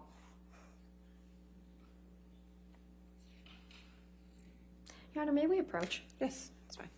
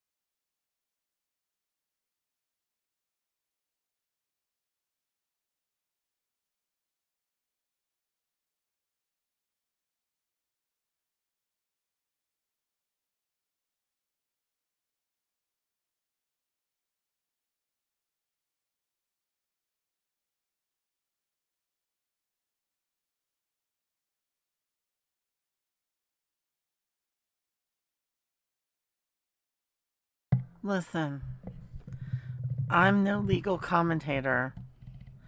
I'm no Emily D. Baker with 105,000 watching. Good for her. She deserves it. But what she said was she thought that he might have broken her nose. I've had my nose broken. Has anybody in here had your nose broken? When your nose gets broken, that shit moves like crazy. And yes, you usually get a couple black eyes or what looks like they're going to be black eyes. Even you can get broken blood vessels in your eyeballs. And it looks like you have blood in your eye. Like, it's bad. You know. I think you know. I knew. There was no doubt in my mind. It was moving too much to not be broken. And then they have to set it. Re-break it to put it back into place.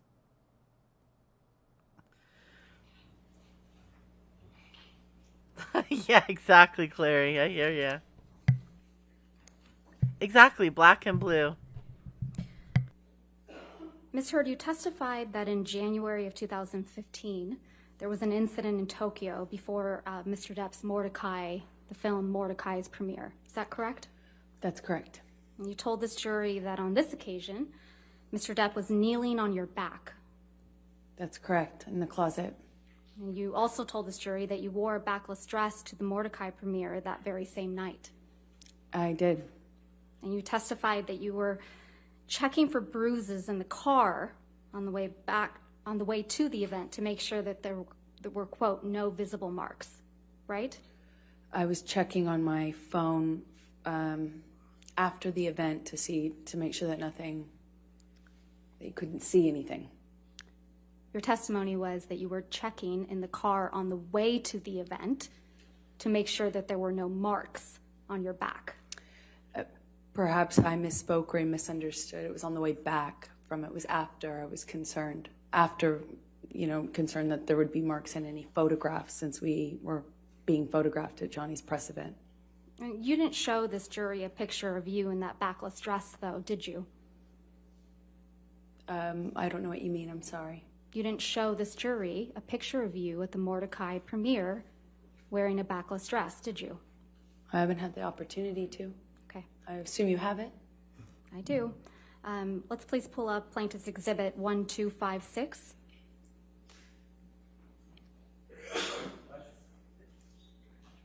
This is a picture of you and Mr. Depp, or the back of you, at the Mordecai premiere in Tokyo, correct, Ms. Heard? That is correct. Your Honor, I move to admit and publish this picture. All right, 1256 in evidence.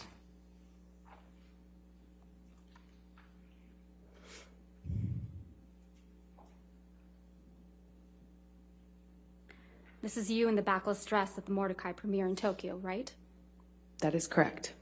You would agree that there are no bruises or visible marks on your back in this picture? No, not that I could see. I'll show you one other photo. If we could please have Plaintiff's Exhibit 1257.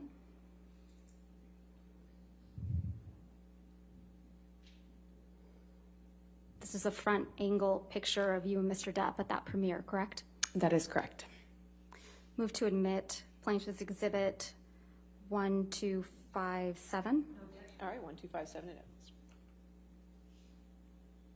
evidence.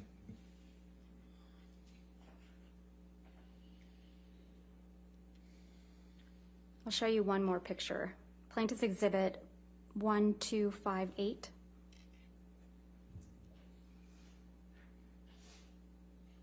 And again, Ms. Heard, this is you and Mr. Depp at the Mordecai premiere. Yes, it is. Move to admit Plaintiff's Exhibit 1258. All right, 1258 in evidence. Publish. And that's the backless dress, right, Ms. Heard? That is correct.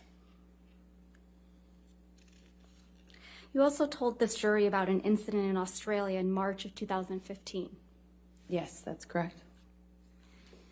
You testified that after this alleged incident, you had cuts on your forearms, right? Yes, that's true. And you testified that you had cuts on the bottoms of your feet as well. Yes, that's true. And you testified that you had a bruise across your jaw from when Mr. Depp, quote, clocked you in the face, end quote. That's true. You didn't take any pictures of these injuries while you were in Australia, did you? I don't think I took any pictures. You just took 2 pictures of Mr. Depp's writing on a mirror. Isn't that right? I believe so, yes. So you had your phone on you, right? At some point I did have my phone. And your iPad? I had my iPad, I believe. And you testified that you were also raped with a liquor bottle in Australia, right, Ms. Heard? Yes. You testified you bled from your vagina as a result of that sexual assault. Yes. There aren't any medical records reflecting that you sought medical treatment for any of these injuries, are there? I did not seek medical treatment after Australia, no. Not for the rape? No, I did not want to tell anyone. Not for the cuts? No, Not for the injuries to your face? I didn't need to. You also told the jury about an incident on December 15, 2015, right? Where? I'm sorry. December 15th, 2015. Yes, that's correct. You told this jury that after this incident, you had a broken nose.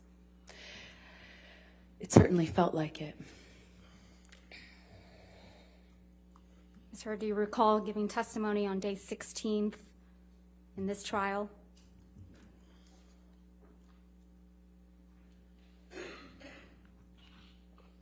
You were Yes, under I do. oath, right? Yes. We can have a transcript for the jury, or excuse me, for the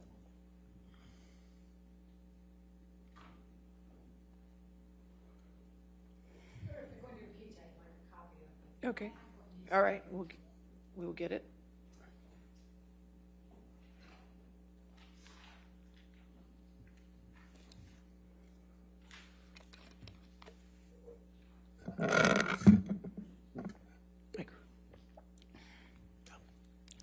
I will do. Thank you, Judy.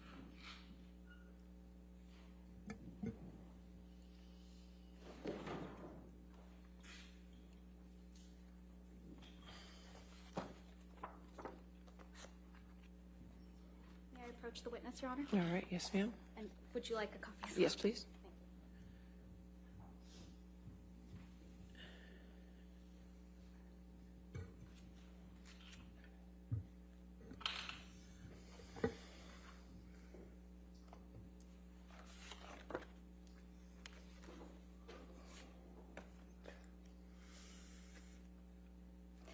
If I can please direct your attention, Ms. Heard, to page of day 16, 4593 of the jury trials transcript.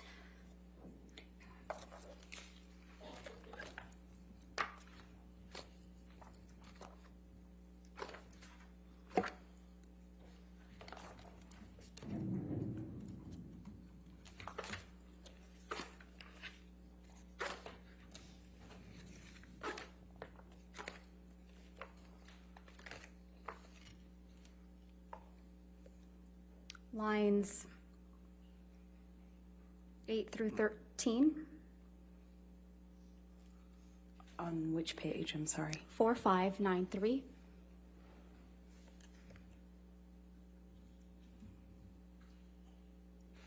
Yes? Starting on line 8.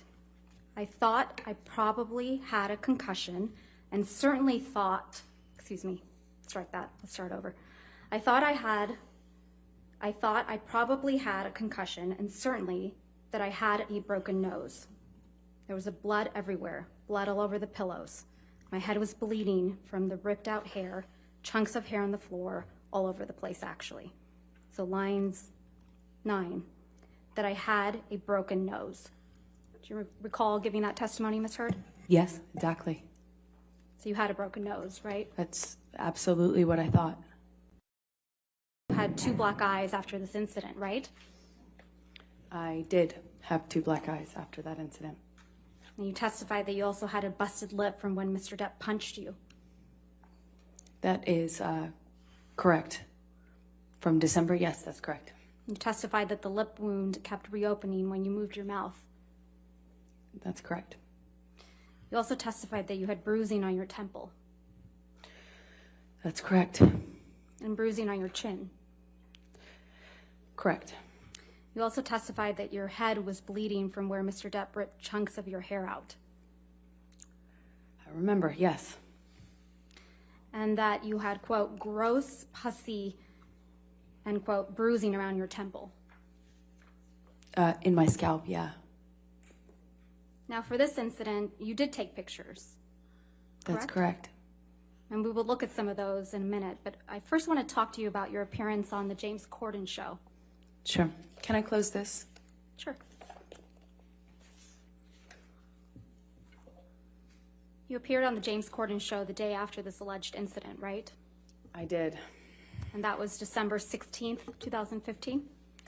Yes, that's correct. Let's please pull up a clip of your appearance from that evening. If we could, Plaintiff's Exhibit 35. And for the record, we will only be playing a portion of this, so we will call it Plaintiff's Exhibit 35A. All right, any objection? 35A in evidence. I grew up, in Texas riding horses and... Oh, really? Not a big ballet community out there in Texas? No, not so much. Shooting guns, yes, but ballet, no. So I wanted to train for it, and there were some ballet sequences that we wanted to have the option to incorporate into the movie, so I trained forever, and I have 2 left feet. I'm the most klutzy person in the world, and I have no, grace? So I knew... Your Honor, I'm so sorry, but it's not published to the jury. If we may have it please published. Okay, thank you. Apologies. If we can please start that over. Start it over, I'm sorry. Thank you, Your Honor. I grew up, in Texas riding horses and... Oh, really? Not a big ballet community out there in Texas? No, not so much. Shooting guns, yes, but ballet, no. So I wanted to train for it, and there were some ballet sequences that we wanted to have the option to incorporate into the movie, so I trained forever, and I have 2 left feet. I'm the most klutzy person in the world, and I have no, grace? So I knew I had to train for it, and what they don't tell you, I crammed about 3 months of solid training in, and I'm kind of like working my way up from the floor and learning the technical aspect of ballet, and I've got these dances down technically perfectly, I'm learning all the movements, but the last thing we get to are the hands. And I haven't yet got to that point, but everything else is working, and I'm acting it up on my face, and I'm selling the ballet. And I think I'm doing really good at this point, kind of nailing it. And so I send videos and images to my friends to get encouragement and look for their support. And everyone shoots back, what's with the claw hand? And I look and I realize all that stress and fear of performing and doing this thing had just kind of funneled out through the one thing that I hadn't yet mastered. What were your hands doing? So I'd be doing this amazing, I'd be doing a jump with a back bend, and you can see this graceful falling, and my hands are and my face though is I've got that you saw in the clip, these beautiful 1920s, stage makeup on, and flower crowns and all this stuff, and then my hand and my face, and then my hands.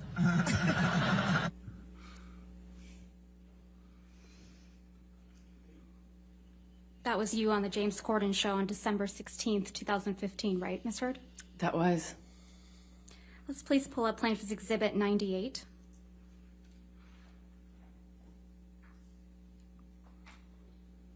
These are pictures of you on the James Corden show on December 16th, 2015, right, Ms. Heard? They look like freeze frames, like screen grabs, stills. They're not it's not like a photo shoot, it doesn't seem. But on the James Corden show, correct? From that appearance, yes. Move to admit and publish Plaintiff's Exhibit 98. Any objection? All right. And Ms. Bernhoff, you could move the microphone and turn it on for you, so Judy and I are having trouble hearing you. Sorry about that. All right, thank you. All right, 98 in evidence. Thank you.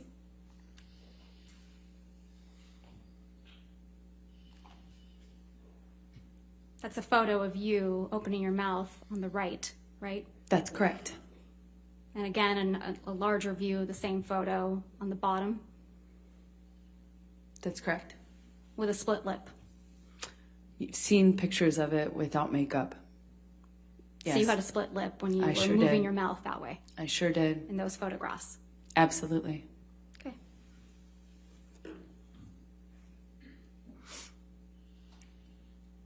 You did take pictures of your alleged injuries after December 15th, correct? And you showed those to the jury? I sure did, yes. Okay. Let's please pull up Defendant's Exhibit 516, which is already in evidence.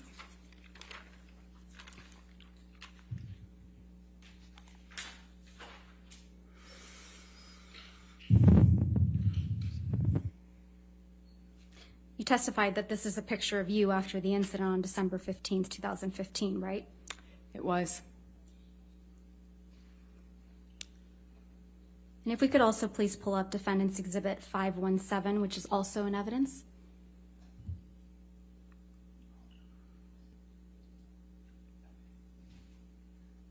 That's fine.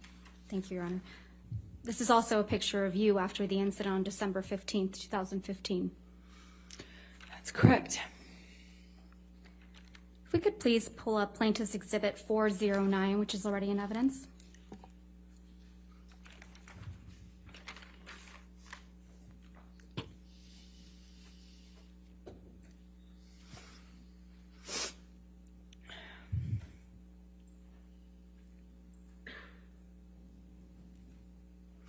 These pictures ended up in People magazine in June of 2016. Isn't that right, Ms. Heard? That's correct. You gave these pictures to People magazine after you publicly accused Mr. Depp of domestic abuse, didn't you? I didn't personally know. This was you protecting Mr. Depp after you got the restraining order against him, isn't it? No, this is him calling me a liar and me forcing to prove it, as I mentioned to you earlier. So you did give these pictures to People magazine? No, I gave these pictures actually to my lawyers and my representatives at the time. So it's your testimony, Ms. Heard, that your lawyers and representatives gave these pictures of their client to People magazine in the middle of a contentious divorce? I certainly did not personally give it, no.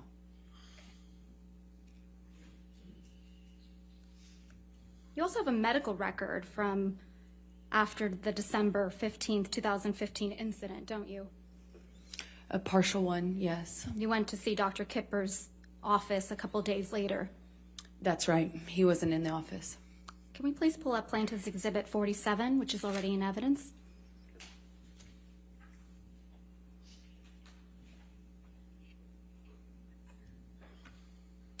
This is your medical record for December 17th, 2015, isn't it, Ms. Heard?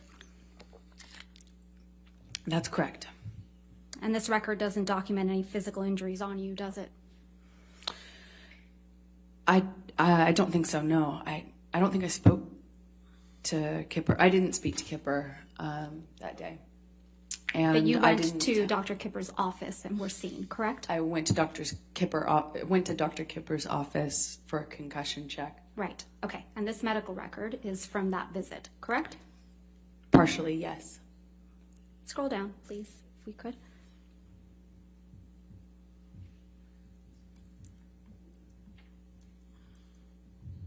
The signature Kipper down below. This is the entirety of the medical record, right, Ms. Heard? Yes, what I meant by partial is I didn't talk about what happened to me. I didn't get into my injuries. I didn't get into what happened or ask for anything other than should I get some sort of scan done. But this record doesn't document any physical injuries on you, does it? I'd have to read it in full, but I don't know. Well, let's do that. If we could please go, well, under skin on the second page, it reads intact, normal color, moisture, hair distribution, texture, turgor, no signs of, oh, this is going to be hard, cyanosis, mottling, jaundice. It also says I'm a well-nourished male. Right. I have no idea what that means. I think this medical record's missing a lot of things. Yeah, but it doesn't document any physical injuries. Doesn't seem to be documenting anything. Probably because there was nothing to document, right, Ms. Heard? I disagree with you on that. You don't have any medical records reflecting that you broke your nose during your relationship with Mr. Depp, do you? I saw an ENT after my relationship ended. And you saw an ENT, it's your testimony under oath that you saw an ENT for broken noses that you sustained as a result of Mr. Depp? No, but the ENT told me I sustained Objection. multiple fractures. No, I'm going to move to strike. I'll sustain the objection. I'll move to strike. Okay. Thank you. So again, just to try my question, there's no medical records reflecting that you broke your nose during your relationship with Mr. Depp, is there, Ms. Heard? I don't know what made it in evidence, but I do know that I documented that visit and that everything was given to my attorneys. Ms. Heard, you never went to see any doctor or surgeon to treat a broken nose during your relationship with Mr. Depp, yes or no? I never sought treatment for broken nose while I was with Johnny.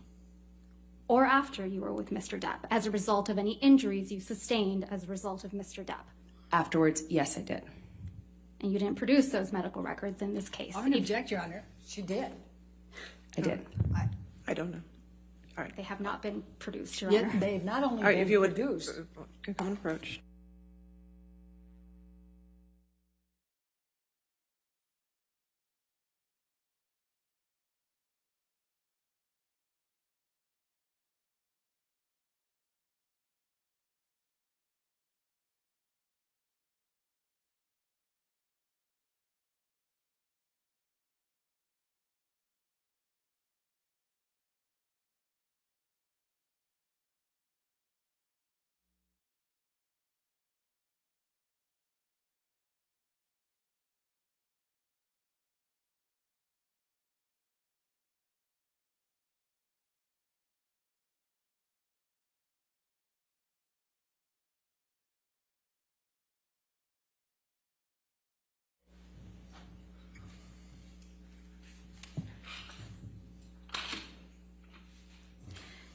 You don't have any medical records reflecting that you required any dental work during your relationship with Mr. Depp, do you?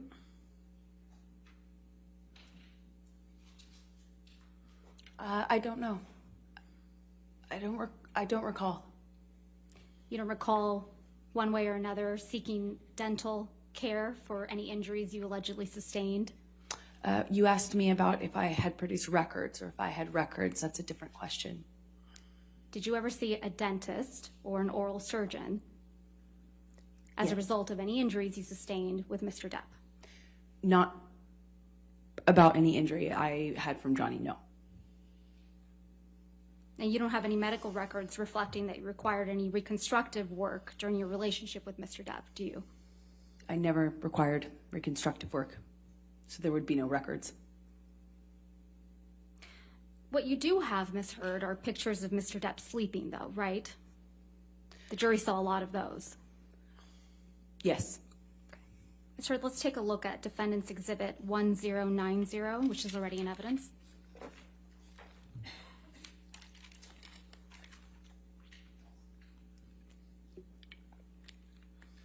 You took this photograph, right, Ms. Heard? That's correct. And you testified that this was taken in Tokyo in July of 2013, correct? Yes. So you decided to take a picture of Mr. Depp asleep on the floor? He was passed out. That's a And yes. I took a picture of him because he wouldn't remember. He claimed he didn't pass out that way. And sometimes security would carry him like a baby into bed, get him changed, and he would be none the wiser. So I started taking pictures of it so that he knew that it was real, that it had gotten this bad. Let's take a look at Defendant's Exhibit 1091, which is already in evidence. You took this picture as well. Yes. And this is a picture that was taken in the Bahamas, right? It's one of them, yes. And this is a picture of Mr. Depp taking a nap on his tropical island. I believe he was on the nod, but as he would say. Sleeping on the nod on his island. They're very different, in my opinion. And Okay. yes, he is on the island. On vacation. We were on vacation, yes. Let's also take a look at Defendant's Exhibit 1092, which is also in evidence. You also took this picture, right, Ms. Heard? That's correct. I did. And this is another picture of Mr. Depp asleep in a chair. No, he was nodding off. Sleep is different. When you're nodding off, you're high on drugs. Didn't even feel the cigarette in his hand that had, been burning on his leg. It was cause for alarm for me, naturally, because I cared about him. It's your testimony under oath that Mr. Depp is holding a cigarette in this picture? He had been.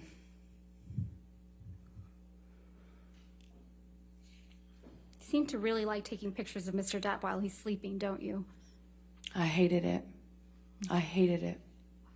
Let's look at Defendant's Exhibit 1094, which is also in evidence.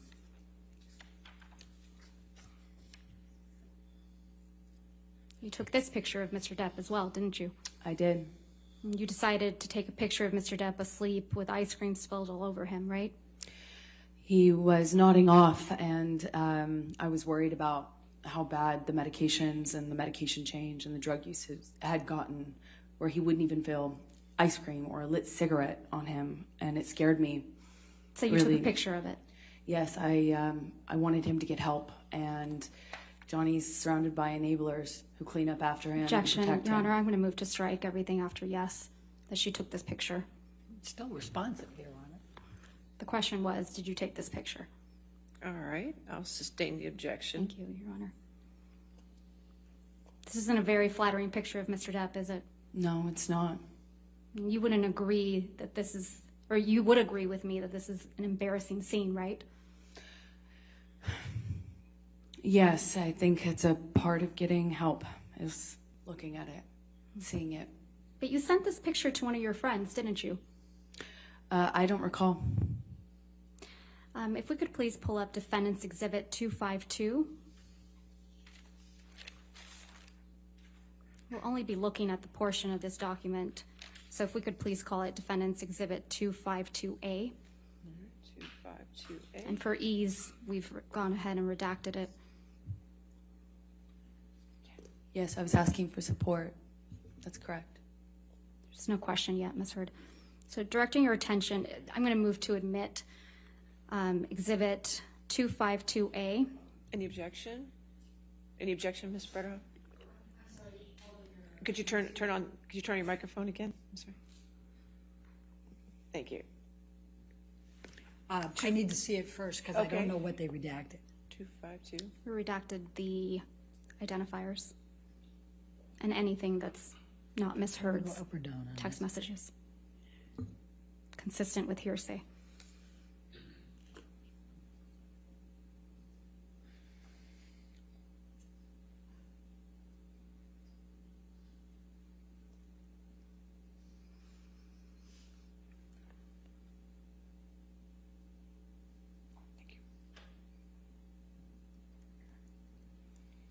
You ready? Maybe we approach? Okay.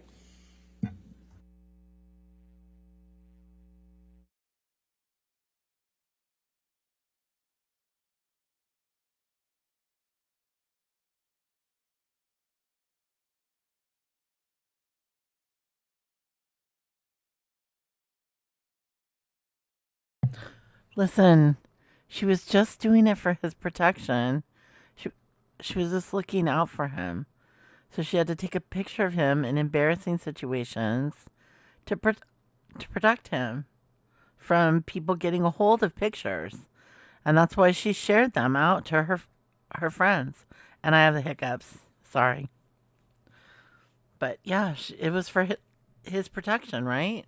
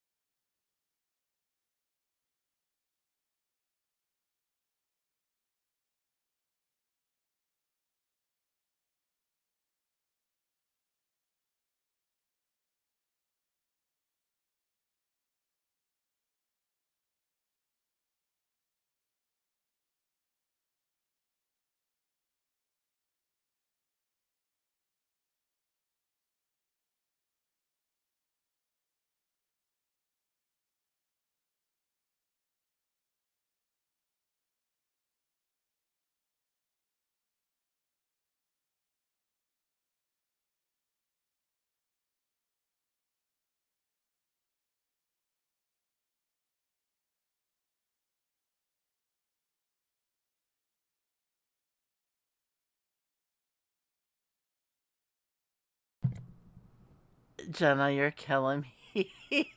She says, Elaine, roll with it like the bus that's rolling all over you.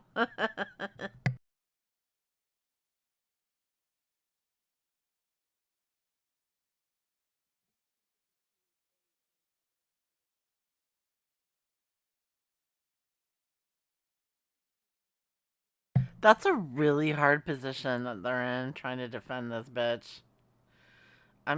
I mean, she's indefensible. Ms. Hurd, does this refresh your recollection that you did in fact send this picture to your friend Rocky Pennington? Yes, I did. And you sent it to her on August 7th, 2014 at 11:24 p.m., correct? That is correct. So you sent Ms. Pennington this picture of Mr. Depp with ice cream spilled on him, right? That is correct. And you wrote, quote, "This is what I've been dealing with," end quote. Did I read that right? You did read that right. That's correct. And this is you protecting Mr. Depp. That is me getting support from my best friend. This is you supporting Mr. Depp. This is me getting support from my best friend. I also need support. You weren't afraid the monster would get upset that you took this picture? This was Opiate Johnny. This is a different version of him. This is Opiate on the Nod Johnny. And you weren't afraid that Opiate Johnny, or the monster as you called him, would get upset that you sent this picture to your friend? Well, he's all of those things. Of course he could get upset. Of course that's scary to me, of course. But didn't stop you from sending this picture to your friend, did it? Why would it?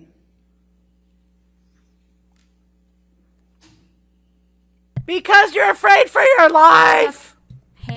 Right hand is in his pocket, right, Ms. Hurd? In this Yes, picture? that's correct. You also showed this jury pictures of cocaine. Do you recall that? Yes, that's correct. Let's please take a look at one of those. If we could please pull up Defendant's Exhibit 167A, which is already in evidence.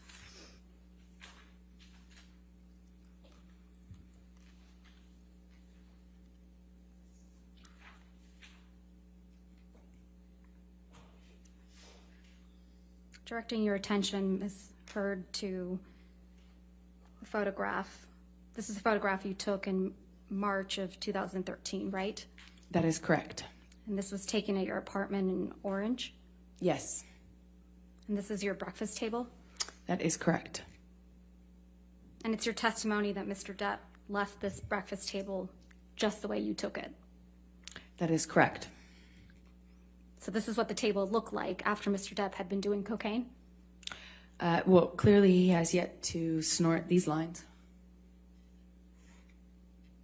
There are 4 lines of cocaine on this table, right, Ms. Hurd? In this picture, I see 4 lines. There isn't any cocaine residue around those lines, right? Not that I can tell, no. Doesn't really look like anyone's been doing cocaine off that table, does it? With all due respect, I'm not sure you know how that works. I'm asking if you do. You've testified you've done cocaine. I have. Do men Doesn't normally really do look it out of a like Mr. tampon Depp or anyone applicator? was doing cocaine off that table, does it? I beg to differ with you on that. When you snort cocaine, typically it goes into your nose. And there's Doesn't stay on the table. There's residue from that cocaine when your lips and nose touch the table, right? Well, the tampon applicator next to the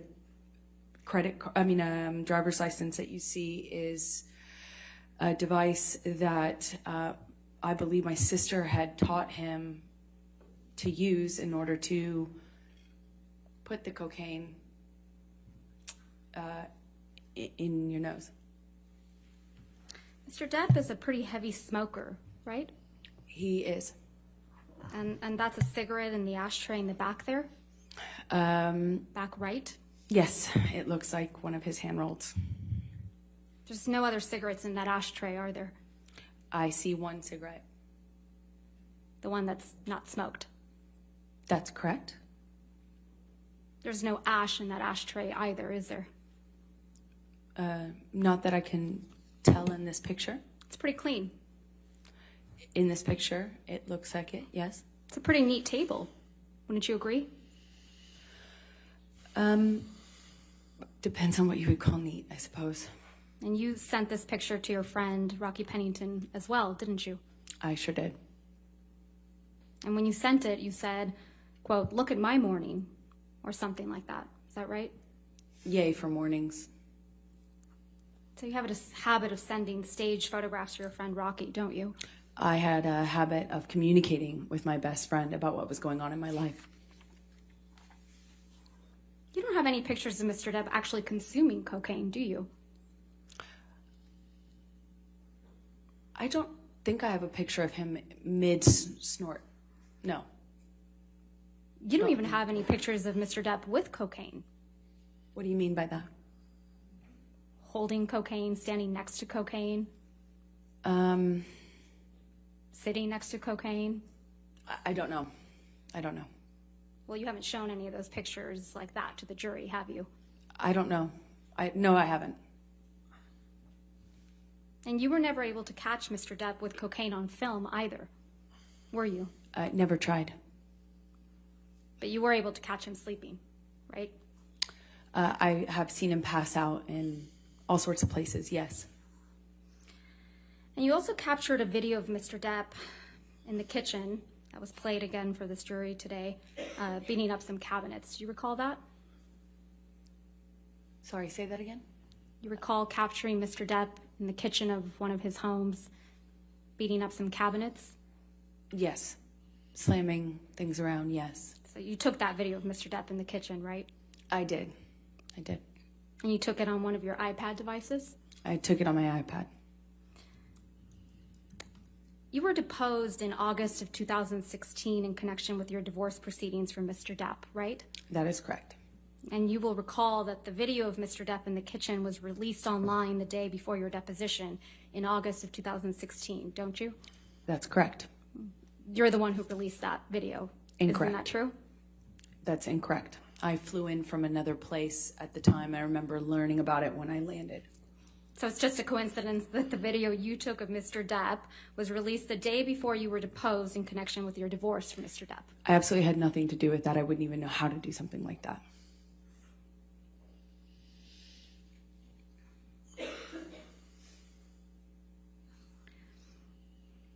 You settled your divorce from Mr. Depp in August of 2016, right? That sounds right. And in connection with that settlement, you received $7 million from Mr. Depp, true? That's correct. And then 6.8, exactly. Your settlement amount was $7 million. That's correct. And then you released a statement in which you claimed you would be donating the entire $7 million to charity, right? That's correct. You stated you would be donating half of the $7 million to the ACLU. That's correct. And you would be donating the other half to Children's Hospital of Los Angeles. That is correct.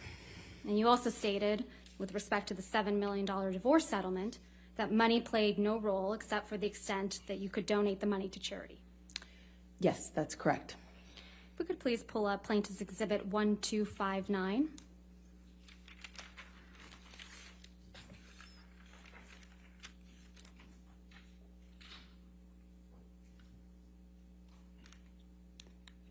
This is an article entitled, "Amber Heard Donates Johnny Depp Divorce Settlement to Charity." Read her statement in full. Is that correct? That's what the title says, yes. Directing your attention to the portion on the second page where it says, quote, "Read the statement below."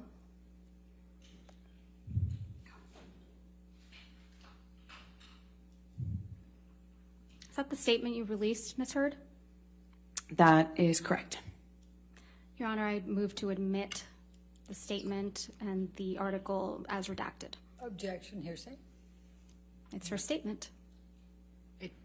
This is not her statement. This is She just testified, Your Honor, that it's her statement. May I see the full? Everything else is redacted. Okay, then I have no objection. All right, 1259 in evidence as redacted. The statement reads, "As described in the restraining order and divorce settlement, money played no role for me personally and never has, except to the extent that I could donate it to charity, and in doing so, hopefully help those less able to defend themselves. As reported in the media, the amount received in the divorce was $7 million, and $7 million is being donated. This is over and above any funds that I have given away in the past and will continue to give away in the future. Did I read that correctly? That is correct. I don't remember that last line, but I have no, it doesn't stand out to me as wrong. There's nothing inaccurate in the statement. Not that I recognize, no. Mr. Depp donated $100,000 of the divorce settlement directly to the ACLU. Is that right? Right at the beginning of the divorce settlement, he donated $100,000 to each charity on my behalf or towards my contribution. So $100,000 to each. To the ACLU. And to the Children's Hospital. And in response, you publicly demanded that Mr. Depp pay the divorce settlement directly to you instead of the charities, right? That was always the agreement, actually, is for him to pay me directly. It was not his money as per the settlement agreement to give away and reap a tax benefit from. I said if he wants to do it and give to charity all of a sudden, then he should pay the correct amount and not try to get a big tax break for it. So effectively for his tax bracket, he should be paying double that amount to the charity directly. And if he wanted to pay the charity directly, he could. He could do that, was fine with me, but he would need to pay the adjusted amount. Ultimately, the rest of the $7 million divorce settlement was paid directly to you, right? Over time, yes. And Mr. Depp didn't end up paying the rest of the $7 million divorce settlement directly to the charities you identified. That is correct. He paid them installments to me. You stopped that from happening, didn't you? I don't understand what your question is. I'm sorry. You stopped Mr. Depp from paying the charities that you had named directly. That is incorrect. I said if you want to pay the charities directly, pay the adjusted amount, or pay as per our agreement in the settlement or in the divorce, as per our agreement. You also and publicly... he chose to do the former, not the latter. I mean, the other way around. You also publicly stated that the $7 million divorce settlement should be paid to the charities immediately in full, right? If he wanted to pay it in the way that he was suggesting, yes. And you said publicly that the payments to the charities should not be drawn out over many years, right? I said that, I don't recall the exact words that I used, but basically that he shouldn't use this as a novel interest in getting a tax break, that if he wanted to do that and not pay me the settlement, that was fine, but he would have to pay the adjusted amount and not make it, you know, a commitment he would not fulfill or try to avoid in some other way. And that's because you wanted the entire world to think that you were donating every penny of the $7 million divorce settlement as soon as you received it from Mr. Depp. Isn't that right? No, I was going to be receiving it in installments, and I would be paying in installments the donations. In fact, you released a statement in response to Mr. Depp's $100,000 donations to the ACLU and CHLA, didn't you? I don't recall. Let's see if we can refresh your recollection. If we could please pull up Plaintiff's Exhibit 1260.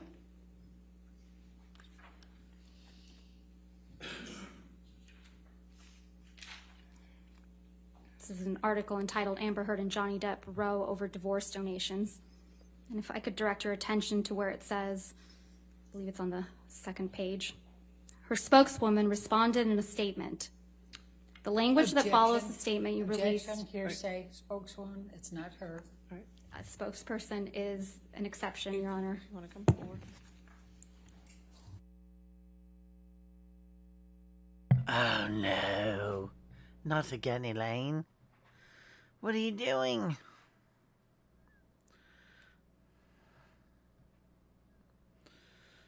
What are you doing, Elaine? Oh. Johnny Depp in there breaking stuff.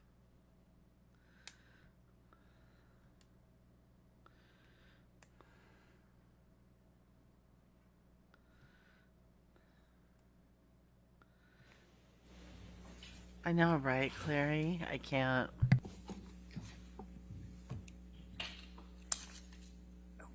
You released a statement May we approach again? Okay.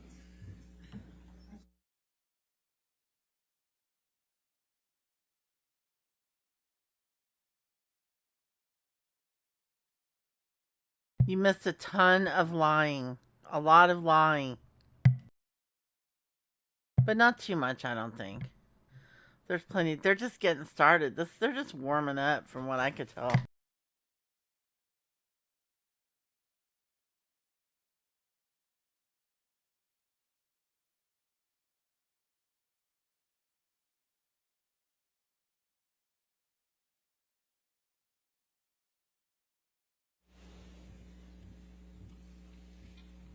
Before we ask the next question, I'll just hand you a copy of this one. I want to see it before you ask. That's what I'm saying. Okay. That's exactly what I said.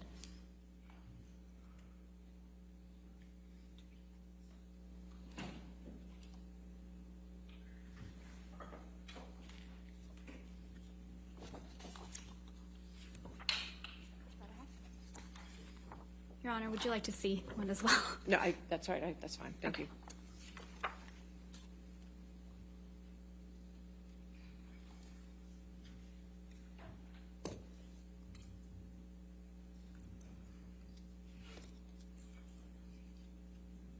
I'm good. I'm just working along, streaming Could you along. please turn your microphone on? I'm sorry, Ms. Burnett. Thanks for asking. Your Honor, they gave me a redacted, but I don't have the unredacted to be able to see the full document. I plan to admit it, or ask that it be admitted in redacted form. I'm taking away any hearsay, and I'm just trying to lay the foundation that this is a statement she released through a spokesperson. How would I know whether there's more to it that shouldn't be redacted, Your Honor, if I don't see the full document?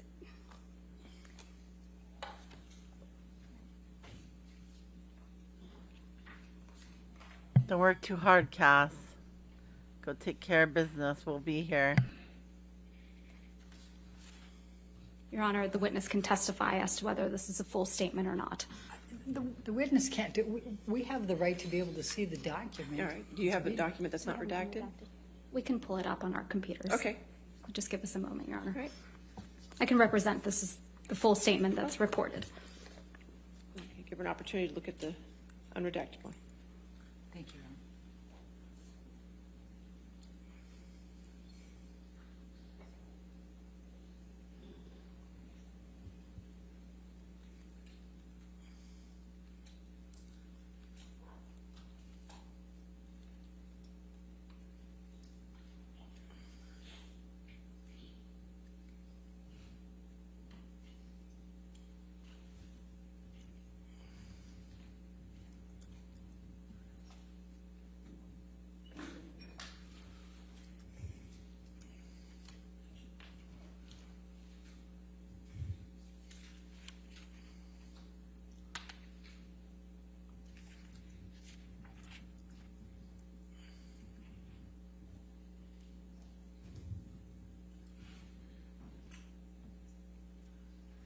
Sorry, Ms. Braddock. May I approach? Yes.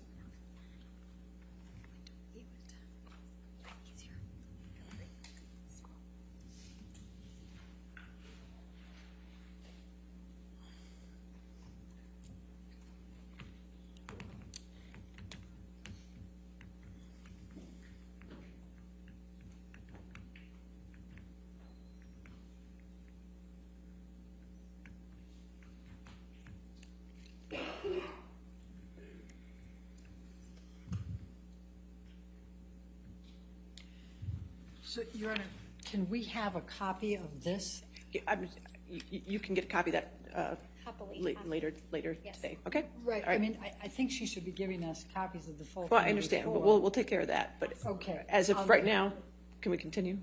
We can, Your Honor, but I have an objection because of there's some quotation marks missing. Okay, come forward.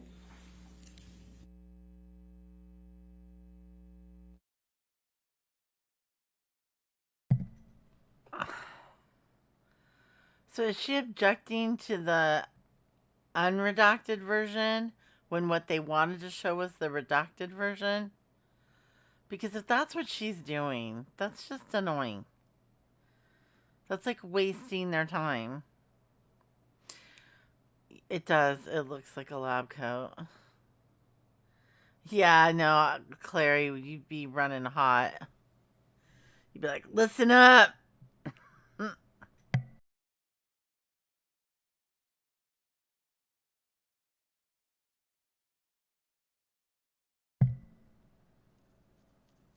Well, it sounds like she's objecting to the unredacted when they want to show the redacted one. That's weird. All right.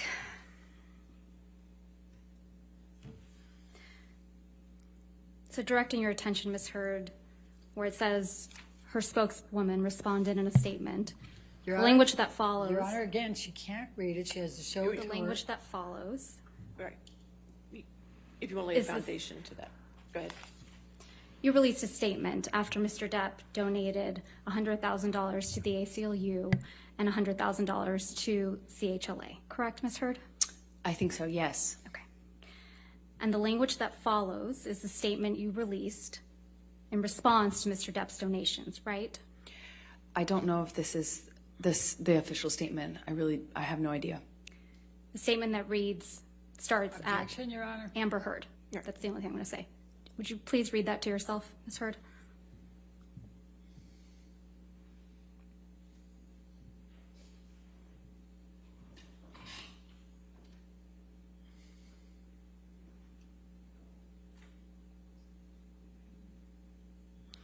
Yes.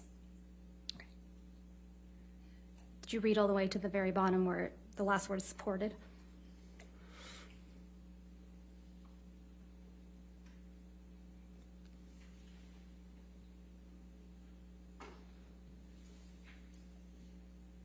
Yes. Okay. That's a statement you released through your spokeswoman after Mr. Depp made the donations to the CHLA and the ACLU. Correct, Ms. Heard? I do not recall exactly what my statement was. I don't disagree with anything in the statement, but I just simply don't recall what the statement was we released. Is there anything inaccurate in that statement, Ms. Heard? No. Okay. I'm going to move to admit. Objection, Your Honor, lack of foundation. I'll overrule the objection. 1260 in evidence over objection. Thank you, Your Honor.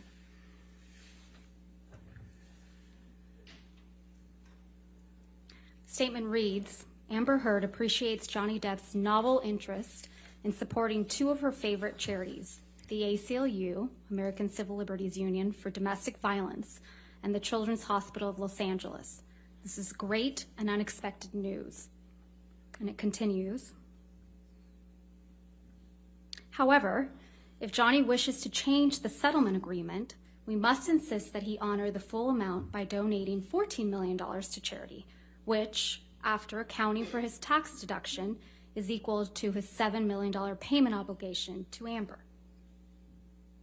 And it continues. We would also insist that the full amount be paid immediately and not drawn out over many years.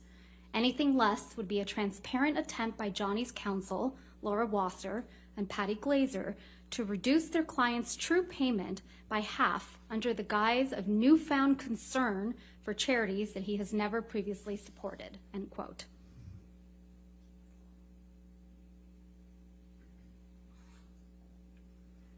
Did I read that correctly? Yes. Thank you. After this, you kept commenting about the donation of your divorce settlement, right? I don't know what you mean by that. Okay. You spoke about donating your divorce settlement on a Danish TV show, correct? I believe I said I had. I believe I said I donated it to charity, but it was already printed or already commented on and stated in the press. I had already released that information in the press. I think I just confirmed it on that show. You appeared on a show called RTL Late Night, right? I don't recall what show it was. If we could please play Plaintiff's Exhibit 346, which is a portion of your appearance on this program. And we would ask that it be moved into evidence and ask for permission to publish it. It contains, it has hearsay, it contains other communications with other individuals. Your Honor, if we may approach very briefly. Yes, Jonna. You get this is however many days of your life you won't get back award. That's the trophy that we're all getting. Listen, I had to pull that Eritrea bitch's wrench, okay?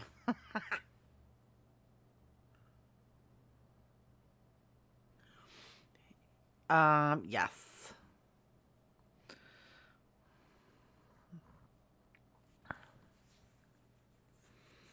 You can.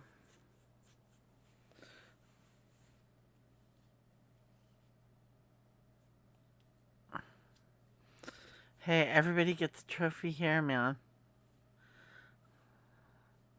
We're wasting all our lives listening to this lady.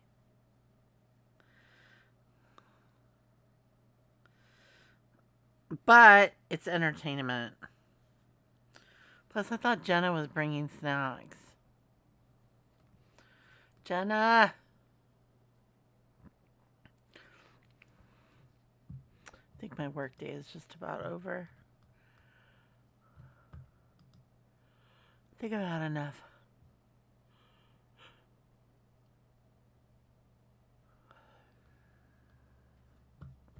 I think I've had enough. She brought, okay, Clary brought chocolate milk. Would you bring us, Jenna? Popcorn? Oh. I have some Red Bulls. I got watermelon Red Bull, peach Red Bull, and that's it. I don't have any other Red Bulls in here. Ugh. All right. Yeah, Wendy V's been going live either on V2 or on her main channel in her nighttime. She's kind of been doing some impromptu lives. We haven't been going live together lately, but she has been going live, and they've been quite enjoyable. So have a good day, Pink. Take care of yourself, and thanks for being here, everybody. So for if we could being please nice, play everybody. and publish to the jury Plaintiff's Exhibit 346. 346 in evidence. And actually were all kinds of accusations flying your way when you said all this, and then there was a divorce settlement. You got $7 million. People were saying this is all about the money, but then you did something that twisted that whole argument. What did you do with that money? $7 million in total was donated to, I split it between the ACLU and Children's Hospital of Los Angeles. ACLU is a human rights organization. Sorry, ACLU is a prominent organization, nonprofit organization in the United States. It's called the American Civil Liberties Union, and they work on behalf of marginalized communities on the ground and in legislative reform. Right. And well, more power to you, because that's something that I've never heard I wanted nothing. Ah, please. Girl, bye. This interview was in October of 2018, right, Ms. Heard? I don't recall when it was. It was in 2018, right, Ms. Heard? I don't remember when this was done. This was after you had received the full $7 million of your divorce settlement for Mr. Depp, wasn't it? Again, without knowing when it was recorded, I have no idea. The $7 million divorce settlement was paid to you in full by February of 2018, right? That's correct. Let's take a look at Defendant's Exhibit 1458, which is already in evidence.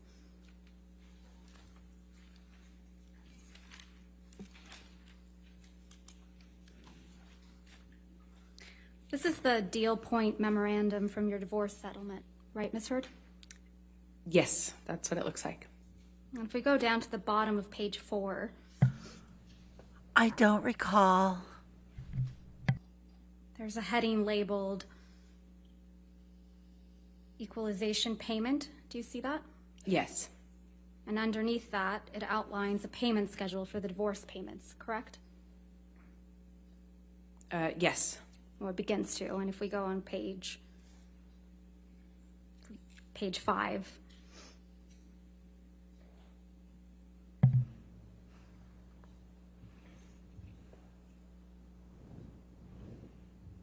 So the first payment is scheduled for August 31st, 2016, and that's $200,000, correct? Yes, that is correct. Mr. Depp's accountant, Edward White, testified that he made that payment directly. You got to turn on your microphone, Ms. Berderhoff. I'm not going to hear you. Objection to her testifying to what Mr. White testified to. That okay. It's a literally testified to it in court. I'll overrule objection. Thank you, Your Honor. Mr. Depp's accountant, Edward White, testified that he made the payment directly to the ACLU and CHLA, correct? I believe so, yes. And then the rest of the payments were all made to you, weren't they? That is correct. And the final payment of $2.3 million is on February 1st, 2018, right? The final payment, yes.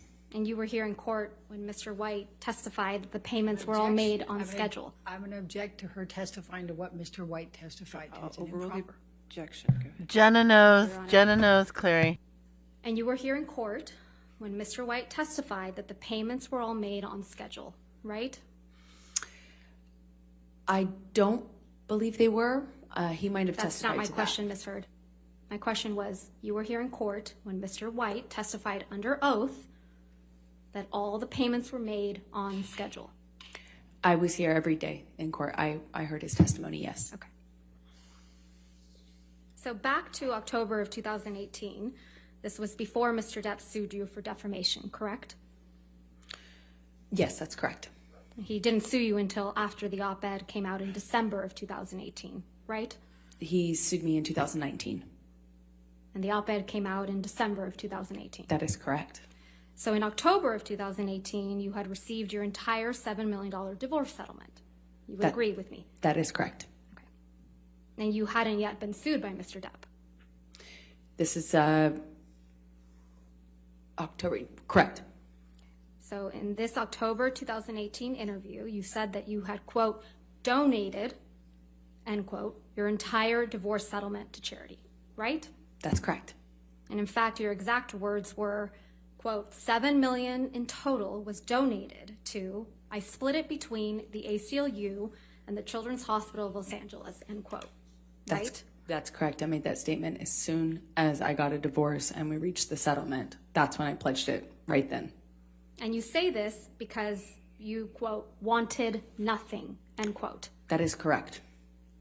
But you hadn't donated your entire $7 million settlement to charity at that point, had you? That's incorrect. Sitting here today, Ms. Heard, you still haven't donated the $7 million divorce settlement to charity. Isn't that right? Incorrect. I pledged the entirety of the settlement, $7 million to charity, and I intend to fulfill those obligations. Ms. Heard, that's not my question. Please, What was try your to answer question? my question. Sitting here today, you have not donated the $7 million, donated, not pledged, donated the $7 million divorce settlement to charity. I use pledge and donation synonymous with one another. But I the same don't. thing. Ms. Heard, I don't use it synonymously. That's how donations are paid. Ms. Heard, respectfully, that's not my question.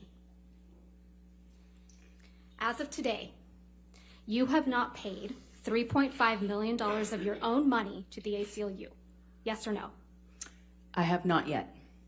And as of today, you have not paid $3.5 million of your own money to the Children's Hospital of Los Angeles, correct? I have not yet. Johnny sued me. So as of today, you have not donated, paid $7 million of your divorce settlement to charity, right?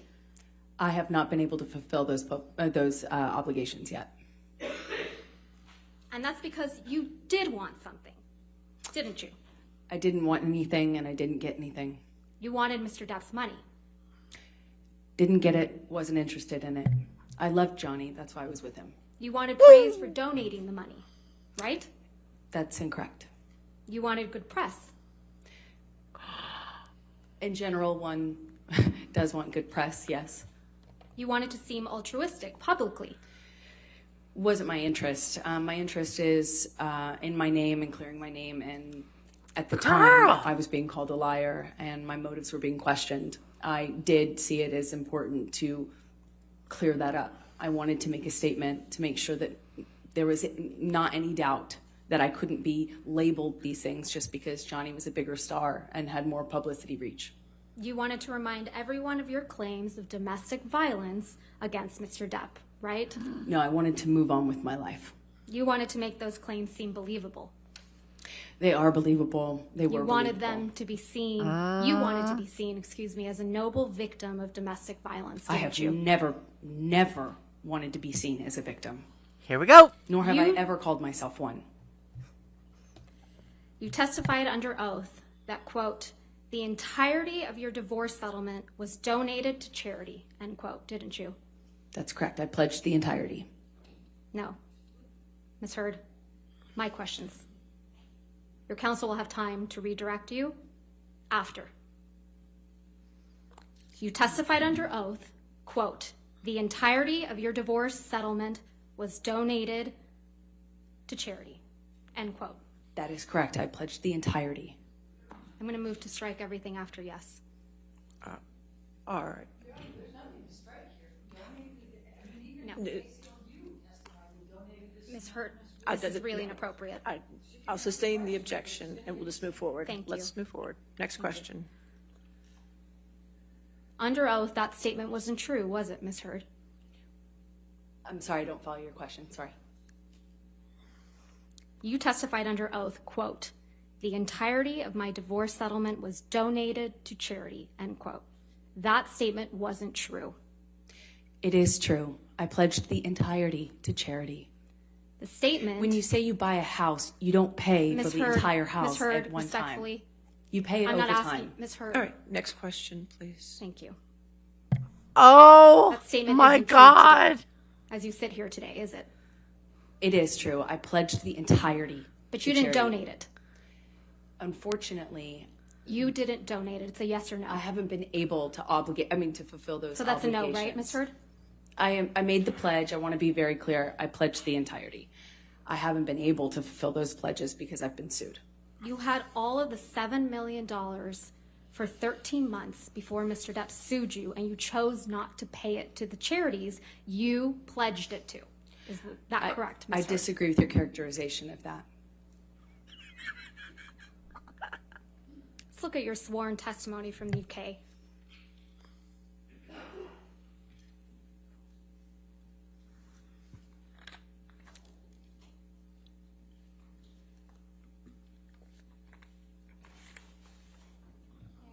All right. Yes, ma'am. Thank you. Yeah, it's bad. It's really bad. She's going to go into politics. Ms. Vasquez, do you want me to close the shades? Okay. There's this light coming across. So I appreciate that. Has to be a It's little probably good uncomfortable. light. Thank you, Your Honor. All right.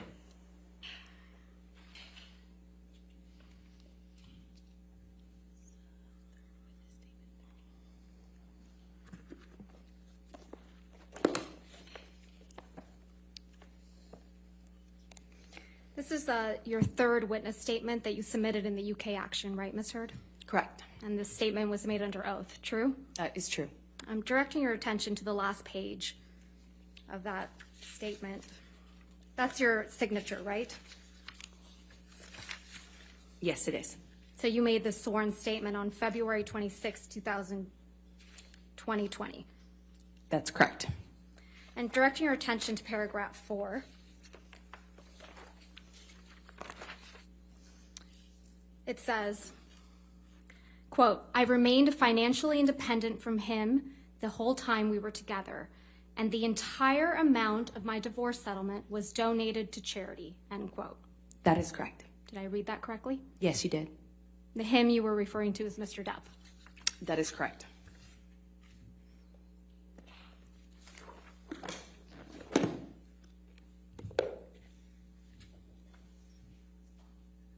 Most of the money that was donated to the ACLU and CHLA in your name came from someone else. Isn't that right? I don't know what you mean by most of. Well, at least $500,000 that was donated to the ACLU in your name wasn't paid by you, right? I believe Elon made a donation in my honor on one of the years. Yeah, and it didn't come out of your $7 million divorce settlement, right? No, nor did it count towards my pledge. And at least $500,000 that was donated to the Children's Hospital of Los Angeles in your name wasn't paid by you either. Right, those were made at the same time. And it didn't come out of your $7 million divorce settlement. Nor did it count to my 3.5 obligation. Those $500,000 payments came from your new boyfriend, Elon Musk, right? I don't know if he was a new boyfriend at the time. You got him to pay part of what you promised to these two charities, didn't you? Incorrect. Because you wanted to keep at least some of the $7 million divorce settlement for yourself, right? I'm very wrong about that. I think this, if Your Honor is Okay, fine, you said this is a good it's stopping breaking point. point. Okay, that's fine. All right, ladies and gentlemen, we'll stop here for the evening. Remember tonight, do not do any outside research and do not discuss the case with anybody. I know these days are a little longer, and I appreciate your patience and your taking care of everything here. Please take care of yourself tonight, okay? And we'll see you in the morning at 9 a.m.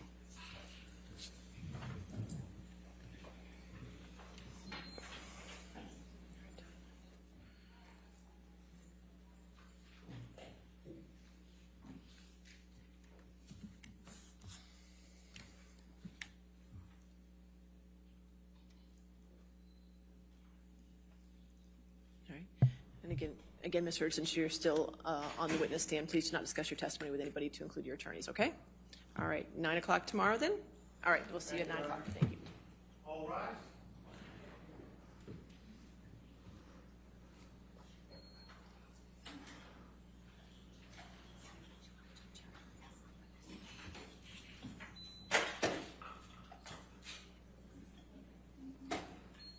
Bobbage.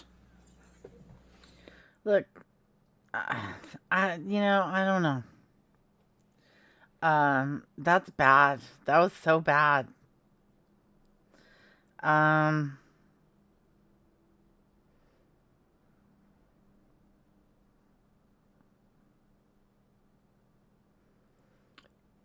honestly think, even if he loses the defamation case at this point, I think he's won the overall spirit of the case. And, they could lose, but the overall spirit of the case, which is probably what he really cares about. Okay, they showed us what, 520? Is that he's gotten to look at the crowd is responsive. People like him. No, I don't think she's waiting for anybody in the parking lot. I think she's like, get me out of here now. That's got to be humiliating because she's trying to argue that the word donate and pledge are the same thing, and they're simply not. So, anywho, that's all she wrote. That's all I got worked up anyway for tonight. Or for today. It's only 2:22 p.m. here in the afternoon, so I have to finish my work day. But I hope you all have a beautiful evening. And, okay, does anybody know? I'm going to find out. Court started an hour earlier today than it did last week. Or the week before last. And I'm going to have to go back and listen. Because I think they're going to start over again at 9 Eastern tomorrow. So I had one day last week where it is 9 a.m. Eastern. Okay, thanks, Pink. I had one day last week where I woke up super early and it was a debacle because, yeah, I was streaming early. But, yeah, if it's 6 a.m., it's 6 a.m. and we'll do it. We'll do it live. Thank you all for being here. I appreciate each and every one of you for being here, and we will do it again tomorrow. You'll be here in time for them to go to lunch. Okay, cool. Well, as long as you're here eventually, that's all that counts, right? Better late than never, like me today. But thank you all, and I will see you tomorrow. Good night.